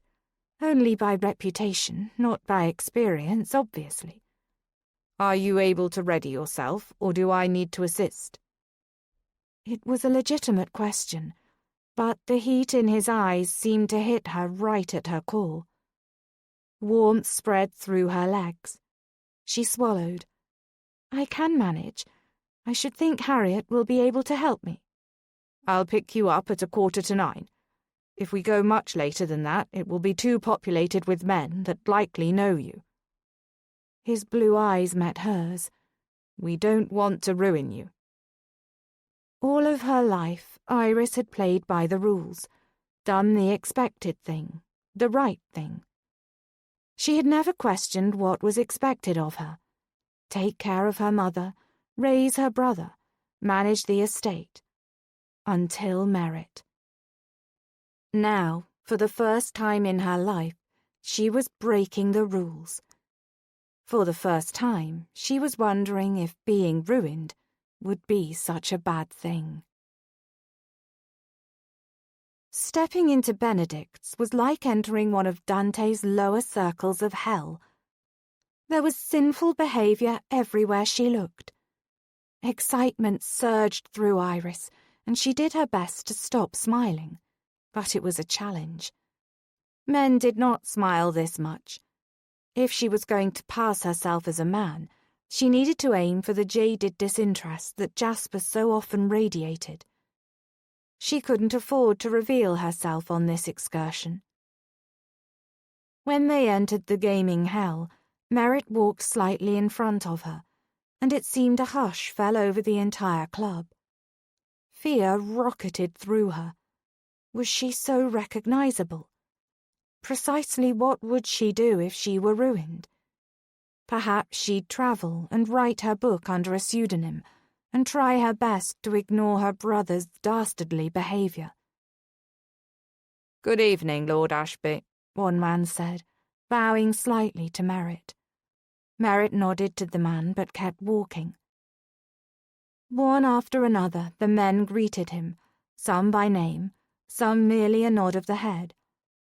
Slowly it dawned on her that it was not she that the people were staring at. It was Merritt. The hush that had fallen over the club was not one of suspicion and outrage, but of respect and awe. Warmth spread through her, and something very akin to pride blossomed in her chest. Though she had no reason to feel proud, he certainly wasn't her man. Yet it pleased her that his mere presence warranted such esteem from the men around him.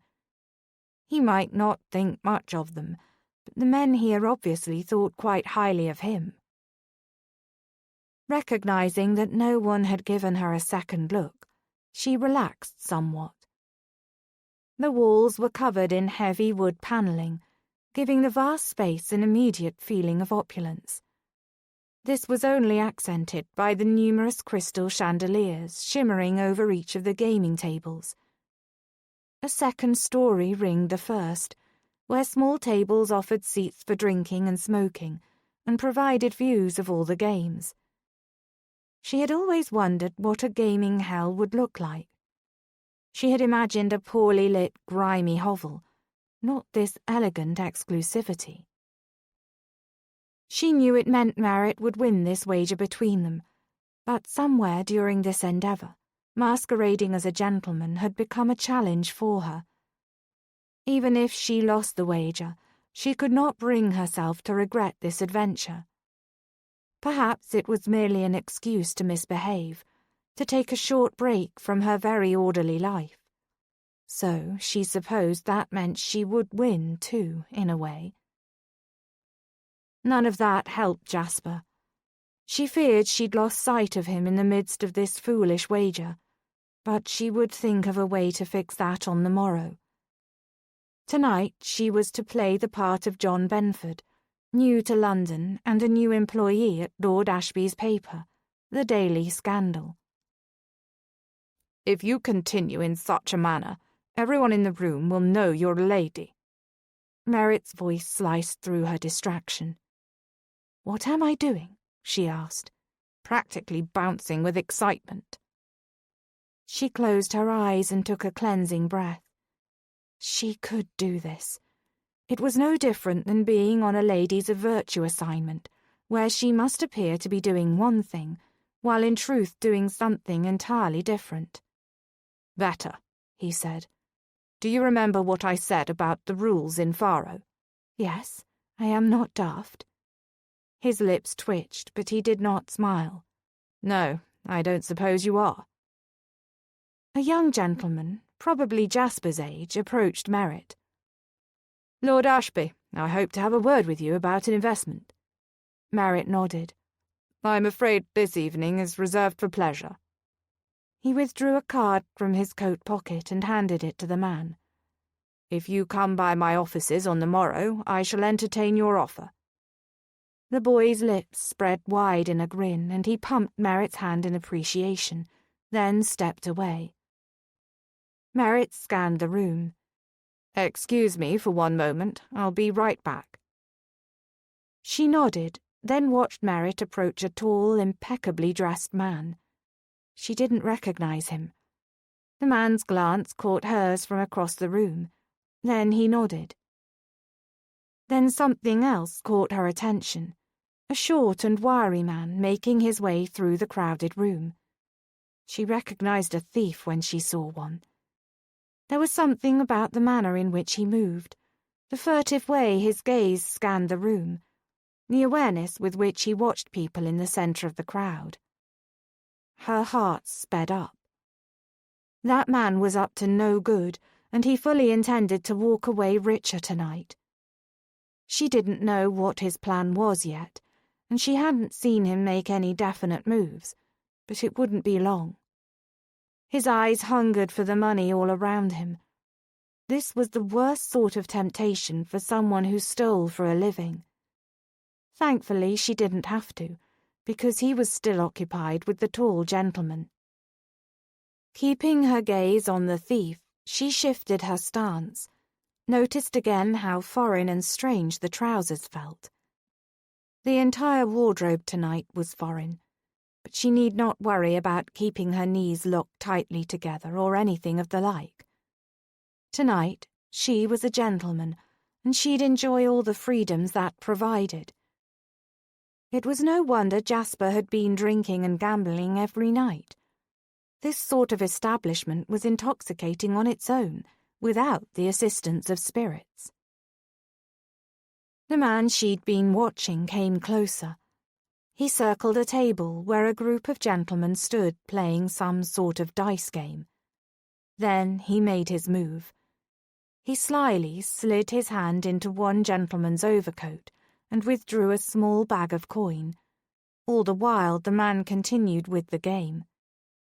She wondered yet again how it was that people could be so oblivious to things around them. The thief was good, she'd give him that, and she couldn't approach him, not at the moment, and risk alerting Merritt to the secret of the ladies of virtue. But she also couldn't sit idly and allow the man to rob people. She turned to look for Merritt. He had not returned to her side, but the dice table wasn't so far from where he'd left her that he'd miss her. She walked forward, planning her next moves, not allowing her eyes to move from the thief. He was not significantly larger than she, but even a smaller man would be stronger. However, she had surprise on her side, and skill as well. It was not for nothing that she had been trained by Lady Summersby. While Iris walked, she worked a pin from her hair, careful not to allow any of it to escape from its hiding place beneath her cap. She needed some sort of weapon to approach the thief. She suspected she was even less formidable dressed as a man than she was as a lady. The thief made another move, and she was on him instantly. She grabbed the man's arm and pulled it behind him, held it painfully in place as she whispered in his ear. "You shall not take another cent from any of these people. Do you hear?" She jabbed the hairpin into the tender flesh at his wrist. He nodded wildly. "Hand over the bags," she said. By now, others had noticed the confrontation, but she supposed that attacking someone while dressed as a man was preferable to doing so on the streets in her gowns. Merritt appeared at her side. "What is going on? Are you all right?" "This man has been stealing from the gentleman playing this game," she said in her best male voice. Two large men approached and took the thief from her. "We'll take care of it now, thank you," one of them said. She tossed the bag of coin back to the first gentleman. He eyed her appreciatively. "Thank you, young man."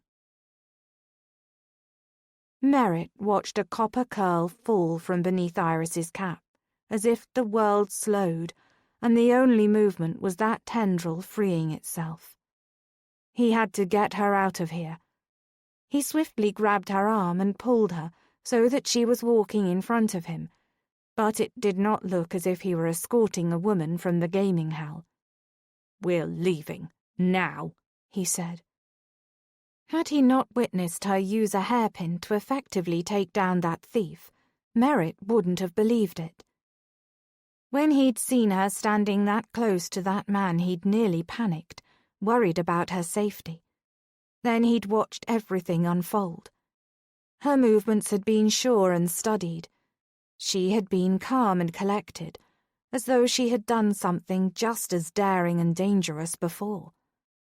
She'd been trained, and he was bloody well certain he'd discover by whom before the night was over. This could be the story he'd been searching for. Iris was all smiles when they finally climbed into the carriage. "You are quite proud of yourself," he said. "Yes, it appears tonight was successful." "That remains to be seen, considering your hair is escaping its confines." She reached up and found the dangling curl, and her eyes widened. "Need I remind you that your success in this charade means that I win the wager?" Even that didn't dampen her grin. "No, I remember." She was unlike any woman he'd ever known, genteel or common-born. He was attracted to her in nearly every way. Her intelligence, her bravery, and her tenacity when it came to caring for her brother, even if it was misguided. Oh yes, Merritt wanted her. There was no denying that. But, damnation, he could not have her. Iris was a lady. Seducing her would lead to marriage. Marriage to a lady would seal his fate as an earl. He'd no longer be a merchant's son who stepped into his inheritance to make his newspaper a better seller. No, if he married Iris, they would simply be Lord and Lady Ashby, and everyone would forget who he'd once been. Most of all, he'd likely forget, and he'd be damned if he'd become a lazy, deceitful aristocrat simply because he wanted beneath a certain lady's skirt. "You did well." "Thank you." "Too well," he said, leaning forward. Her smile faded.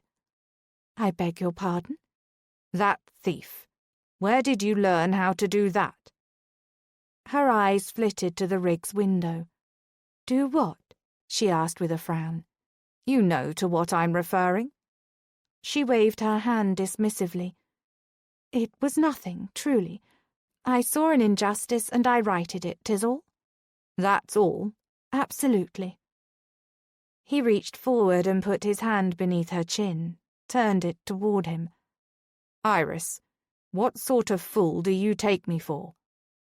Her eyes rounded, but she said nothing. "What you did back there required a certain level of skill, one that ladies of good breeding do not generally possess."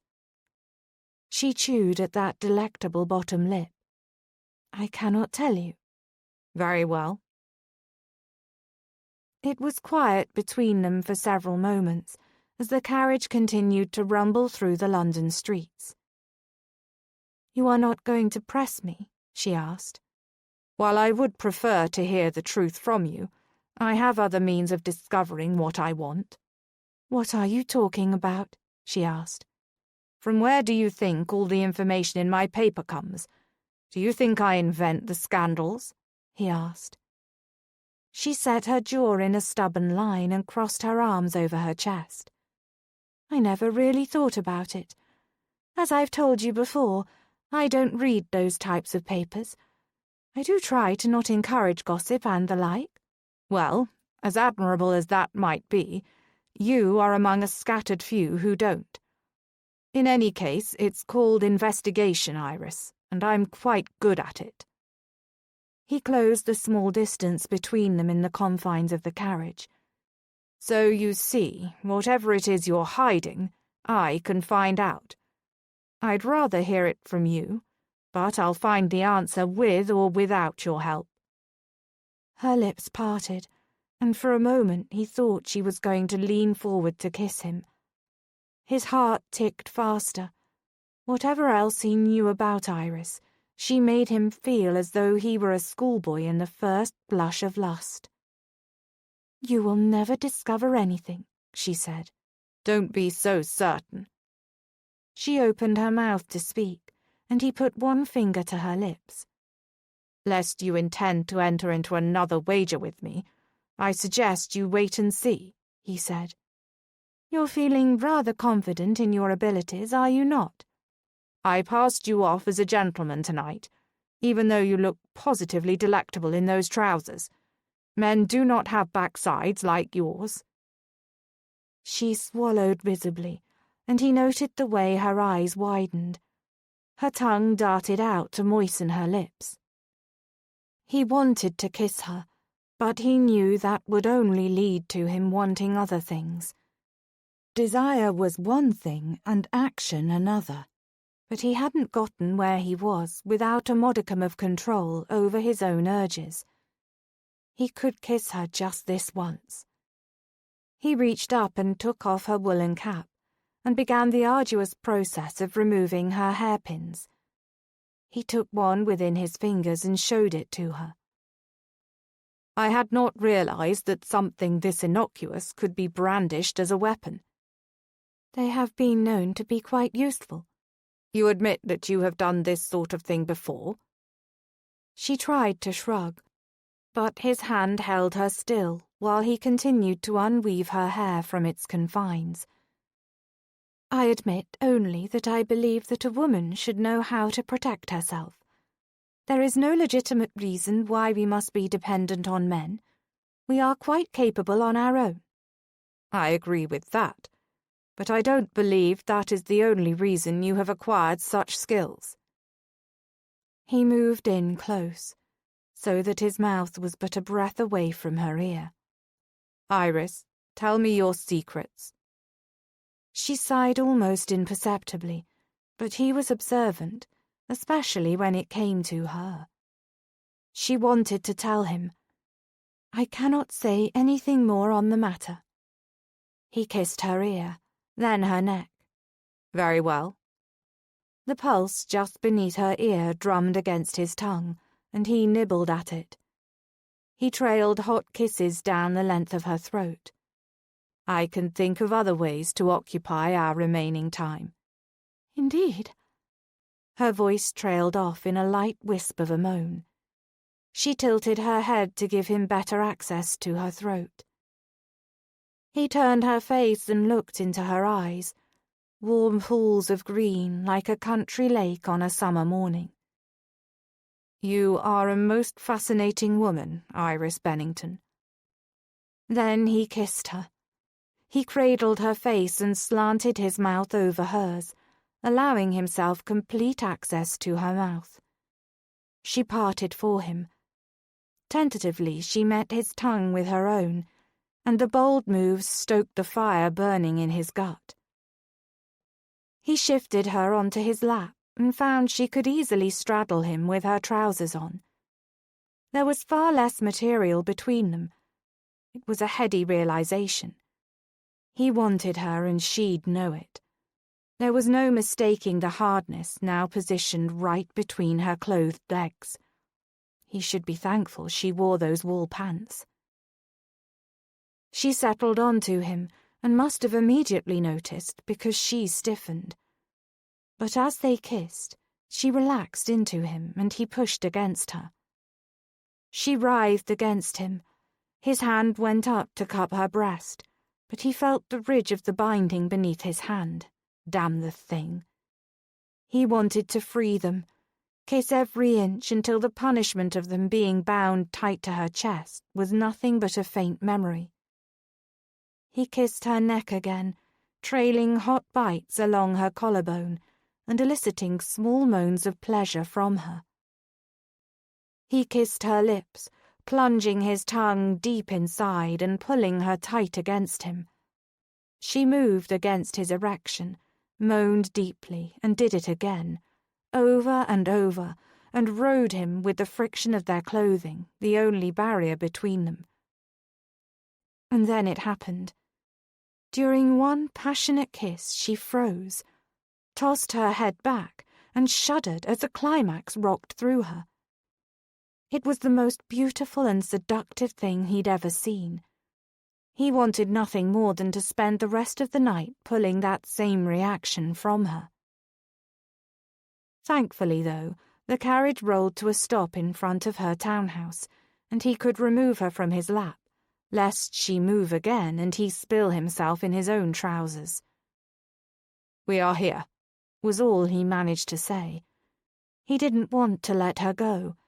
He wanted to bring her straight back to his home and into his bed. She blinked at him before awareness lit her eyes. "Yes, well, good evening." Then she practically ran from the carriage to her front door. He watched her enter her home before he finally knocked on the carriage roof to leave. Then he swore. What the devil had he been thinking? He had resorted to paying people for their story before, but he'd never crossed the line to seducing information out of someone. Still, he was a journalist at heart, and she had known this about him when they'd first met. Hell, it had been the very reason she'd wanted an introduction.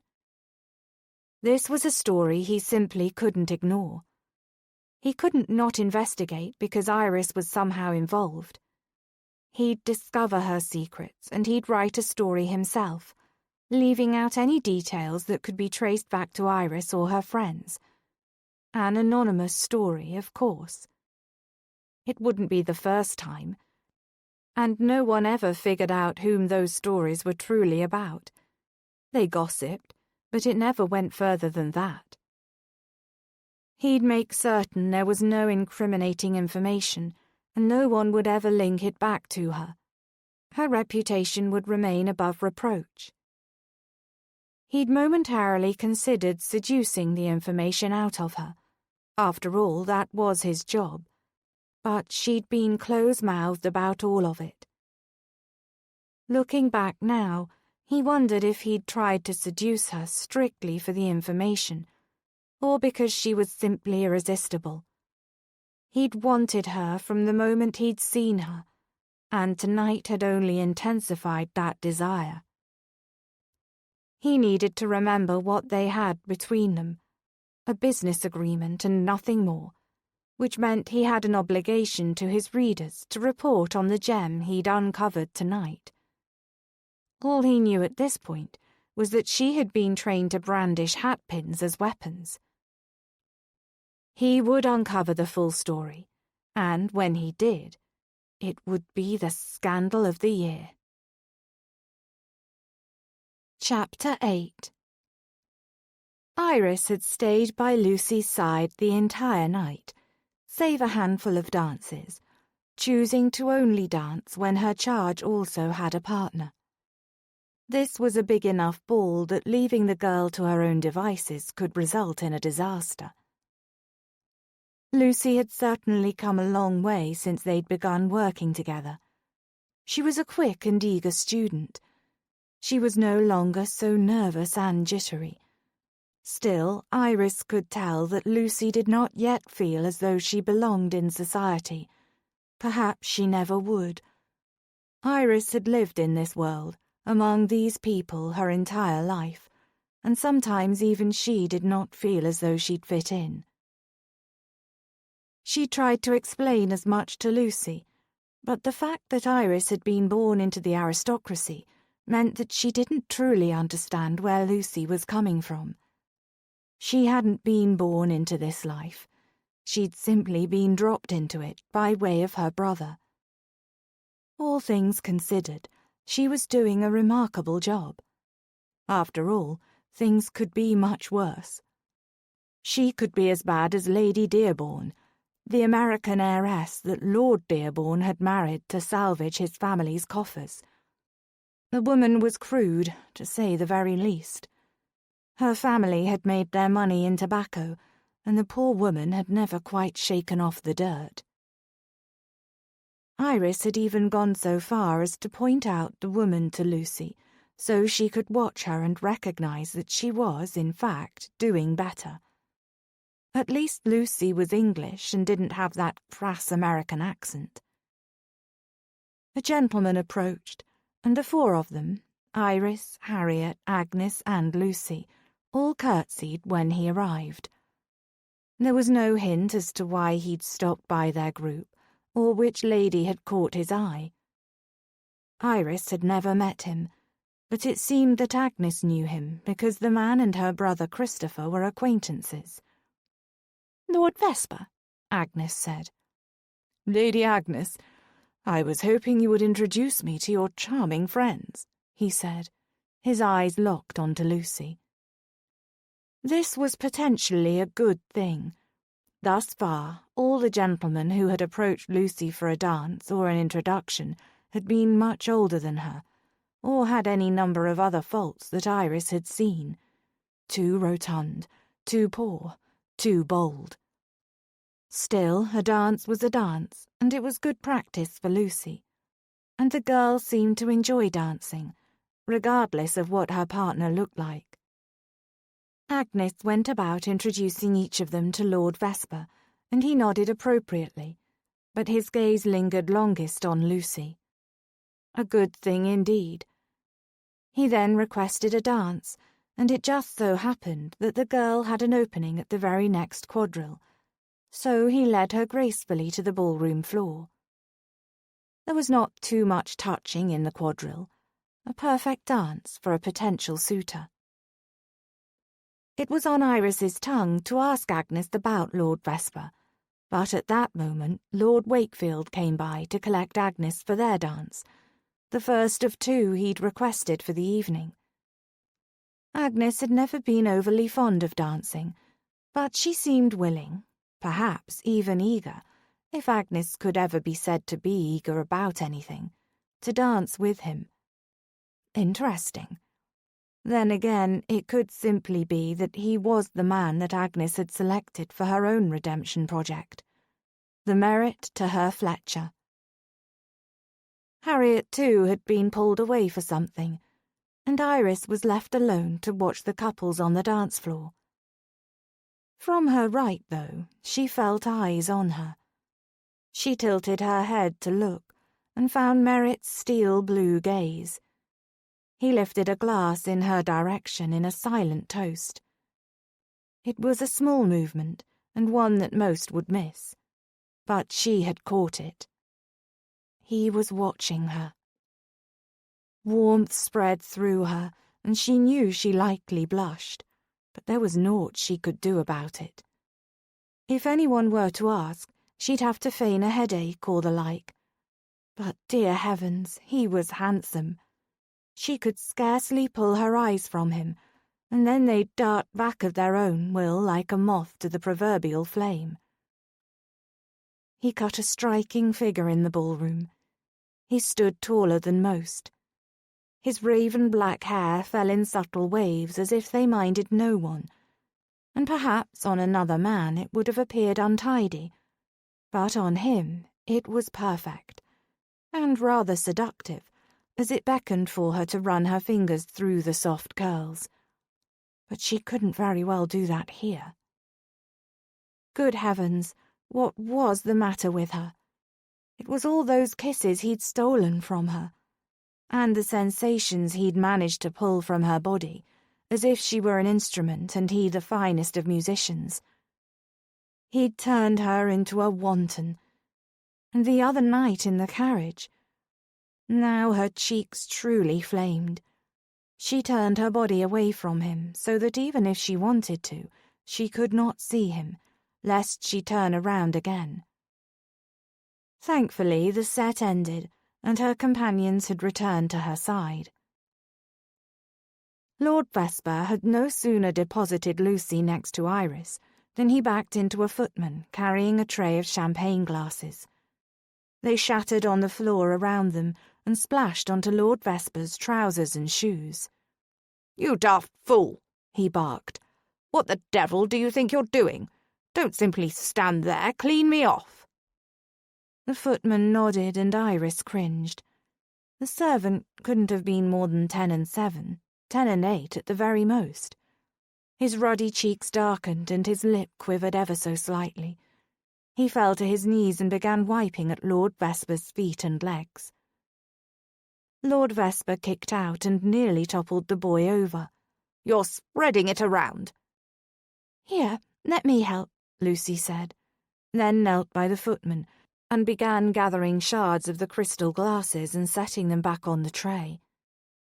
Lord Vesper's eyes nearly bulged out of his head at the sight. "What are you doing?" "Helping," Lucy said, a frown furrowing her brow. "Get up," Lord Vesper said. "People are watching." Lucy looked affronted. "I care not if people watch. The man needs assistance, and I am able-bodied enough to do so."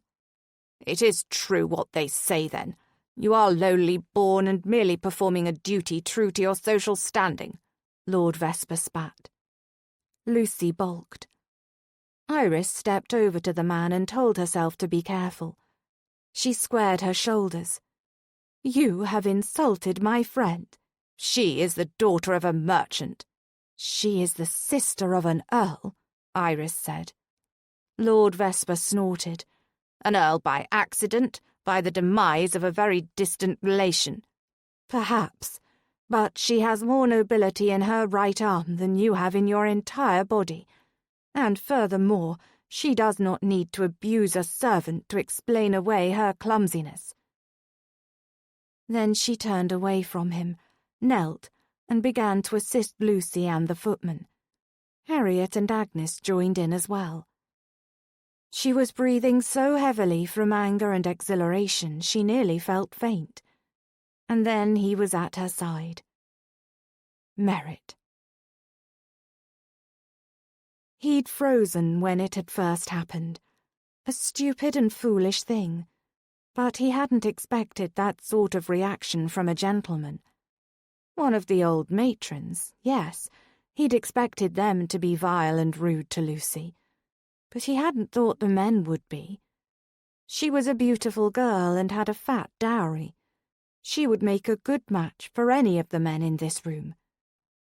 But that bastard had been cruel. Merritt hadn't even fully heard the words, but he'd seen the man's expression and then Lucy's.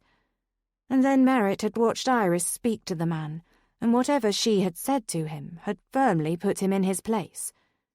He'd balked, then turned on his heel and stormed off. And then all those women, bless them, had knelt with his baby sister and helped her do servant work, here in the midst of the ballroom.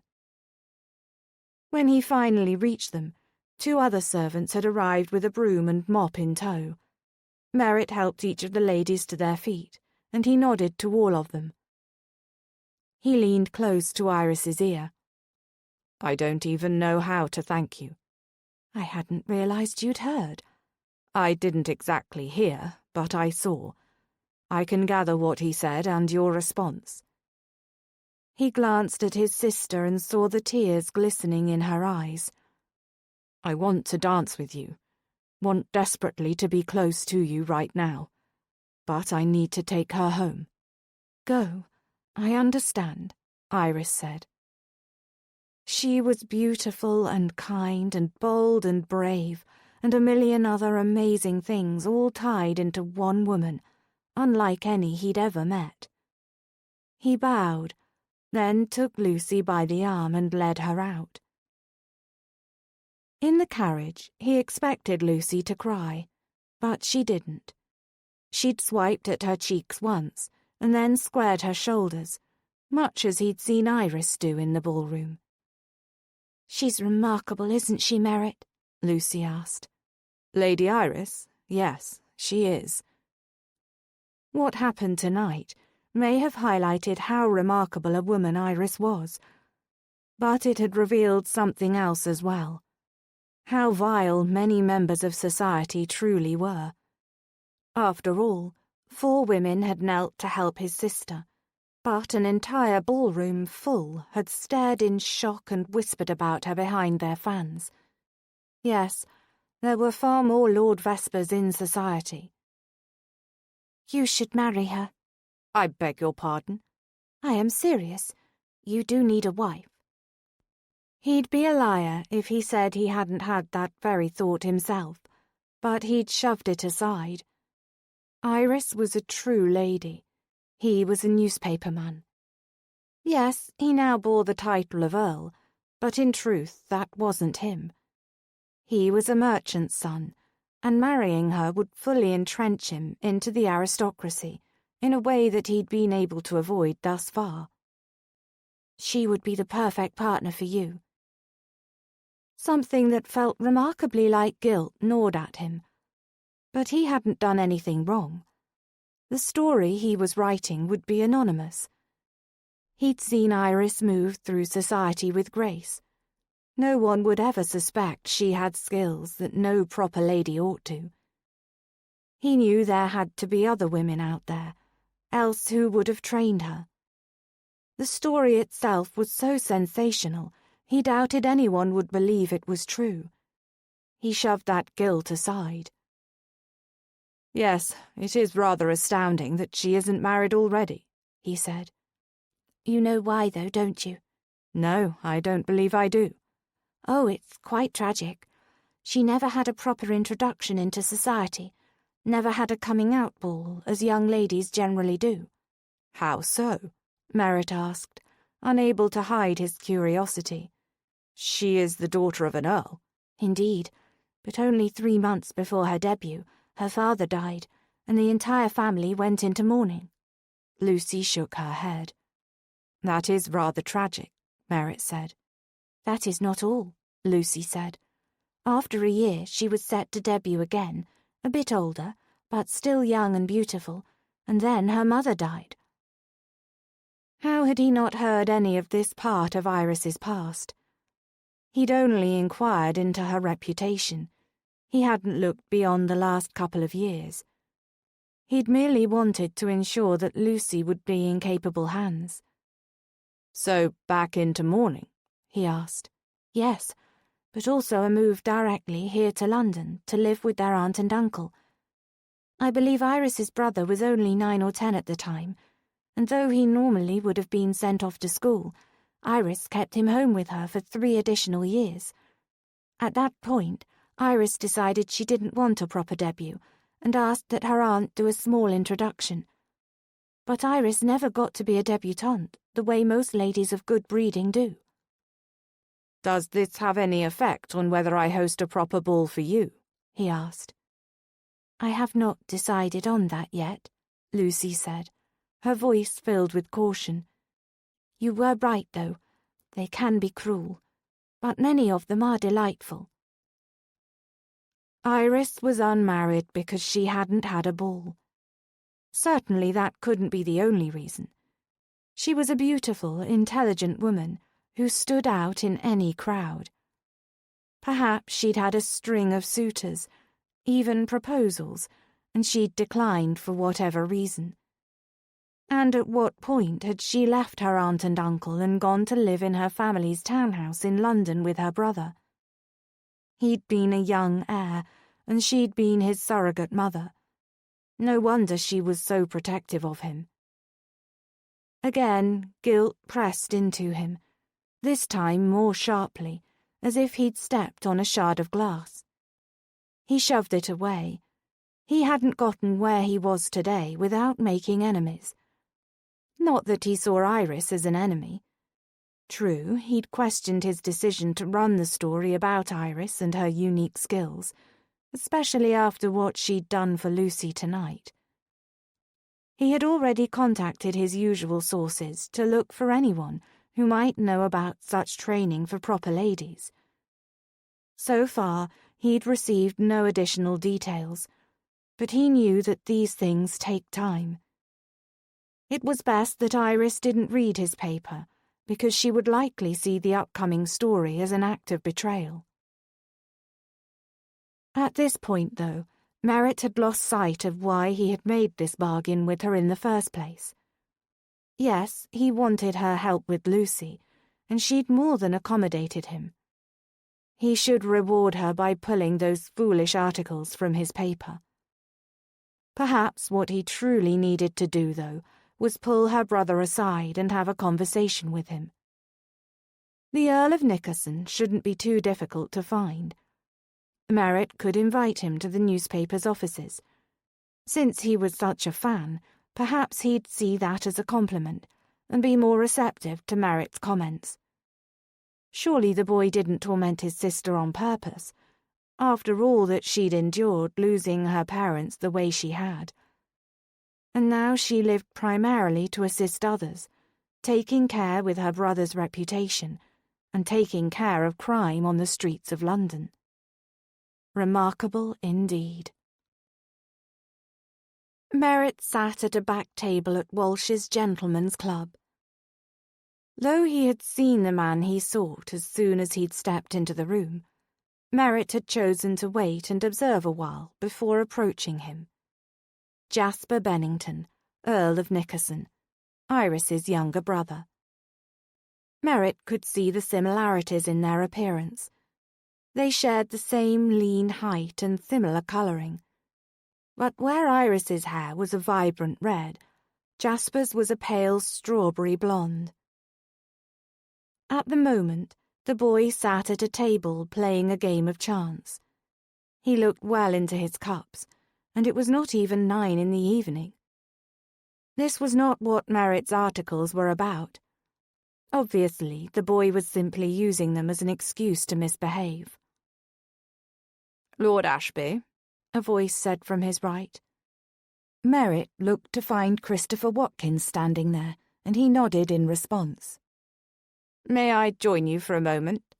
"Of course." "I wanted to speak to you about your series of articles, the ones on being a gentleman," Watkins said. Splendid. Had Iris persuaded her friend's brother to convince him to put a stop to the articles? He certainly didn't need another lecture about them. Christopher sat and scooted his chair closer to the table. "The piece about being discreet whilst seducing your staff was particularly enjoyable." Merritt raised a brow. Perhaps Iris was correct, and he was, in fact, being a bad influence on the weaker members of the aristocracy. "I found all of the pieces entertaining, but this one was quite amusing. But I must know, was that referring to Lord Sanderson's scandal with all of the ladies' maids in his household?" Merritt smiled. On the other hand, perhaps here was a gentleman who actually recognized the articles for what they were intended to be. "I'm afraid I cannot reveal my sources or inspiration," Merritt said. But he was impressed that the man had figured out the truth. Merritt always worked hard to make his anonymous stories as discreet as possible. It created a puzzle, which only fed the gossip mongers. Christopher smiled knowingly. They talked for several more minutes about the nature of the articles. By the time Christopher excused himself, Merritt was forced to question the one opinion he'd held most tightly. Perhaps there might be an intelligent man with a title after all. Except once Chris had left him to his own devices, Merritt was once again faced with the unpleasant task of watching Nickerson piss away more of Iris's carefully managed money. There may be one intelligent man with a title, but it most assuredly wasn't Lord Nickerson. It was time for them to have a talk, man to man. Merritt scrawled a note on a calling card and sent it with a footman over to Jasper's table. The boy looked at the card, and the messenger indicated where Merritt sat. Jasper nodded, then finished his hand and stood, making a bit of a to-do about having to meet with another peer. Jasper walked over to Merritt's table, and Merritt had to give him credit. He walked a perfectly straight line and didn't amble or sway in the least. "You requested a meeting with me," Jasper said as he dropped himself into a chair. He frowned at Merritt. "Do we know each other?" "No, though I am an acquaintance of your sister's," Merritt said. Jasper's expression didn't shift. "Is that why you wanted to speak with me?" Merritt leaned forward, clasped his hands together. "Partially. Do you know who I am, Nickerson?" The boy glanced down at the calling card in his hand. "The Earl of Ashby?" Merritt grinned. "Yes, but also I own the Daily Scandal." That seemed to impress him more than any connection Merritt had with Iris. "Excellent paper," Jasper said. "Yes, thank you for that assessment." Merritt considered the best way to broach the subject, and decided abruptly and bluntly would be the best way. Jasper didn't seem to be too keen on making inferences. "I know you have enjoyed the series of articles on how to be a gentleman." Jasper nodded.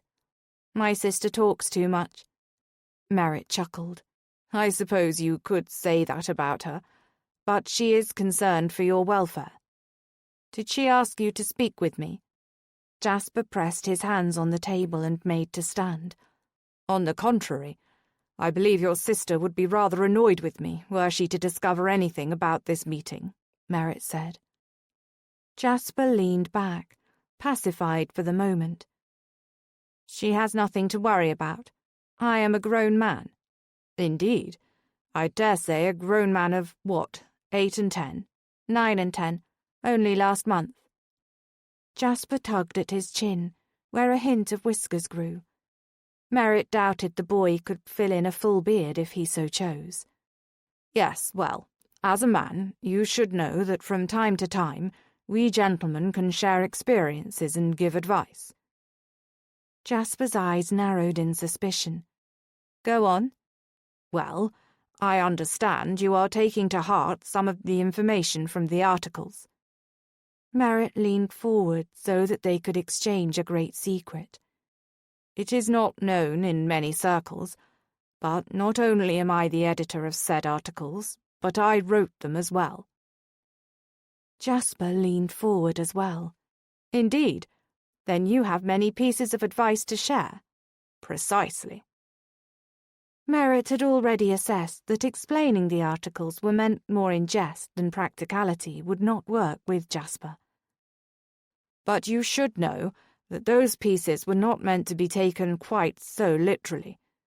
Drinking and gambling should be done, after all, in moderation. One does not want to waste away one's mind and fortune in the darkened rooms of clubs, when one could be at home, enjoying the warmth of softer creatures.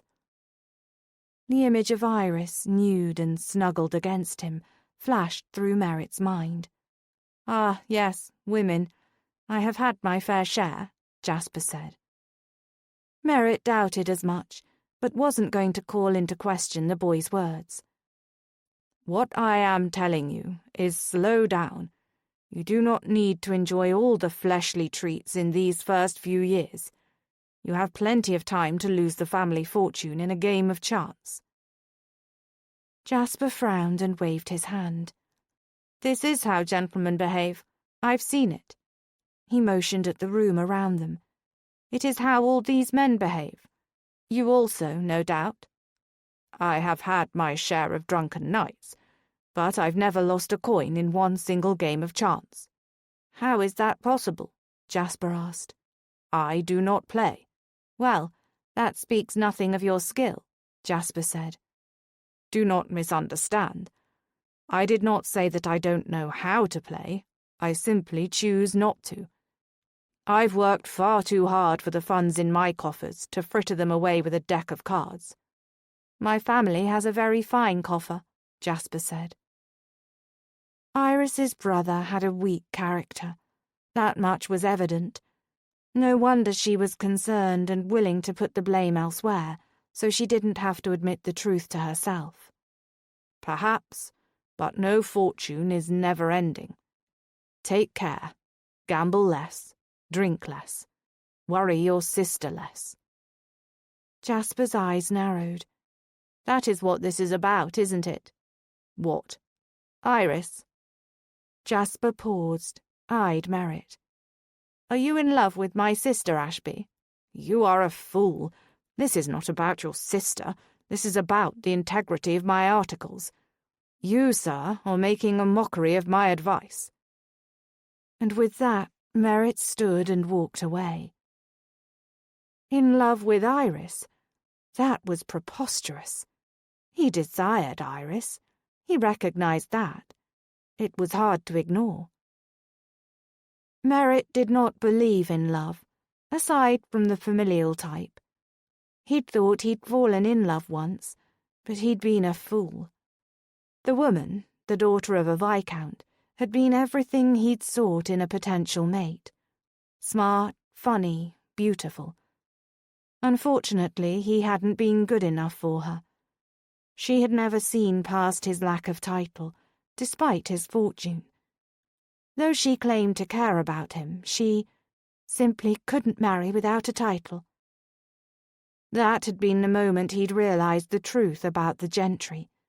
They cared for nothing but bloodlines.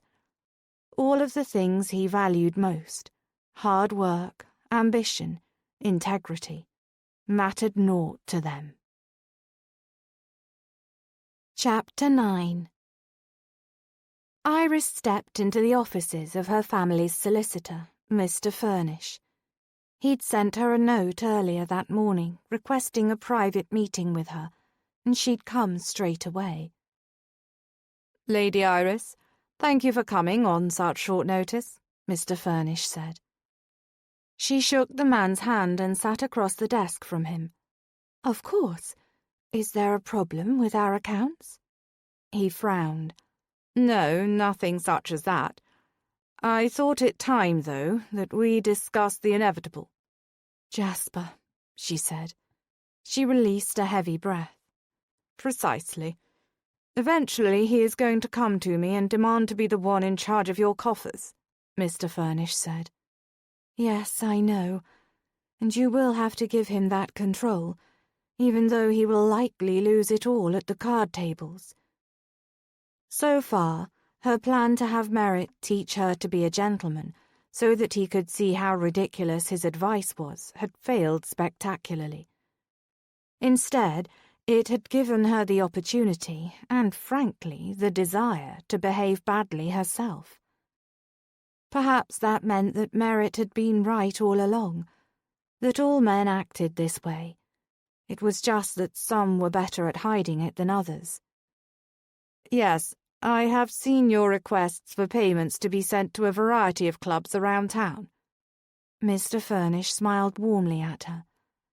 "Lady Iris, I have known you since you were but a girl, and you have done a remarkable job with your family's finances. You've made smart investments, and they have built upon your father's previous wealth, leaving you quite flush, as they say. Though I could likely lose my certificate for doing so, I have placed a part of that fortune in an account for you, one that Lord Nickerson is not able to touch." He tilted his head. "Though if you marry, then the funds would be controlled by your husband." "I have no desire to marry, Mr. Furnish, and thank you." Having that security meant that someday she'd be able to travel and research her book, teach women in other parts of the country and continent how to defend themselves, take care of themselves. But none of that could happen until she was certain that Jasper wouldn't destroy himself in the midst of his wild living. "I wanted to let you know this in person, rather than in a letter, in case your brother reads your post," Mr. Furnish said. She nodded. "And I know that someday he'll figure out that I don't have the authority to control the purse strings. But until he discovers that, I suppose I'll keep approving his debt payments." She left the office feeling bested. Arriving home didn't offer any consolation. Upon entering her bedchamber, she found Jasper digging through her belongings. "Jasper, what are you doing?" He started at the sound of her voice and spun to face her. "I asked you a question." "I need some funds," he said. Her heart wilted. "And you thought to simply take them from me?" "You weren't home for me to ask." But something told her even if she had been, he would have found a way to skirt her and scrounge for the monies himself. "I do not keep any funds in here. What do you need them for?" She held up a hand. "And before you think to lie to me, know that I am fully aware of your gaming efforts." "Very well. I need them to pay a debt."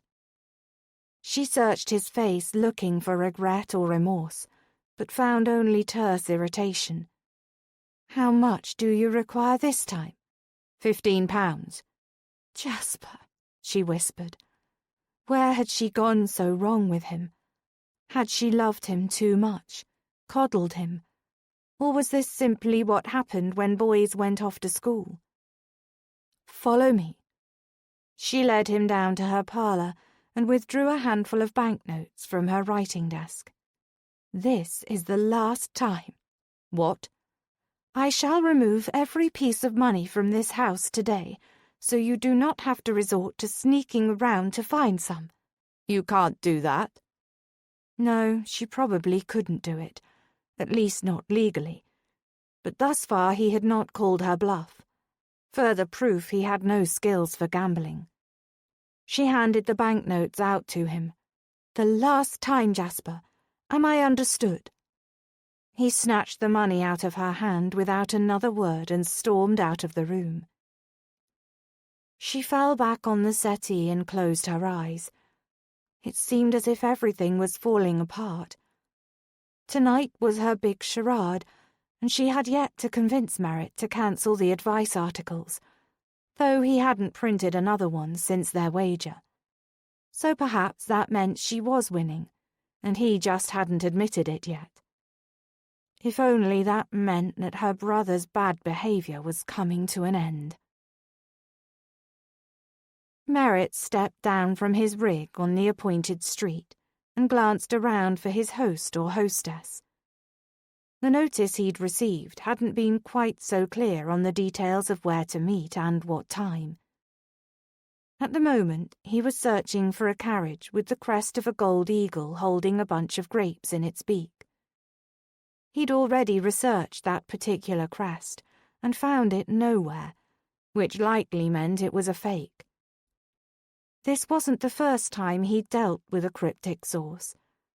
The level of secrecy never truly indicated the level of truth, so he always took the time to further investigate each story he was given.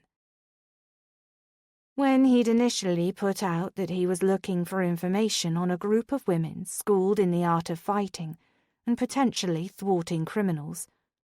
Seeing Iris move so swiftly and expertly, he suspected her instruction had been quite substantial, and he highly doubted that a man had trained her, so it seemed logical that she wasn't the only woman in London with those skills.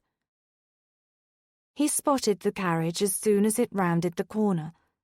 It came to a stop directly in front of him, and he opened the door and climbed inside. Seated on the opposite bench was a short, pleasantly plump older woman. She smiled broadly as he sat. "Lord Ashby?" she asked. He bowed over her hand. "And you are?" She grinned. "You may call me Lady X."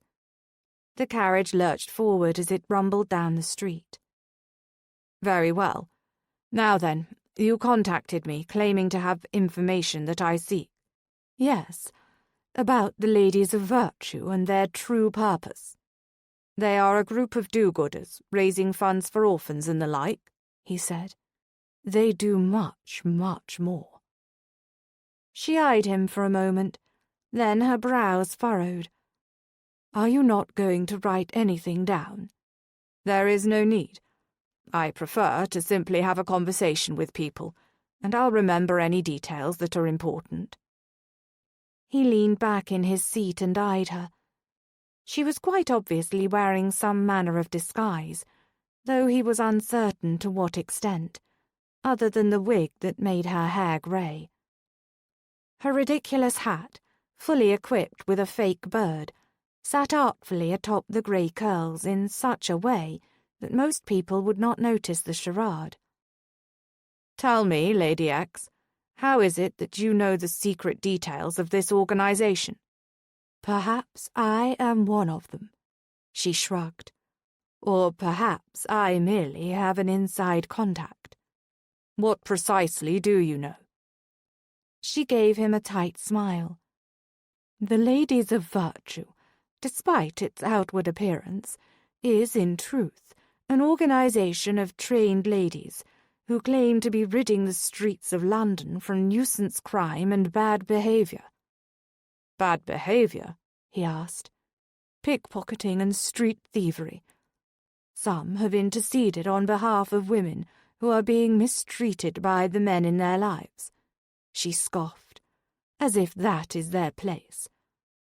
"Others have assisted in getting off the street girls that have been earning their livings on the back, as it were. Then they bring those harlots into good households and try to pass them off as scullery maids. That sort of behavior." "And who trains these ladies?" "No names," Lady X said. "Suffice to say, some of the most respected women in society are part of their ranks." Yes, he knew one of them, and likely her friends that he'd met as well. "Can I not simply ask for a roster of the group, considering they are a well-known altruistic organization?" "Yes, but it would be incomplete. There are measures of protection in place. I could give you a list of every member." She paused a moment. "Perhaps I shall do precisely that on another day. But for now, let us stick with the what rather than the who." "Very well. It would seem that you take offense in some regard at what these women do." "It's ridiculous and dangerous the way they go about, overstepping their bounds, behaving in such unfeminine ways," she continued. "They quite obviously do not know their place." "My other source says differently, that they are focused on doing good in society." Iris hadn't said much of anything, but he knew enough about her to extrapolate. "Well, I suppose they have done some good. But do you not see how unnatural it is that they do these things, instead of trusting the men in their lives to offer protection? Actually, it sounds to me like they're rather brave." "Well, it sounds to me as if you fancy this other source of yours." He didn't even bother responding to that comment. He knew he did not fancy Iris any way but simple, lustful desire. This woman, whoever she truly was, held significant anger toward the ladies of virtue. Had they wronged her in some way? He wanted more information, more about this woman in disguise, more about the secret works of the ladies of virtue. But he knew Iris would tell him nothing. Perhaps, once the story printed, more people would step forward, and he'd uncover the complete truth behind the ladies of virtue.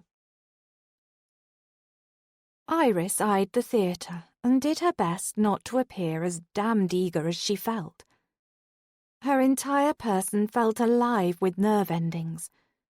She was out in the midst of London's most elite, and she was wearing trousers and posing as a man. The other night at the gaming club had been a trial. Tonight she took more risk. There were a greater number of people who could recognize her, including her aunt and brother, if they were in attendance, though she hadn't seen her aunt in a few months. But also the members of the Ladies of Virtue. She knew many of them would be in attendance tonight. She controlled her breathing and stood behind Merritt as he spoke softly to the other man he'd brought with him, his assistant Rand. Merritt had explained that having another seemingly unrecognizable man in the theatre box would assist Iris in blending in. They hadn't loitered long in the entrance of the theatre. Instead, he'd quickly ushered her upstairs to his box. She'd been to the theatre before, but had always sat among the masses down below. This, though, gave her a much better view of the stage. Not that she would pay much attention to that tonight. She adored Shakespeare, yet she felt certain she'd be far too distracted to enjoy the play. "Merritt," a woman's sultry voice purred. "I did not know you'd be coming tonight." Iris turned to find the owner of the voice and was met with the embodiment of femininity. The woman was, in a word, gorgeous. Unlike Iris's brash red hair, this woman boasted warm auburn locks that accented her flawless ivory complexion. She had sultry brown eyes and a perfectly shaped, seemingly natural red mouth. And the way she held those eyes on Merritt made Iris burn from the inside. That was possessiveness. Iris might be naive, but there was no mistaking that. "Jessica," Merritt said. He bent over her hand formally, but Iris was almost certain that he did not kiss the woman's gloved hand. "Are you not going to introduce me to your companions?" Jessica asked. "I believe you know Mr. Lockwood," Merritt said. "Oh, yes," Jessica said, glancing at Rand, though she didn't bother to inquire about his well-being. "But this young gentleman, I'm certain you've been hiding him." And she turned her sultry eyes onto Iris. For a brief moment, Iris forgot who she was and where she was, and that she was pretending to be someone else entirely. But the rules still applied, and as a gentleman, she could not fail to introduce herself to the woman. Not that she appeared all that concerned with propriety. "Jessica, leave the boy alone," Merritt said. "He is new to the city." "He's adorable." She winked at Iris. "Please introduce us." "Very well. May I introduce John Benford? John, may I present Jessica Franklin, the widow Lady Wilkins?" Merritt said. Iris noted the tick of a muscle in his jawline. He was not pleased with their visitor. Iris remembered to bow over the woman's hand and gave her a tight grin. "Pleasure to meet you," she said, lowering her voice. "Perfectly charming. You will do quite well in this town, I do believe," Jessica said. She winked again. "Do feel free to call upon me if you need any guidance about town." She moved back over to Merritt and ran her hand down his arm, a touch far too familiar for Iris's taste. "I suppose I should get back to my seat before I'm stranded up here when the lights go down, unless you want to invite me to join." "Good evening, Jessica," Merritt said, and he positioned himself between her and Iris.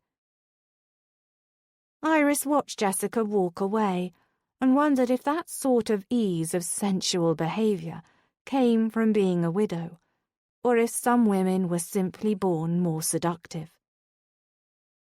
The lights dimmed, and they returned to their seats as the play began. "I have never seen this particular play," Iris said when the first act finished. "Nor read it?" he asked. "No, though I do enjoy the bard." "I'll suspect you'll enjoy the next half," Merritt said. Rand said something to Merritt, then disappeared out of the box to retrieve refreshments. "That woman who was in here earlier," Iris said tentatively. "Were you in love with her?" "Jessica and I had a brief affair, but no, I was never in love with her," he said. "Then why have an affair?" "The goings-on between a man and a woman in the bedroom have little to do with love," he said. His words wounded her.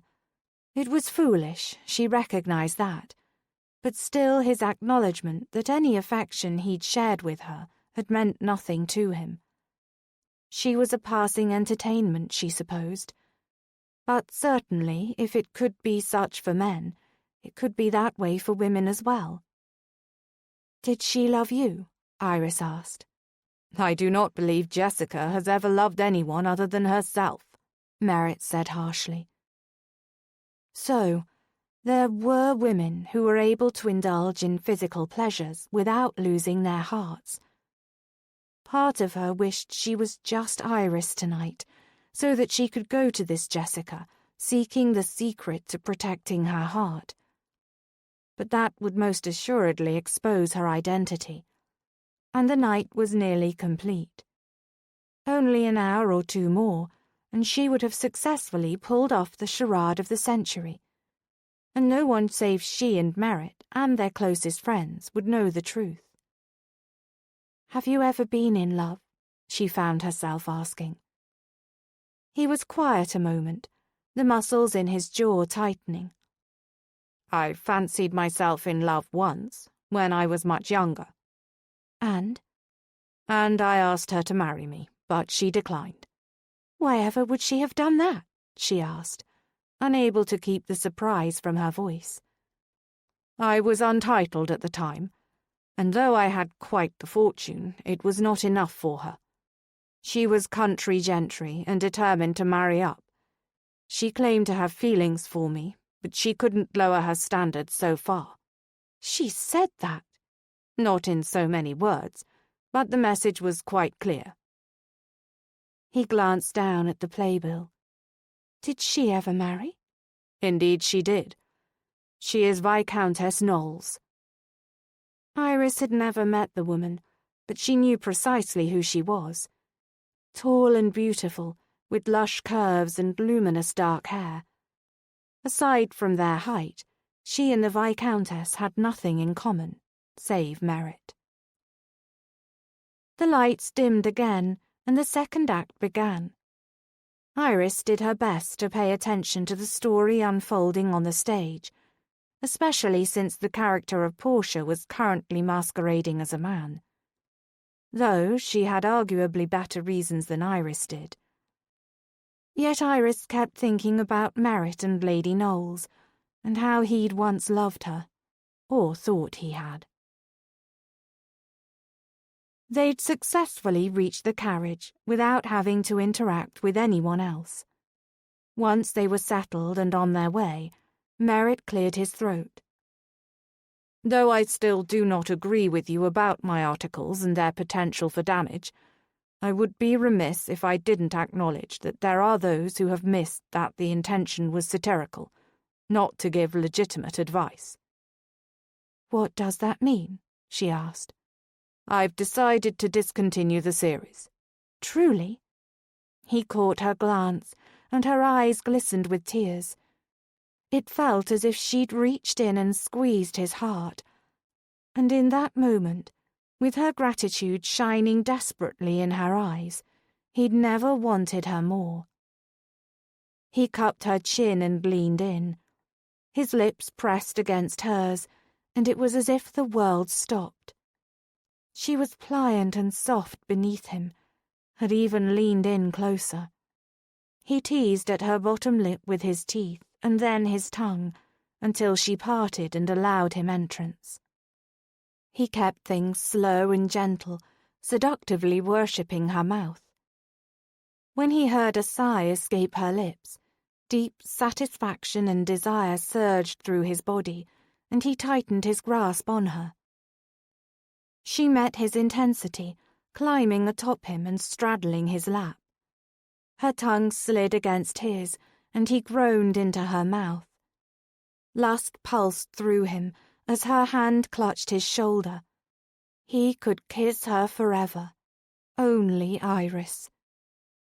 He wanted to press harder against her body, but he knew if he let it go on much longer, kissing wouldn't be the only thing done.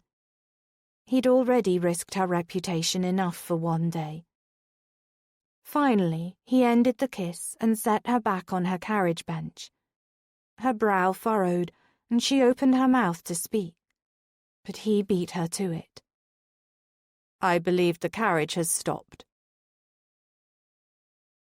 Chapter 10. Merritt awoke, and his first thoughts were of the lovely, flame-haired Iris Bennington. They had succeeded last night. She had been perfect, in the theatre and in the carriage afterward. He'd had to put a stop to the kissing because he'd wanted more, craved more. He didn't think he'd ever wanted a woman more. His second thoughts were that today Lady X's story would run in his paper. He was thankful that Iris did not read his newspaper. That alone should concern him, that he'd even care if she saw it or not. That was his business, his duty to report on stories that would capture the attention of London's elite. He made his way down to the smaller dining room they used for breakfast. The room already smelled of eggs and butter and warm bread. His stomach rumbled in response. He idly made himself a plate and poured a cup of tea, then sat at the table. Iris was out of his class, if you measured merely by birth. But he was an earl now, which meant that in the eyes of society they could be a match. Marriage? Was that what he was truly thinking about? Lucy had mentioned it, but he doubted very much that Iris would say yes to a proposal from him. But there were worse things he could think of than waking up to find Iris pressed against him every morning. Lucy walked in and smiled brightly at him. "Good morning, brother." "Lucy," he said with a nod. She fixed her plate, and Merritt couldn't help but notice her transformation. She was more poised, more confident, yet she was still his bright and happy sister. Iris had certainly followed through on her end of the bargain. Granted, now that the wager had been completed, where did that leave them? She might well choose to end their alliance, now that she'd gotten from him what she wanted. The thought of not seeing Iris, not spending time with her, left him feeling incomplete, as if he'd forgotten to put on all his clothes. "How was the theatre?" Lucy asked as she took her seat. "It was as good as could be expected." He took a sip of tea. "You went out as well, did you not?" "Yes, I attended the Barkers' soiree with Ladies Harriet and Agnes. We had a delightful time. I danced with Lord Hendricks again." A blush stained her cheeks at the mention of his name. Hopefully this Lord Hendricks would pay Merritt a visit soon, else he'd have to stop dancing with Lucy. Merritt had barely finished his first cup of tea when a footman came in with a message. Merritt lifted the envelope off the tray and dismissed the servant. The penmanship was unfamiliar, as was the nondescript wax seal. He lifted the blue wax and popped the envelope open, unfolding the note inside. Lord Ashby, it would seem you have a secret. I saw you last night at the theatre with your special guest. A young man new to the city, perhaps. Some might have believed that, but I know the truth. That young man was none other than the proper Lady Iris Bennington in disguise. Her reputation is teetering on the edge of ruin. In order to protect your secret, you must pay me £50 by midnight 2 nights hence. I look forward to hearing back from you. Please send all correspondence to the address below. Yours, Secret Keeper. Merritt swore. Someone had recognized her. But how? "Whatever is the matter?" Lucy asked. Merritt offered Lucy a smile. "'Tis newspaper business, my dear. Nothing you need worry about." Something had to be done. He couldn't stand by and allow Iris's reputation to be destroyed, especially with all the assistance she'd provided his sister. He needed to find out the identity of this secret keeper and put a stop to this. But that might not guarantee Iris's reputation would remain intact. She had no father or uncles to offer her protection, and he knew her brother couldn't accomplish anything. He could, though, protect her with his name. He'd have to marry her. Though he'd sworn he'd never marry a woman from society, he'd have to make an exception for Iris because he'd ruined her. Somehow, though, he knew she wouldn't agree to marriage for such a reason. He'd have to give her no choice in the matter. He would seduce her. Then she'd have to agree to marry him. If all went well, she might never have to know about this blackmail ordeal. The entire ordeal had been pointless. That she'd successfully proven she could pose as a gentleman only supported Merritt's argument, not her own. Even with him putting a stop to the articles, it seemed the damage had been done, since her brother was still staying out too late and drinking too much. Merritt had told her that it had little to do with the words from the articles and everything to do with Jasper's character. But she refused to believe that. She knew Jasper, the little boy who'd clung so tightly to her when their mother had died. In the carriage ride home, she'd made an absolute fool of herself with Merritt. Her brazen attempt to persuade him to kiss her had been transparent and humiliating.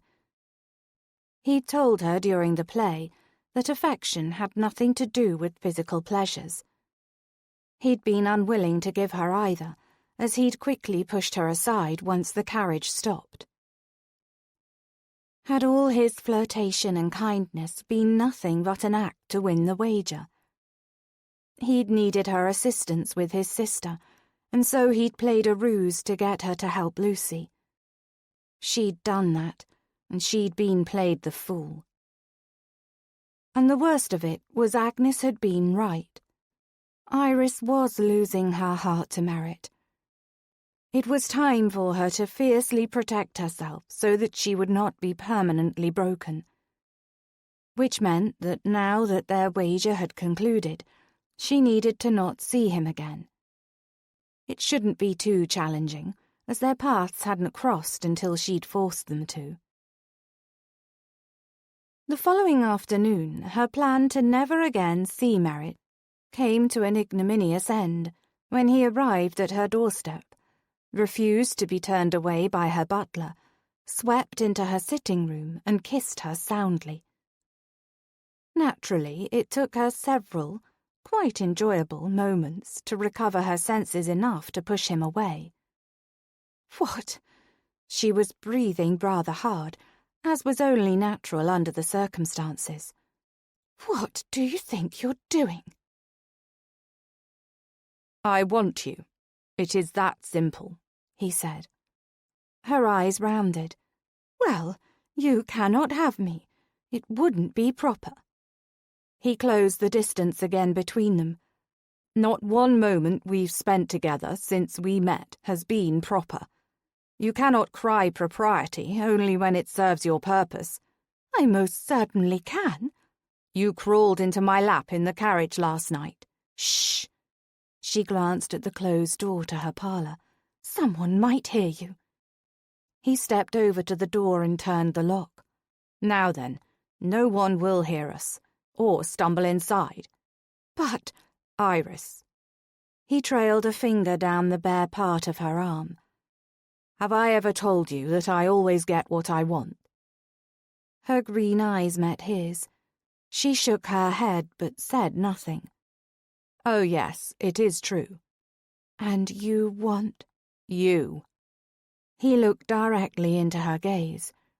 I want you. She swallowed visibly. I don't understand. Last night, when we kissed, you pushed me away. That is not why I stopped. I stopped you because I want you so badly. I'm not certain I can control myself when you're around. You drive me to near madness. That makes no sense. Try me, he said. I beg your pardon? Kiss me again. She eyed him for a moment. Her tongue moistened her bottom lip, and then she leaned forward and kissed him. He pulled her the rest of the way to him, holding her tightly against his chest. And he kissed her back with all the passion he'd withheld from her in his attempt to rein in his desire. He walked her backward until her knees bumped against the settee. Then he lowered them down atop it. Still, he kissed her. She held nothing back either. She moaned into his mouth and threaded her fingers through his hair. His hand found her breast. He was thankful that today she was dressed as a lady, and her breasts were not bound and flattened against her chest. Instead, he felt the delicious curve against his palm, and he wanted to explore every inch of her body. He desperately wanted to see her, wanted to see the flush of desire spread across her lovely creamy skin, the pink at the centre of her breasts, the length of her shapely legs. I want you now, he groaned. Upstairs, my bedchamber. Lead the way. They quickly made their way up to her room, and again Merritt locked the door behind them. He pressed her against the closed door and kissed her hard. Her tongue darted out and rubbed against his own, and lust surged hot and wild through him. He spun her around and walked them over to her bed. He shifted their position enough so that he could work the buttons at the back of her dress. Thankfully, there weren't as many as there had been that day in his study. Soon he was able to loosen the gown and pull it off her shoulders and down the front of her body. I want to see you, he said. All of you. She nodded. Draw the curtains closed. He did as she bade, then returned to her. Her eyes fluttered closed, but she made no move to stop him as he removed her dress, then took his time undressing the rest of her, sliding off each of her slippers, then rolling down first one stocking, then the next. Her legs were long and shapely, just as he'd imagined them to be from watching her walk in the trousers. With every touch, she squirmed with pleasure, emitting small noises of bliss. But he needed to see the rest of her. He methodically removed all of her undergarments, then set her on the bed. She lay before him like the perfect gift. The curls at the apex of her thighs weren't as bright as the ones on her head, but they were red and drew his attention away from her ivory skin. And then there were her breasts, perfectly sized and pouty, with pert pink tips that beckoned his lips. But he wanted to take his time and touch her everywhere. He cupped both of her breasts gently and she arched against his hands, pressing her hardened nipples into his palms. She was the most alluring and beautiful creature he'd ever seen. He leaned forward and kissed her throat, then down to her collarbone, then to the rise of her breasts.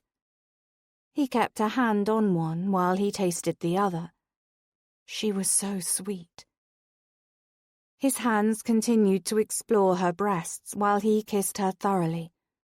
He reached down and moved a hand up her leg, her skin smooth and soft beneath his palm.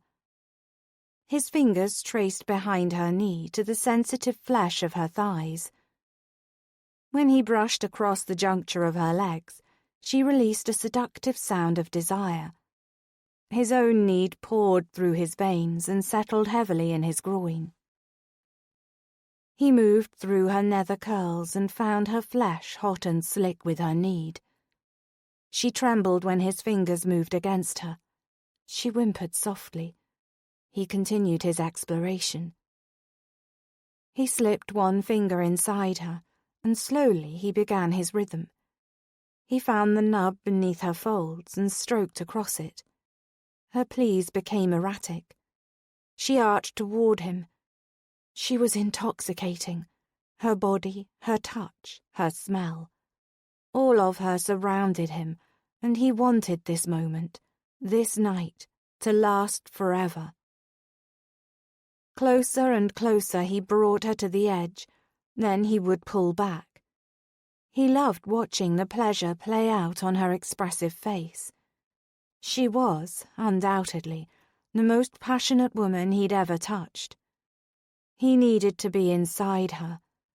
His own desire was becoming increasingly difficult to ignore, so he kissed her deeply. His finger dipped in again as he flicked across her folds. She tightened around his finger with the rhythm of her release. "Yes, Merritt," she whispered, her head pressed into the pillow behind her. "Yes." Quickly he guided himself into her before her climax subsided. Oh God, she felt good. Hot and tight and so slick. Her climax started again, and her walls squeezed around his shaft as he increased the depth of his thrusts. And then, as his own release rocked through his body, he emitted a primal moan and collapsed atop her. Iris listened to Merritt's even breathing as he lay next to her in her bed. She could still feel the effects of their lovemaking on her body. Her flesh seemed to quiver every time she closed her eyes and remembered the sensations of their coupling. She had wanted to say no to him today. More than that, though, she'd wanted him, craved the pleasure he could give her, despite knowing that indulging in her desires would likely lead only to hurt. Yet, when he'd told her how much he ached for her, how he'd only pushed her away in the past because of how much he desired her, she hadn't been able to think straight. Her only coherent thought had been that he wanted her, and that had been enough. She wasn't so foolish to believe that after this she would be able to go back to her life as it was before she'd met him. But this... His arm snaked around her waist and pulled her to him. She closed her eyes, loving the feel of his warm breath on her bare neck. Lying here with him only made her think of what it would be like to live like this every day.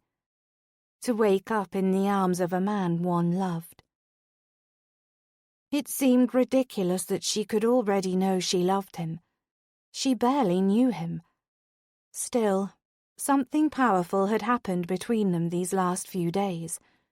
Something she'd never experienced before. So, she'd do her best to brace herself for the pain that was certain to come when he walked out of her life, leaving her with only the memories of their time together. Iris must have dozed off, because now that she opened her eyes, she could see light peeping at the edges of the closed curtains. Merritt still lay behind her, and he snuggled closer, his warmth and strength moulded to her back. "I have thoroughly ruined you," he said. His breath scorched her neck and filled her with desire. "Yes, I am thoroughly ruined." He'd most assuredly ruined her for any other men. No one would ever compare to Merritt. "I shall, of course, do the right thing," he said. Her heart stuttered, but she said nothing, merely waited for him to ask the question she so hoped was coming next. "Even though I wasn't raised a titled gentleman," he said, "I do know that if you steal a lady's virtue, you offer her marriage." Still she said nothing. "Iris?" he asked gently. She wanted to get up, to leave the bed and run from the room, but she stayed motionless. "Iris, I asked you a question." He rolled her onto her back so they could see one another. "You didn't actually ask me anything. You simply made a statement," she said. "I took advantage of you," he said. "We should marry." "For only that reason?" she asked, then regretted it the moment the question left her lips. "No other reason would matter," he said. "Your reputation has been tarnished, and I am a man of honor." She grabbed the coverlet and pulled it to her chest as she sat upright. "You are demanding that I marry you." "It is the sensible thing to do." "I care not if it is sensible. Those are not compelling reasons to marry." "You wish me to recite a love poem? I thought you more practical than this, Iris."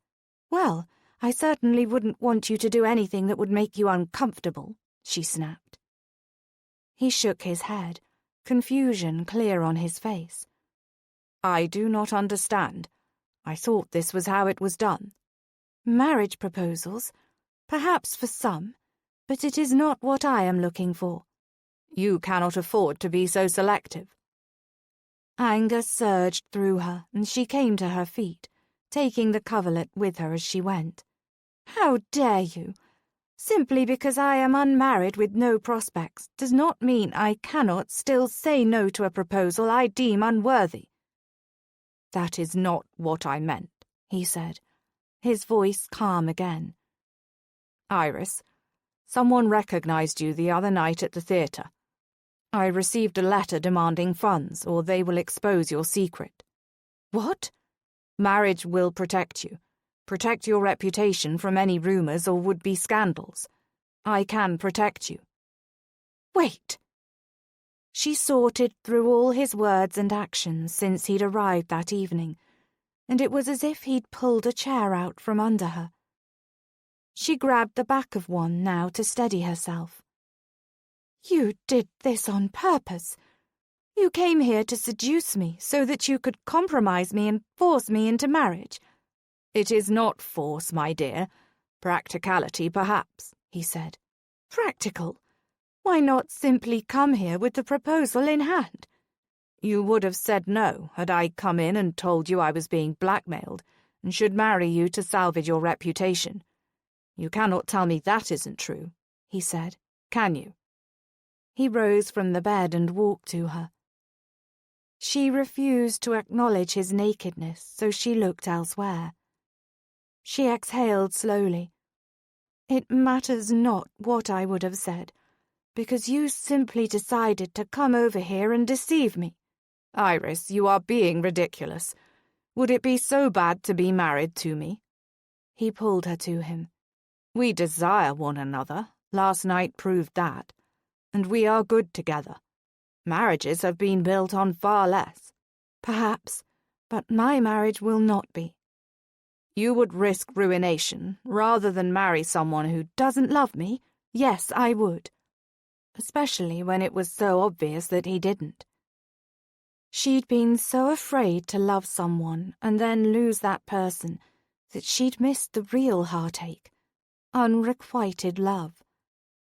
She'd never considered how much it could hurt to lose someone who hadn't died. How devastating it would be to know that she simply wasn't enough for him. She pulled free from his grip. "Now, if you will kindly dress and leave, We are not finished with this discussion. We are. I have said no, and I meant no. With that, she left the room. She wrapped herself in the coverlet and closed herself in her dressing chamber. Then she slid down it onto the floor in a heap of tears, with his scent still wrapped around her.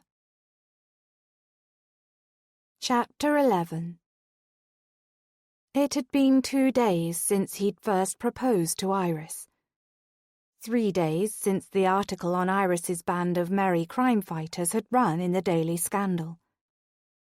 An editor from the Times had paid him a visit yesterday, requesting to reprint the article and run it in their paper.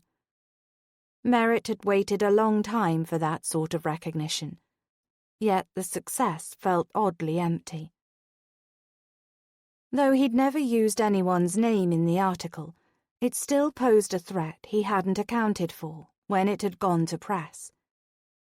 Knowing that more of London would be reading about the anonymous escapades of Iris and her friends, he felt even more strongly about convincing her to marry him. Now more than ever she needed his protection. Not only that, but the article running in the Times meant that there was a greater chance that Iris would see it. Merritt stood in Iris's foyer, waiting to see if she would deign to see him, hating the way his stomach churned. This was how he had felt waiting to be admitted into the drawing-room of Lydia's country home. Nervous, doubtful, unworthy. When Lydia had rejected his offer, he had sworn he would never again give a member of the gentry that much power over him. And he hadn't. He'd managed to keep that promise to himself for nearly a decade. Until Iris. And indeed, Iris had not put him in this position. If anyone was in the wrong, it was he. And yet, he could not help resenting her for not accepting his proposal the first time he'd issued it. She simply had to see reason on this matter. When her butler came and led him to her parlour, announcing that she had agreed to see him, he had hopes that perhaps she had come around. Until that was, Merritt stepped into the room and saw the expression on her face. Her brow was knitted in a disagreeable frown. Her lips were pursed into a scowl, as though she had just bitten into something extremely unpleasant. She stood, motionless, in front of the settee. "I believe we discussed everything already," Iris said. He'd come to convince her to marry him. He would not beg, but he also didn't want to see her ruined. She was a delightful creature when she wasn't frowning at him, or being stubborn, or short-sighted, and he simply wouldn't stand by while her reputation was dragged through the mud. "Perhaps, but I do wish you'd reconsider." "Is that all you wanted to say?" Anger flashed in her eyes and her skin pinkened. He wanted to go to her and pull her into his arms, but he didn't dare. Physical affection would not persuade her. He knew that now. "No, I wanted to let you know that I've responded to the blackmailer, and I'll be meeting him or her later this afternoon to pay the requested funds." She walked away from the seating area to stand by the fireplace. "I shall pay," she said, her words cold. He'd done this to her. He'd selfishly wanted her and seduced her, believing he could salvage the situation. "That is not necessary." He stepped closer to her. "I will pay." "This is my mess, my ruination." She shifted to the window, turned her back on him, effectively retreating from him. "I should pay." "I won't argue this with you. I will pay the monies and manage the blackmail situation. This entire issue is my doing. I should never have agreed to the wager, and most assuredly not agreed to you posing as a gentleman."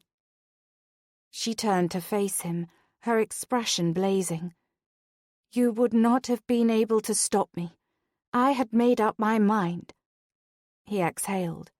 Iris, it would be so much simpler if you would just agree to marry me. I would see to your every need. But you would never love me. Her chin elevated and her eyes flashed. She embodied defiance in that moment, and he thought she'd never looked more beautiful.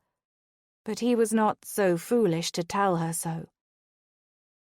Her green eyes met his, and he wanted to correct her, wanted to tell her that he hoped someday he'd be able to love her, but he didn't dare.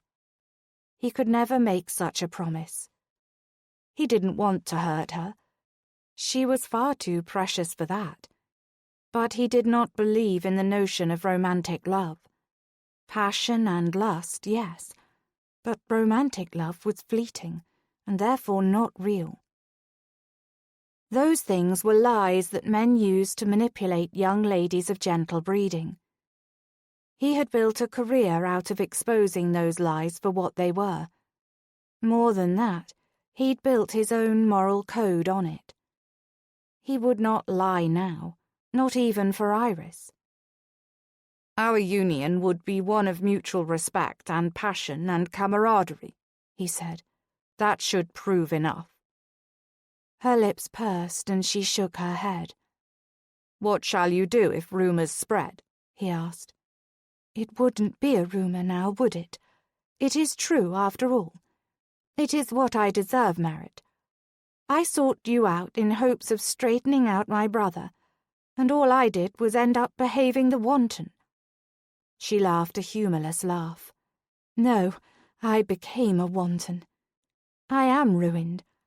I am not too proud to admit that, she said with a wry smile. If there is a scandal, I shall weather it. Very well, but it doesn't change the situation.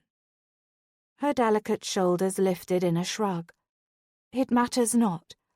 My brother is doing what he wishes in life, paying no mind to anything I say, and I certainly have no business giving anyone advice on propriety now. If your reputation is tarnished, will it not affect your own future in society? Any affiliations you might have? Her mouth opened slightly, and her breath caught, as if she hadn't even considered that until this very moment. I'm not certain. I have funds saved. I don't believe Jasper would turn me out onto the streets. She straightened her shoulders.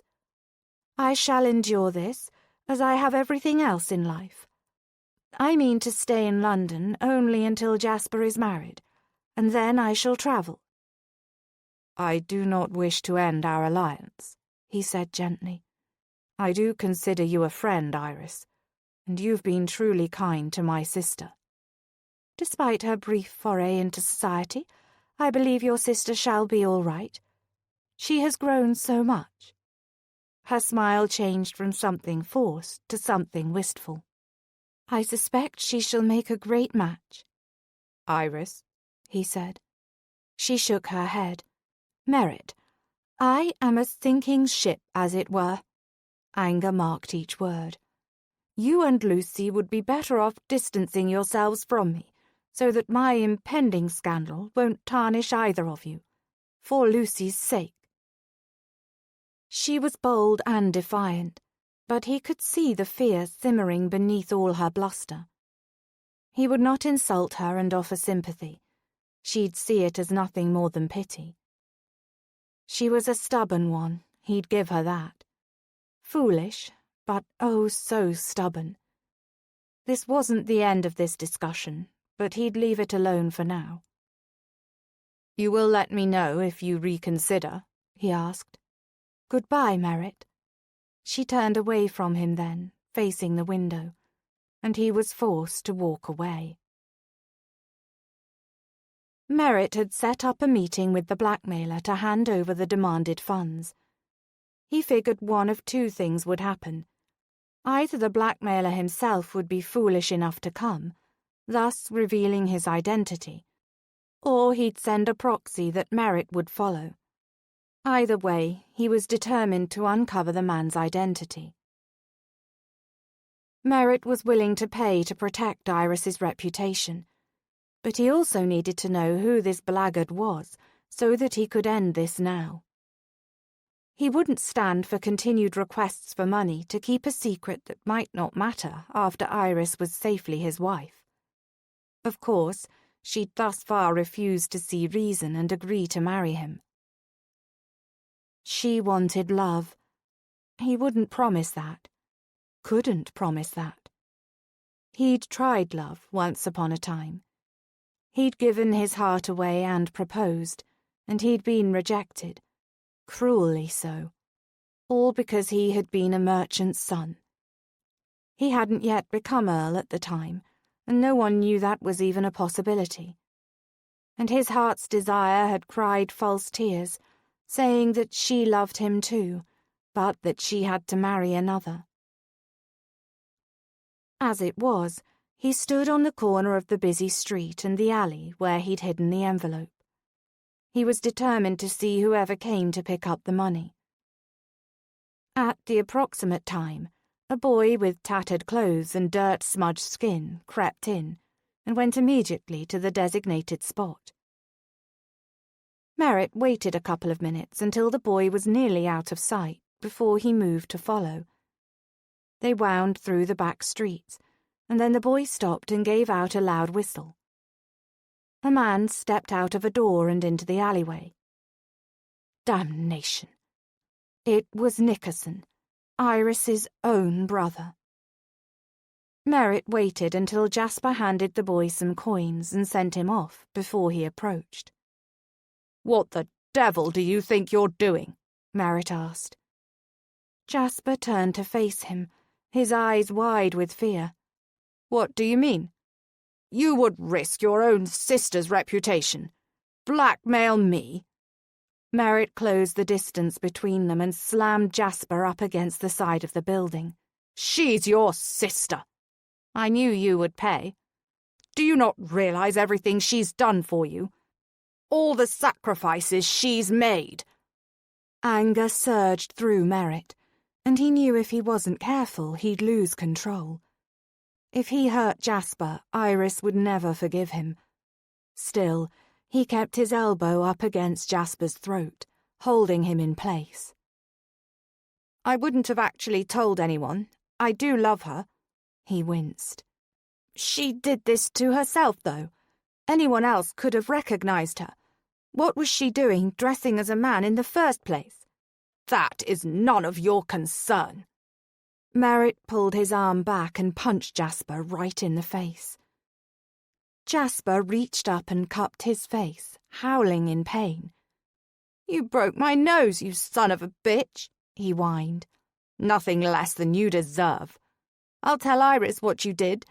Go ahead, and then I'll tell her what you did."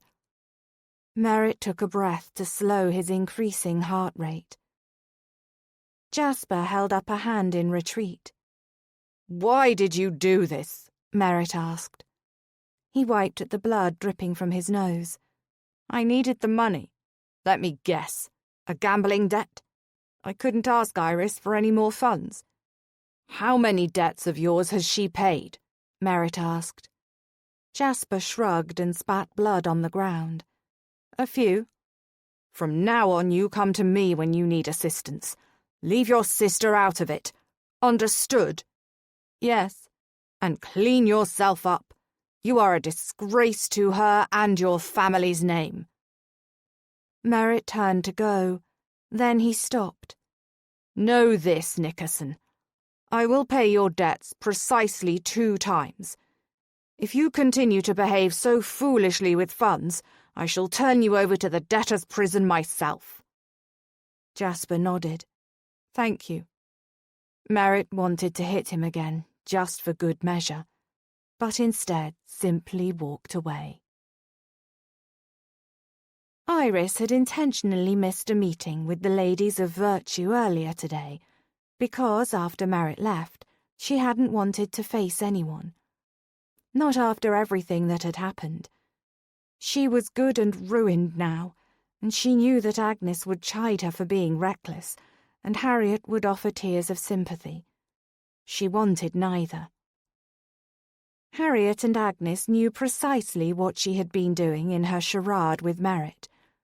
They would ask questions, inquire about her progress, and she had nothing to tell them. She certainly couldn't tell them the truth. Missing the meeting mattered not.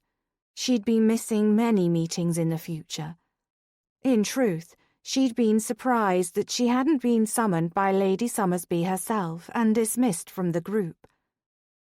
It would take some time for the scandal about her to work its way through London, but eventually everyone would know she was a ruined woman, which was precisely why she was currently writing an advertisement.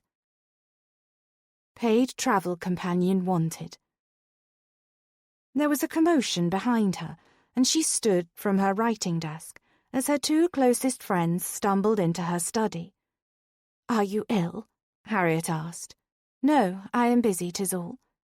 Agnes eyed her warily. "Something is amiss." "Nothing is amiss. I am healthy, perfectly well," she said.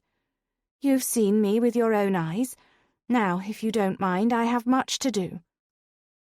She returned to her desk and hoped they would retreat. She knew that was unlikely. Still, she hoped that this once they'd leave her alone. A warm hand gripped her shoulder. "Dear Iris, what is the matter?" Harriet asked, her normally cheerful voice full of warmth and concern. "Nothing. I am preparing for a trip. It is time I travel abroad, perhaps visit Italy. I hear it is lovely this time of year. I am advertising for a paid travel companion." She held up the piece of paper and waved it around. "You know we will not be dismissed so easily," Agnes said. "Come sit and answer some of our questions, and then we shall leave you in peace." "Do you promise?" Iris asked. Certainly she could manage a handful of questions to appease them, and then they would leave her alone. "Yes," they said in unison. "Very well." Iris stood and walked over to the seating area. "Shall I ring for tea?" "That won't be necessary," Harriet said. They sat together as they had hundreds of times before. These were her friends, her dearest friends, to whom she'd gone with all of her problems. At least all of them before she'd met Merritt. Now he seemed to hear more of her concerns. "You've never missed a meeting before," Harriet said. "I'm certain that's not true," Iris said, knowing full well that it was. The ladies of virtue had been her passion for the last 4 years. It had been a saving grace when she'd been consumed with worry about Jasper. When he'd gotten in trouble at school, when he'd finally come to London to live with her full time and had gotten into fights and debt, and essentially become the type of man she never wanted him to be. "We all know that it is," Agnes said. "Now, what is troubling you, and what is this nonsense about you wanting to travel? You know I've been wanting to write that book teaching women how to protect themselves when they are out shopping or travelling. I can't very well offer such advice if I've never myself travelled," Iris said. "True, but are you going to leave Jasper here, with all the trouble he's gotten into as of late?" Harriet asked. "That does not sound like you." "Jasper is an adult. He pays no mind to my guidance, regardless of what I say, so why should I bother staying? I deserve to travel, to see the world," Iris said. "Of course you do," Harriet agreed. "But not like this," Agnes argued. "It is time. I cannot wait my entire life for my foolhardy brother to decide he's ready to behave as a grown man." "If you're that set on going, there is no need to hire a companion. I shall go with you," Agnes said. "I travelled to Italy as a girl, and I remember some of the sights." She loved her friends, she truly did, but damnation if they were not annoying when she wanted, more than anything, to simply be left alone. "You have your life here, Agnes. Travelling with me won't be necessary," Iris said. "I have plenty of money to hire a worthy companion." The parlour door swung open, and Lady Summersby entered, Her eyes lit on the three of them sitting together. "Harriet, Agnes, I'd like to have a word with Iris. Alone." Iris swallowed the panic rising in her throat. She came over to one of the empty chairs and sat. "Close the door on your way out, ladies." Harriet nodded, and she and Agnes scurried from the room, wide-eyed and worried. "We missed you at the meeting," Lady Summersby said. "Yes, my apologies. I'm afraid I wasn't feeling well. I should have sent a message." Lady Summersby nodded. Iris had always thought the creator of the Ladies of Virtue to be a beautiful woman. Once upon a time she'd lived her own adventure, working undercover and posing as Queen Victoria, since they shared a likeness. "Have you seen this?" Lady Summersby asked. She dropped a newspaper onto the occasional table between them. Iris stared at the Daily Scandal. Her heart fell to her stomach. "Ladies fighting crime." The words in the headline blurred, and bile rose in her throat. How could he? He'd taken a moment he'd spent with her and exploited it, betrayed her. He'd used her and obviously taken advantage of her wanton affection for him, all for the sake of his damned newspaper. He was the worst sort of cad. And the most devastating part was how knowing all of this about him didn't seem to change the way she felt about him. It would, though, make it easier to move past this. "I can see from your expression that you were not aware of this." "No, I wasn't. I certainly never told him of our true endeavours in the Ladies of Virtue," Iris said. "One of the other members brought to my attention that you had been spending time with Lord Ashby, and that you were likely the source behind the story," Lady Summersby said. Iris put a hand to her chest. "I would never betray my oath. Of course you wouldn't.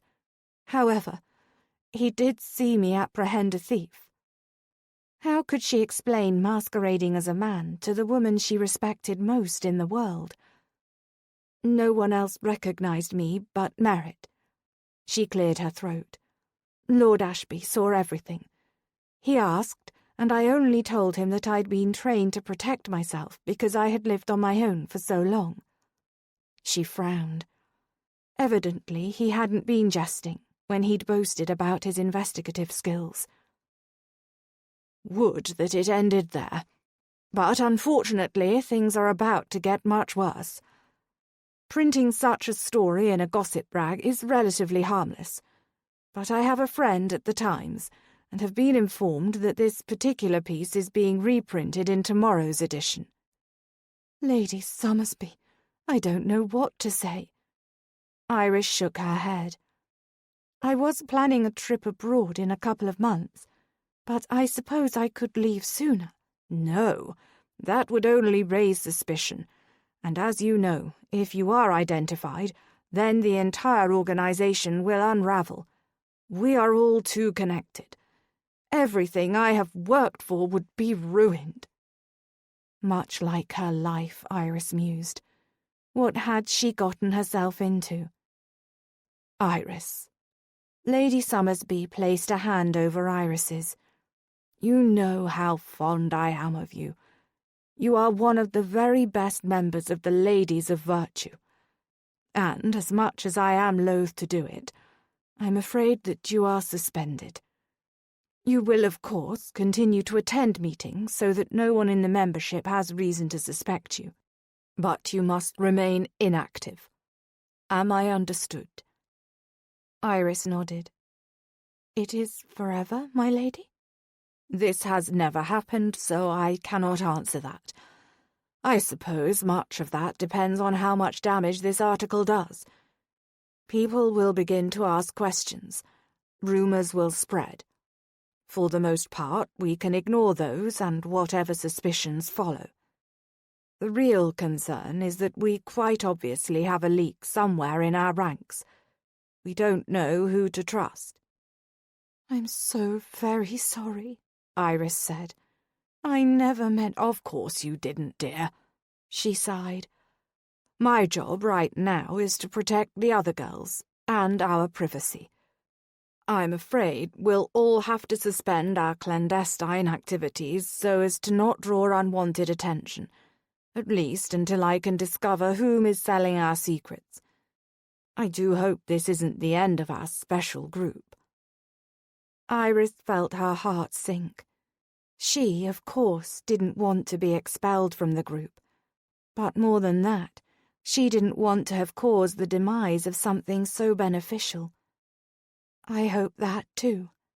Now, if you will excuse me, I have other business to attend to, and I suspect that Harriet and Agnes are eager to come back in here. Iris took a shuddering breath.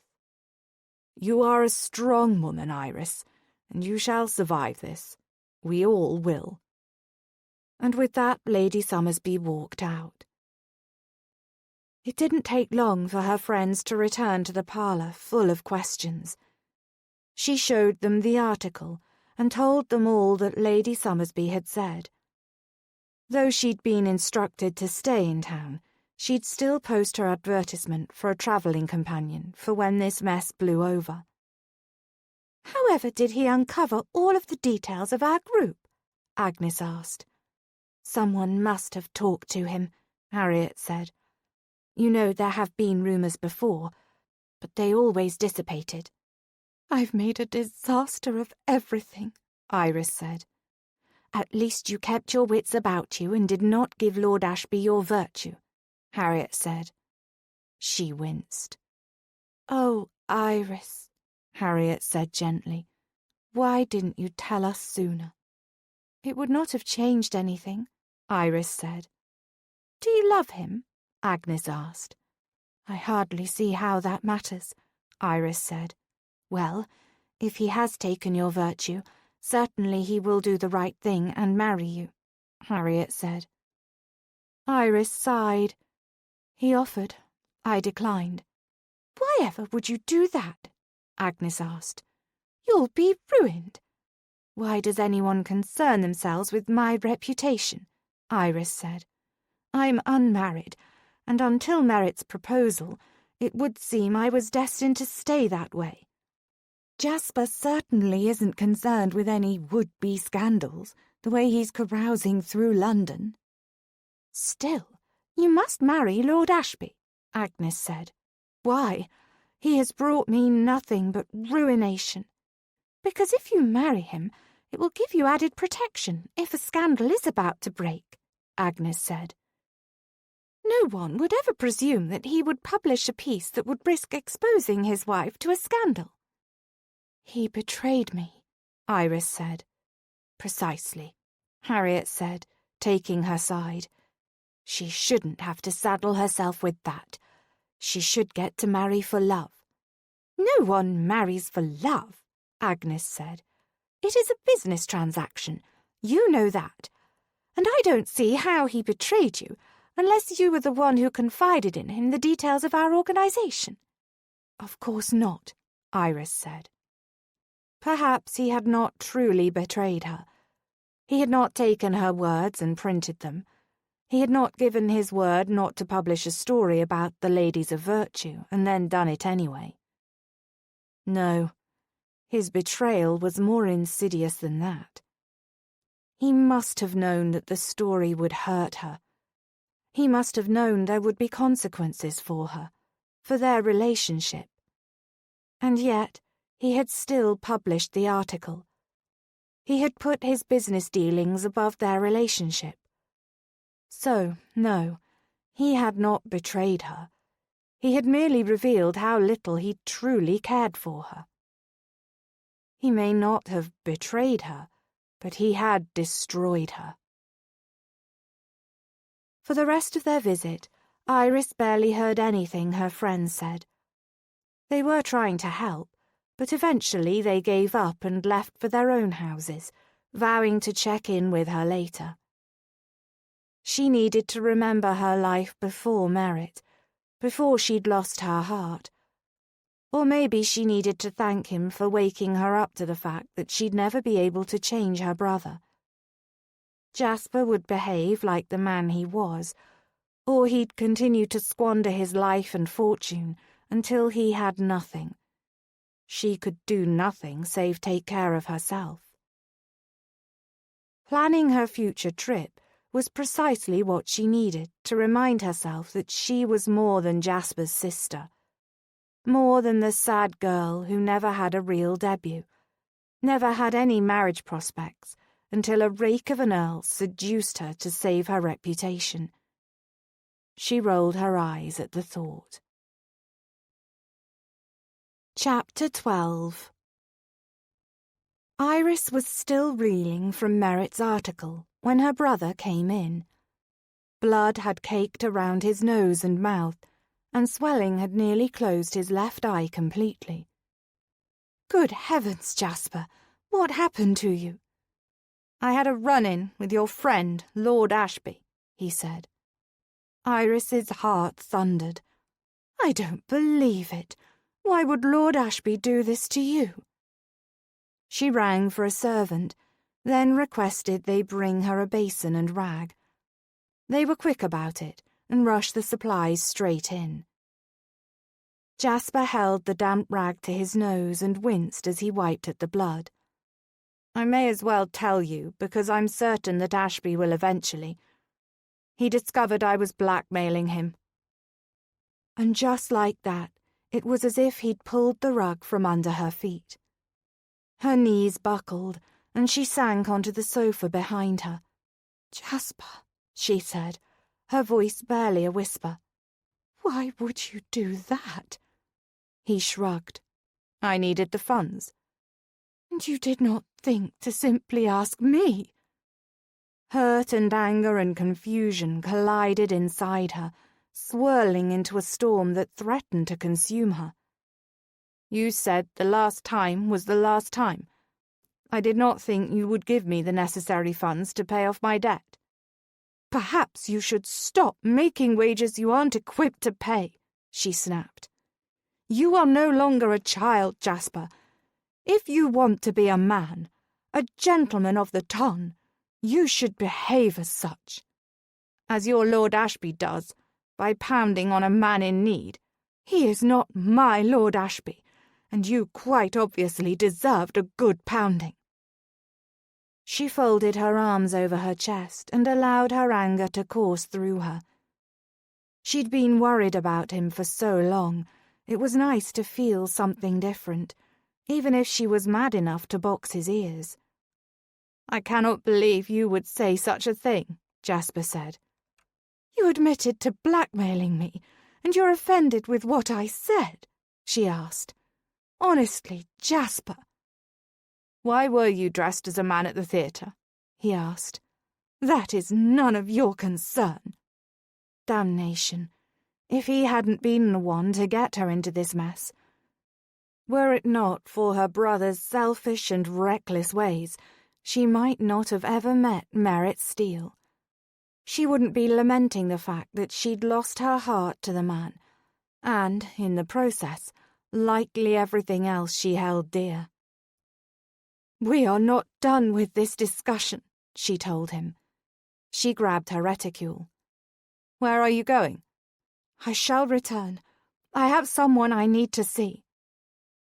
How could Merritt not tell her that Jasper was the one who'd sent the note? He'd seduced her with deception and continued to hide things from her. And she should be angry that he'd hit her brother, but she couldn't quite muster up the sentiment, since she still firmly believed he'd deserved what he'd received. Jasper was just proud enough that having the swollen face would keep him home for a few nights. Precisely what he needed. The carriage ride to Merritt's offices passed in a blur as she went over in her mind what she'd say to him. Rand looked up as she entered the outer offices, and his brows rose when she swung the door violently open. The man's lips quirked in a grin. "Right this way." She followed him into Merritt's office. Then she levelled her gaze at the man now standing behind the enormous wooden desk. "That will be all, Rand. Merritt said. Are you certain? Rand asked. Out, Merritt said. Iris paced the length of the space on the other side of his desk. Once the door closed, Merritt motioned for her to take a seat. Anger flared in her eyes and stained her cheeks and neck a lovely pink. She truly was beautiful.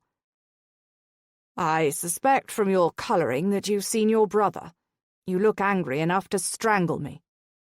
She took a steadying breath. You struck him. I did, he said. Iris, please sit. She eyed him for a moment, then complied. Her gloved hands pinched and gathered her reticule sitting upon her lap. Why didn't you tell me it was him, that it was Jasper who'd recognized me? I only found out when I dropped off the money. He'd planned to tell her, but he hadn't yet figured out how to break the news. This was easier, he supposed, for him at least. She shook her head against the tears that glistened in her eyes. Anger he could handle, but tears were another matter entirely. He waited for her to speak, not quite knowing how to proceed. I do not understand what I did so wrong with him that he could so callously do this to me. Merritt frowned, stood, and came over to the seat next to hers. He was surprised when he reached for one of her hands and she allowed him to take it. Her brother was a selfish ass. Merritt would be heartbroken if he ever made his sister cry. It was hard enough seeing Iris this way. She was the most conscientious person he'd ever known. Iris, this isn't a failing in you. Your brother made that choice. The fault is Jasper's, not yours. She sniffed. No, had I done a better job raising him, he wouldn't be gambling away his allowance, drinking too much and blackmailing his own sister. Her brother was a fool, immature, selfish, and just plain spiteful. But he couldn't tell her that. She wouldn't agree, and it would only make her angry. Would that he could talk some sense into the boy, but he doubted anything he said would make much of a difference. Besides, his damned articles were partly to blame for this. The boy hadn't grown up with a father around to show him the way, so he'd relied on so-called advice he'd found in a newspaper. He is his own man. He is going to make his own decisions, regardless of what you say to him. She pulled her hand into her own lap. Merritt leaned back in his chair. I would commend you, though, on holding tightly to the family purse strings, else he would have likely bankrupted your entire estate. Surprise widened her eyes. He explained as much to me. I see. She was quiet a moment and then asked, Did you give him money? I won't lie to you, Iris, I did. Enough to pay off his current debt. And then he and I made an agreement. He is not your responsibility, she said. He is not yours either. He is an adult, an earl. He should be taking care of you, not the other way around. He is 7 years my junior. I have always taken care of him, ever since our parents died. He'd heard the story from his own sister, how Iris had been set to debut, and then her father had died, followed by her mother the next year, preventing an official debut. It wasn't right. Iris had been dealt a bad hand, and no one had ever given her the option to trade out some cards. If he could help in this one area, he'd do it, with or without her permission. I don't require your assistance, you realize? She asked. I do. But damned if he didn't want to help her anyway. She stood. It isn't going to stop you from trying, is it? He smiled. No, it is not. She reached into her reticule, pulled out something and dropped it on his desk. Then explain to me how you can do this. How you can boast about protecting me and helping me, and then do this." A copy of his papers stared up at him. Damnation! She'd seen it. She'd read the article. He hadn't expected that until it was reprinted in the Times tomorrow. His heart sped, but he ignored it. This was business. It wasn't personal. He'd never allowed other people's emotions to determine how he ran his paper. But this was Iris. "I didn't think you read my paper," he said. Her eyes widened. "That is your defense, that you didn't think I'd see it?" "It is not a defense, merely a statement." "I told you I'd been trained to protect myself," she said. "Where did you get the rest of the information?" "I explained to you that I am good at my job. I found the details on my own." He leaned back in his seat, crossed his arms over his chest. "My source called herself Lady X." "What did she look like?" "She wore a disguise, so describing her wouldn't do any good. But perhaps if you told me who in your group is best at that sort of thing, we could figure out her identity," he said. "We're all trained in that skill. In all our skills." He frowned. "You know how to disguise yourself?" "I do." "Iris, why the devil did you need me to dress you as a man, then?" "Though I know how to create different disguises, I've never had need for one, and certainly not that of a man." "So, her skill in that area doesn't give us any significant clue, except that she's likely a member of your group." "How did you find this woman?" "I didn't. She found me. I put the word out that I was looking for information on women with certain skills, and she sent me a note to meet her." He explained the carriage, and that he'd tracked it to the carriage house, where he'd been told that the crest was not one of theirs, and that the person who had rented the rig had been a man. She shook her head. "I cannot believe you did this. You do not know what you've done." "I didn't put anyone's name in the article. You are all still anonymous." "Oh, well, in that case," she said, her voice reaching a fevered pitch. "Iris, calm down. There is no harm done." "No harm, other than completely betraying me." She came to her feet. "I brought to your attention that there is a traitor in your midst. Certainly that counts for something," he said. "How could you not say you were writing an article on me? You merely hoped I wouldn't see it." She shook her head. "There is nothing you can say to fix this, Merritt. I trusted you." "No one knows the story is about you. No one ever figures out the identities behind my anonymous stories." "Still so prideful and arrogant." She shook her head with disgust. With that, she turned on her heel and walked out of his office. He couldn't help but think she'd also walked directly out of his life. Merritt left his offices not long after Iris. He couldn't concentrate on work at the moment, not when he'd likely destroyed the only person in the aristocracy he'd ever grown to care about. But no sooner had he stepped out onto the street to get into his rig than Christopher Watkins came up to him. "I'd like a word, Ashby," he said, his tone much less congenial than it had been the last time he'd approached Merritt.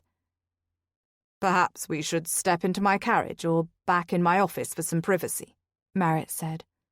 "The rig will do," Christopher said. The door closed on them, and the other man's eyes flared with anger. "Do you have any notion of what you've done?"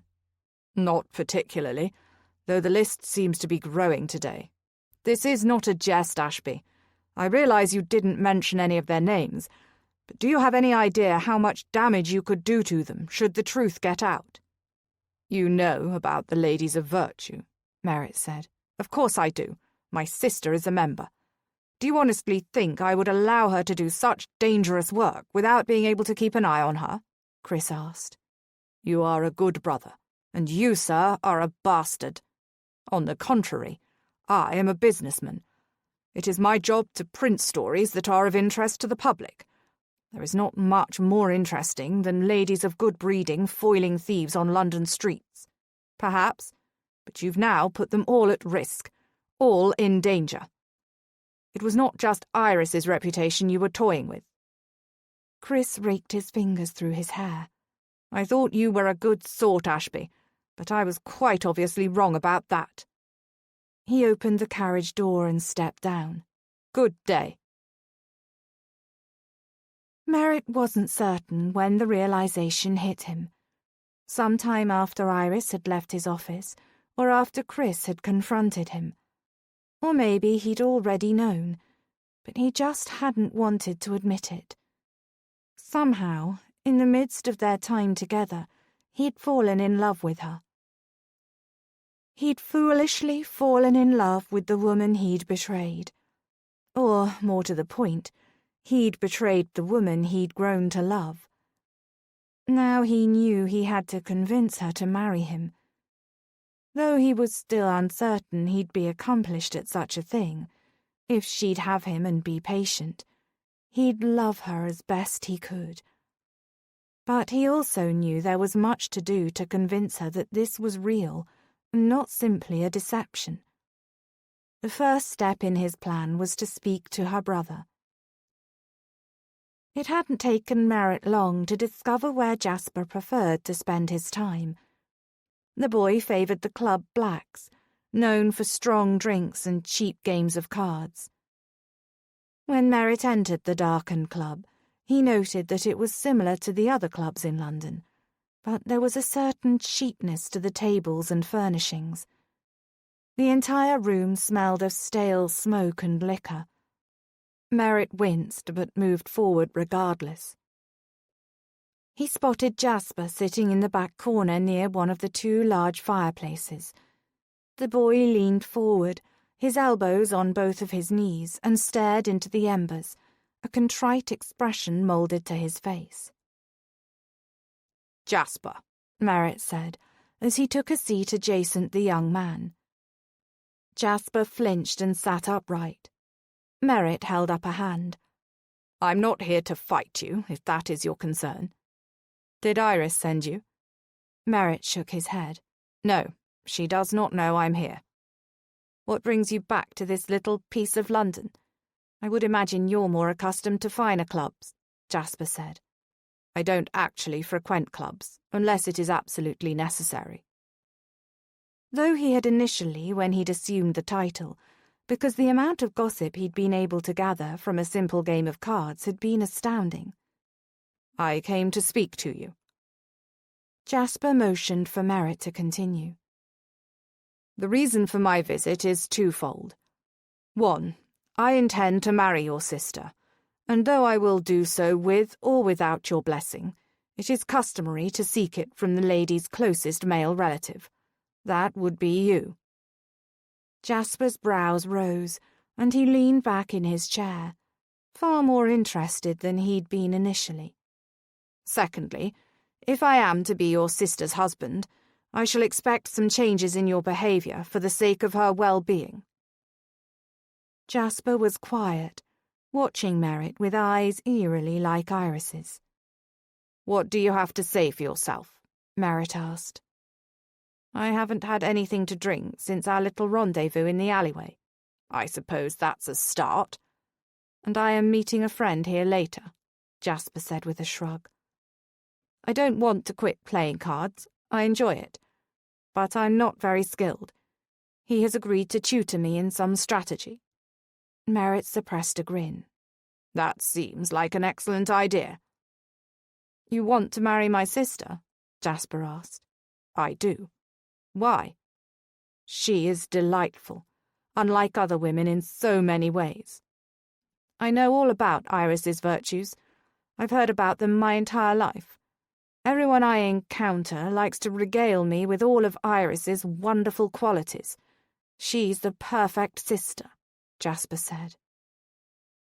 It was then that Merritt realized with clarity that Jasper felt inferior to his sister. His reckless behavior likely had much to do with that. Since he didn't feel as if he could compete with Iris's accomplishments, he excelled at other activities, namely ones she couldn't participate in, or at least shouldn't.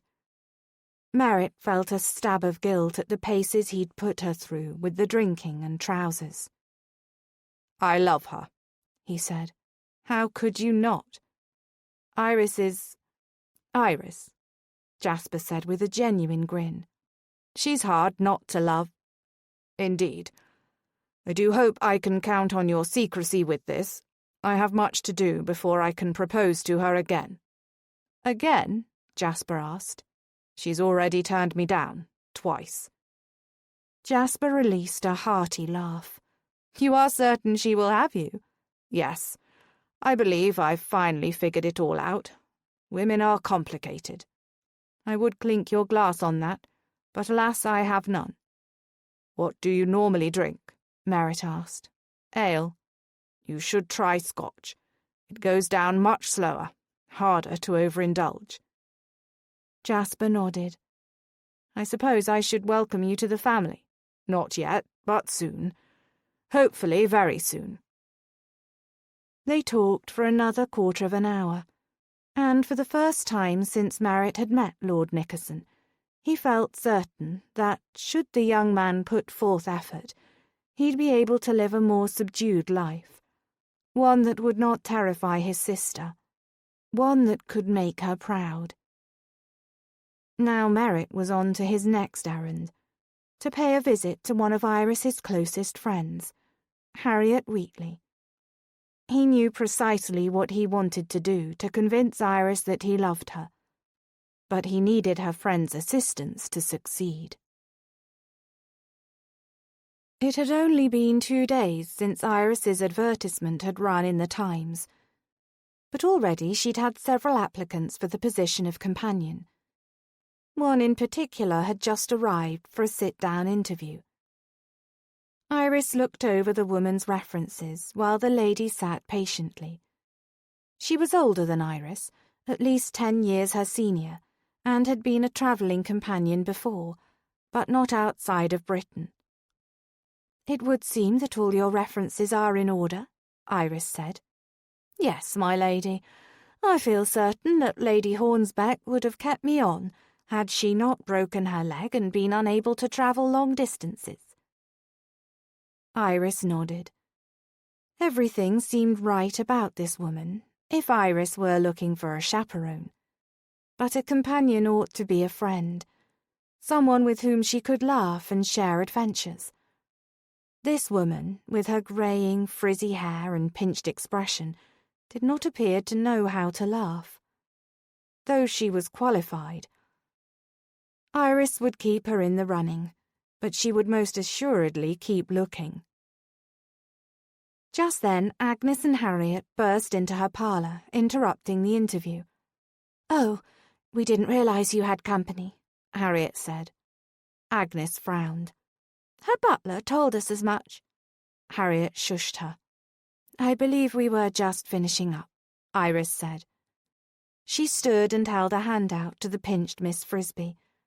"I shall be in touch. Thank you for your time." The woman shook Iris's hand, but gave both Harriet and Agnes looks of deep disapproval. No, she would not do it all. Iris's friends were non-negotiable.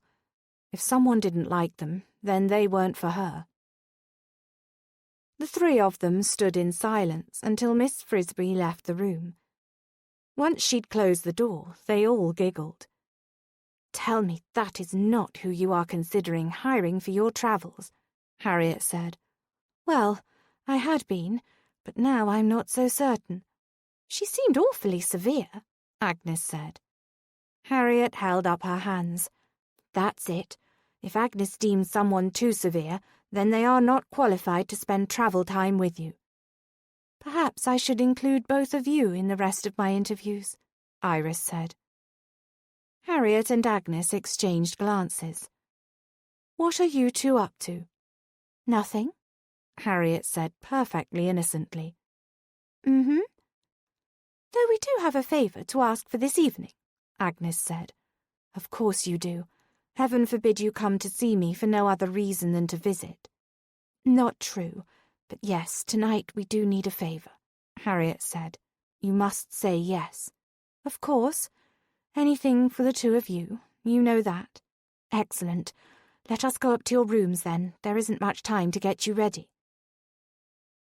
It was then that she realised that, unlike her, dressed in an afternoon receiving gown, her two friends were quite obviously ready for an evening out. She stopped walking as they climbed the stairs.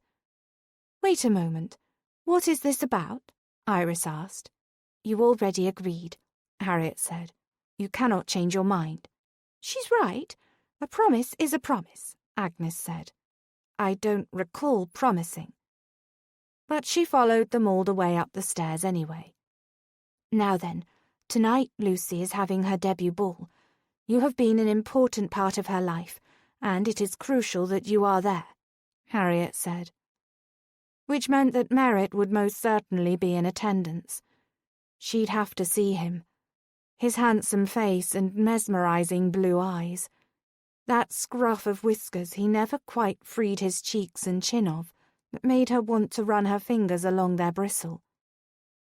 Agnes had already nudged Iris down onto the chair in front of the dressing table and begun taking down her hair, while Harriet rifled through Iris's wardrobe. You've got to have the right dress in here somewhere, Harriet said. Iris turned her head quickly to see how far into her armoire Harriet was digging. Panic seized her heart. She tried to stand to stop her friend. Agnes pushed down on her shoulder, though. Sit still, Agnes said. I've got to do your hair. Harriet, don't bother. I shall find something as soon as Agnes is done here. Iris, Harriet said quietly, why do you have all these morning gowns?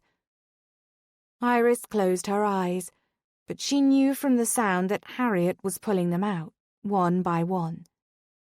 They cannot be the ones from your previous mourning periods, because they are current in fashion. There must be at least 15 here. Iris bit down on her lip as tears sprang to her eyes, but she swallowed hard against them and met Agnes's gaze in the mirror. Oh dear, Agnes said. You order them because I never know when I'm going to need them, Iris finished. You are not going to lose anyone else, Harriet said. But she had, already. She'd lost Jasper. She hadn't told her friends about her brother's blackmail, hadn't been able to bear them knowing that her only relative had betrayed her in such a way. And she'd lost Merritt. Well, she'd never precisely had him, but she'd certainly lost her heart to him. Iris swiped at her tears. Enough of this foolishness. Find me a gown and let us get this evening over with. Agnes and Harriet eyed one another. Then they both nodded, and Agnes went back to working on Iris's hair. Oh, this is the one, Harriet said, as she pulled out one of Iris's favourite gowns. It was a spectacular shade of gold, and did not clash with her hair in the least. Half an hour later, she was dressed and ready to go. Nerves battled inside her, making her palms damp and her breathing shallow. She could do this. She'd seen Merritt a couple of days before, and not given in to the desire to say yes to his proposal, despite there not actually being a scandal to save her from, despite him not loving her. She wanted to say yes, desperately. She wanted to be his wife, to wake up beside him every day. But she knew if she settled for a loveless marriage with Merritt, she would be miserable. She steeled herself with one last glance in the mirror, as if to remind herself that she was strong enough to walk away. She'd been on her own for years. She could continue that way. She certainly didn't need a man to make her happy. Chapter 13. A footman escorted them from the entrance of Merritt's townhome to the staircase that led to the second-floor ballroom. There weren't many carriages out front, Do you suppose the short notice means that not many will attend? Iris asked. She hated for Lucy to be disappointed. No, I think it was meant to be a small, intimate gathering, Agnes said. Her friends stepped in front of her and were introduced. Suddenly the music swelled for a few measures. Then it stopped and the footman announced her. "Introducing Lady Iris," he said loudly. As she stepped into the ballroom, she saw Merritt first, standing in the centre of the room, hand extended toward her. This wasn't a ball for Lucy. This was an official coming-out ball for her. She was here, and she was stunning. The shimmering golden gown fit her every curve. He held his hand out to her, and she stepped forward. "I was hoping you'd give me the honour of the first dance," he said. You did this? For me? She asked, her voice filled with emotion. "I did. Not too many people were invited. Only the ones I know are most important to you," he said. She glanced around the room, her eyes widening as she recognized people. Lucy waved at her. Her brother offered her a bow. Her lovely green eyes met Merritt's. Why did you do this? "Because you never had this, and you deserve to have everything a woman could want." He took a sobering breath. "And because I needed to apologize to you. Will you hear me out?" Her eyes glistened, but she nodded. He led her onto a balcony off the far wall. He was quiet for a moment once they reached the cool night air. He doubted this would work, but he owed it to her to explain, to tell her how he felt. "Iris, I know you are angry. You have every right to be. I betrayed you. I have no excuse, but I do have a reason." She nodded for him to continue. "After all the time we'd spent together, I was terrified of how you made me feel, of the things you made me want. I spent my life loathing everything about the aristocracy, and I was determined that, despite my inheritance and my title, I would not be a part of them. Not truly. When I met you, for the first time since inheriting my title, I was tempted to become a part of that world, to put aside the standards I had set for myself and live like one of the aristocracy. Because, you see, I knew I could not have you if I didn't. But still I resisted. So, when I saw you in action that night, then followed up and learned about the Ladies of Virtue, all I could think about was that if you were anyone else, I'd write and print the story. And to prove to myself that you meant nothing to me, that I hadn't fallen under your spell, I printed it. I wanted so desperately to be a man I could be proud of. But I've realized now that none of that matters, that the only thing that truly matters is whether I can be a man that you can be proud of." "And so you hosted a ball for me?" "I wanted to talk to you, and I wasn't certain you'd listen to me under any other circumstances." "The ball is a little late, as I'm obviously no debutante. Still, I'm so grateful. This was exceptionally kind of you," she said. "One other reason, Iris," he said. "What's that?" "Because I love you." Her eyes narrowed and she shook her head slightly. "I don't understand." I know. I told you that I couldn't love you, and I didn't think I could. Not because of you, but because of who I am. But the more I'm away from you, the more I have realized that I don't want to marry you." "You don't?" he chuckled. "You didn't allow me to finish. I don't want to marry you because of any potential scandals. I want to marry you because I want to be with you. I want you by my side always. I don't want another man to touch you or kiss you or even look at you in an untoward manner. I think about you every moment that I'm away from you, wondering when I will get to see you again. When will I get to hear your laugh, see you smile, make your eyes go dark with desire? I'm not an expert, but I do believe that's love." She laughed. "You love me? You love me?" "Yes, I do. Shall I say it loud enough so that everyone inside can hear as well?" "No, of course not. It is perfect with just the two of us." Then she paused. "Merritt, I'm scared." "Scared of what, love?" "Of loving you, of losing you, of becoming my mother and losing myself." He pressed his forehead to hers. "Iris, you are the strongest woman I've ever known. There is nothing in the world that could cause you to lose yourself." He kissed the tip of her nose. "And I'm not going anywhere." "Promise?" she whispered. "Yes." He glanced around them. "Now I'm rather annoyed that there are so many people around us, as I'd like to pull you into my arms and kiss you senseless. So I might ask you again, Iris Bennington, will you do me the honor of being my wife?" "You do not first wish to know if I love you in return?" "I would marry you without you loving me, but also you talk in your sleep, and you told me that night in your bed." She popped him on the arm with the fan dangling from her wrist. "I do love you, Merritt." "I don't believe I shall ever tire of hearing that," he said.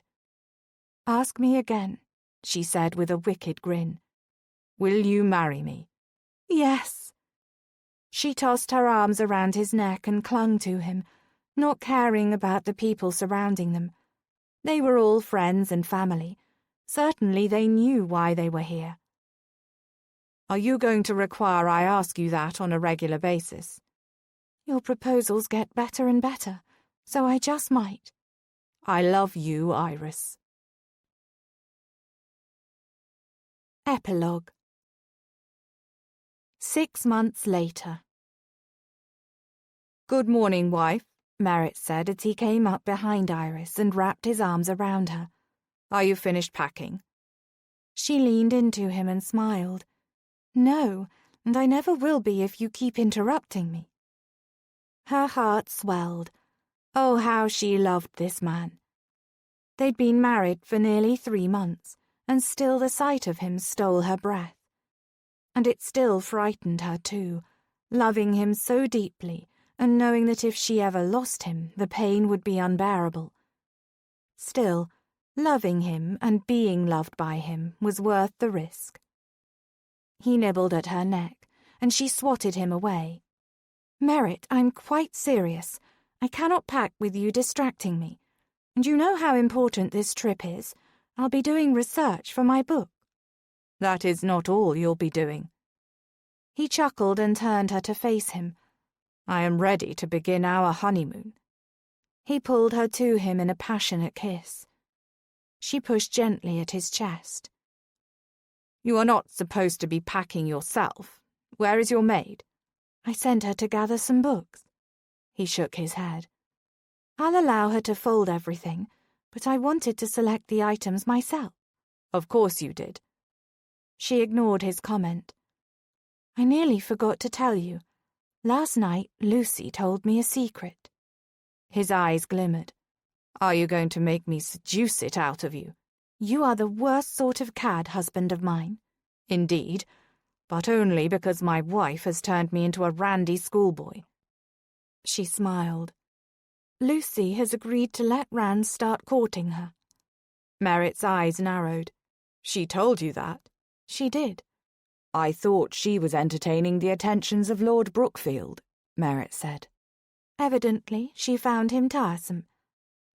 Iris kissed him gently, then moved away from him to continue packing. "I think she's finally recognized that Rand is a man. You know, a man who could be a potential suitor." He reclined across their bed and watched her move from the armoire to the trunk. "Just in time for me to leave him in charge of the paper while we're gone for a month." Then he sat up abruptly. If he defiles her, I'll kill him. He's your dearest friend. And she is my sister. You've wanted them together. You admitted that much to me. She closed the trunk and moved to gather the personal items she kept on her dressing table. They might fall in love just as we have.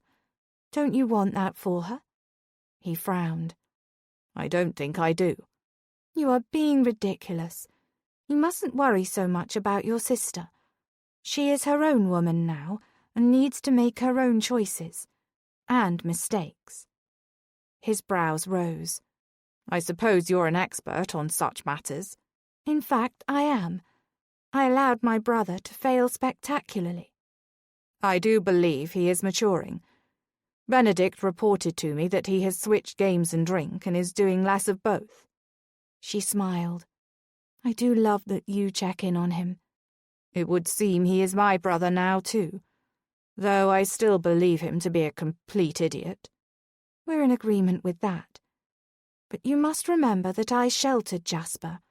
I kept him home too long, spoiled him out of concern that he'd miss our parents too much. I indulged him. She shook her head. Perhaps it just means he'll grow up slower than most. Has he called on Mr. Furnish yet to claim control of the family coffers? No. Then she laughed. It will be nice to have a break from all of this. London, our family, all of it. The investigation into the mysterious Lady X. You are ready to leave that behind? Of course not. So far, she's managed to paralyze our entire organization. But we have others working to seek her out, so hopefully we'll discover her identity soon. Agnes is exceptionally clever, and I gave her all of our notes. We will find her, that I promise you. She went over to where he sat on the edge of the bed and stood between his legs. Still, I am very much looking forward to it being just the two of us. You are going to exhaust me with your wanton ways. Absolutely. This concludes The Scoundrel and the Lady by Robin de Hart. Narrated by Rachel Beresford. Copyright 2017 by Robin de Hart. This unabridged audiobook is published by arrangement with Entangled Publishing, LLC, and was produced in the year 2022 by Tantor Media, Incorporated, a division of Recorded Books, which holds the copyright thereto. Please visit tantor.com for more information on our growing library of unabridged audiobooks.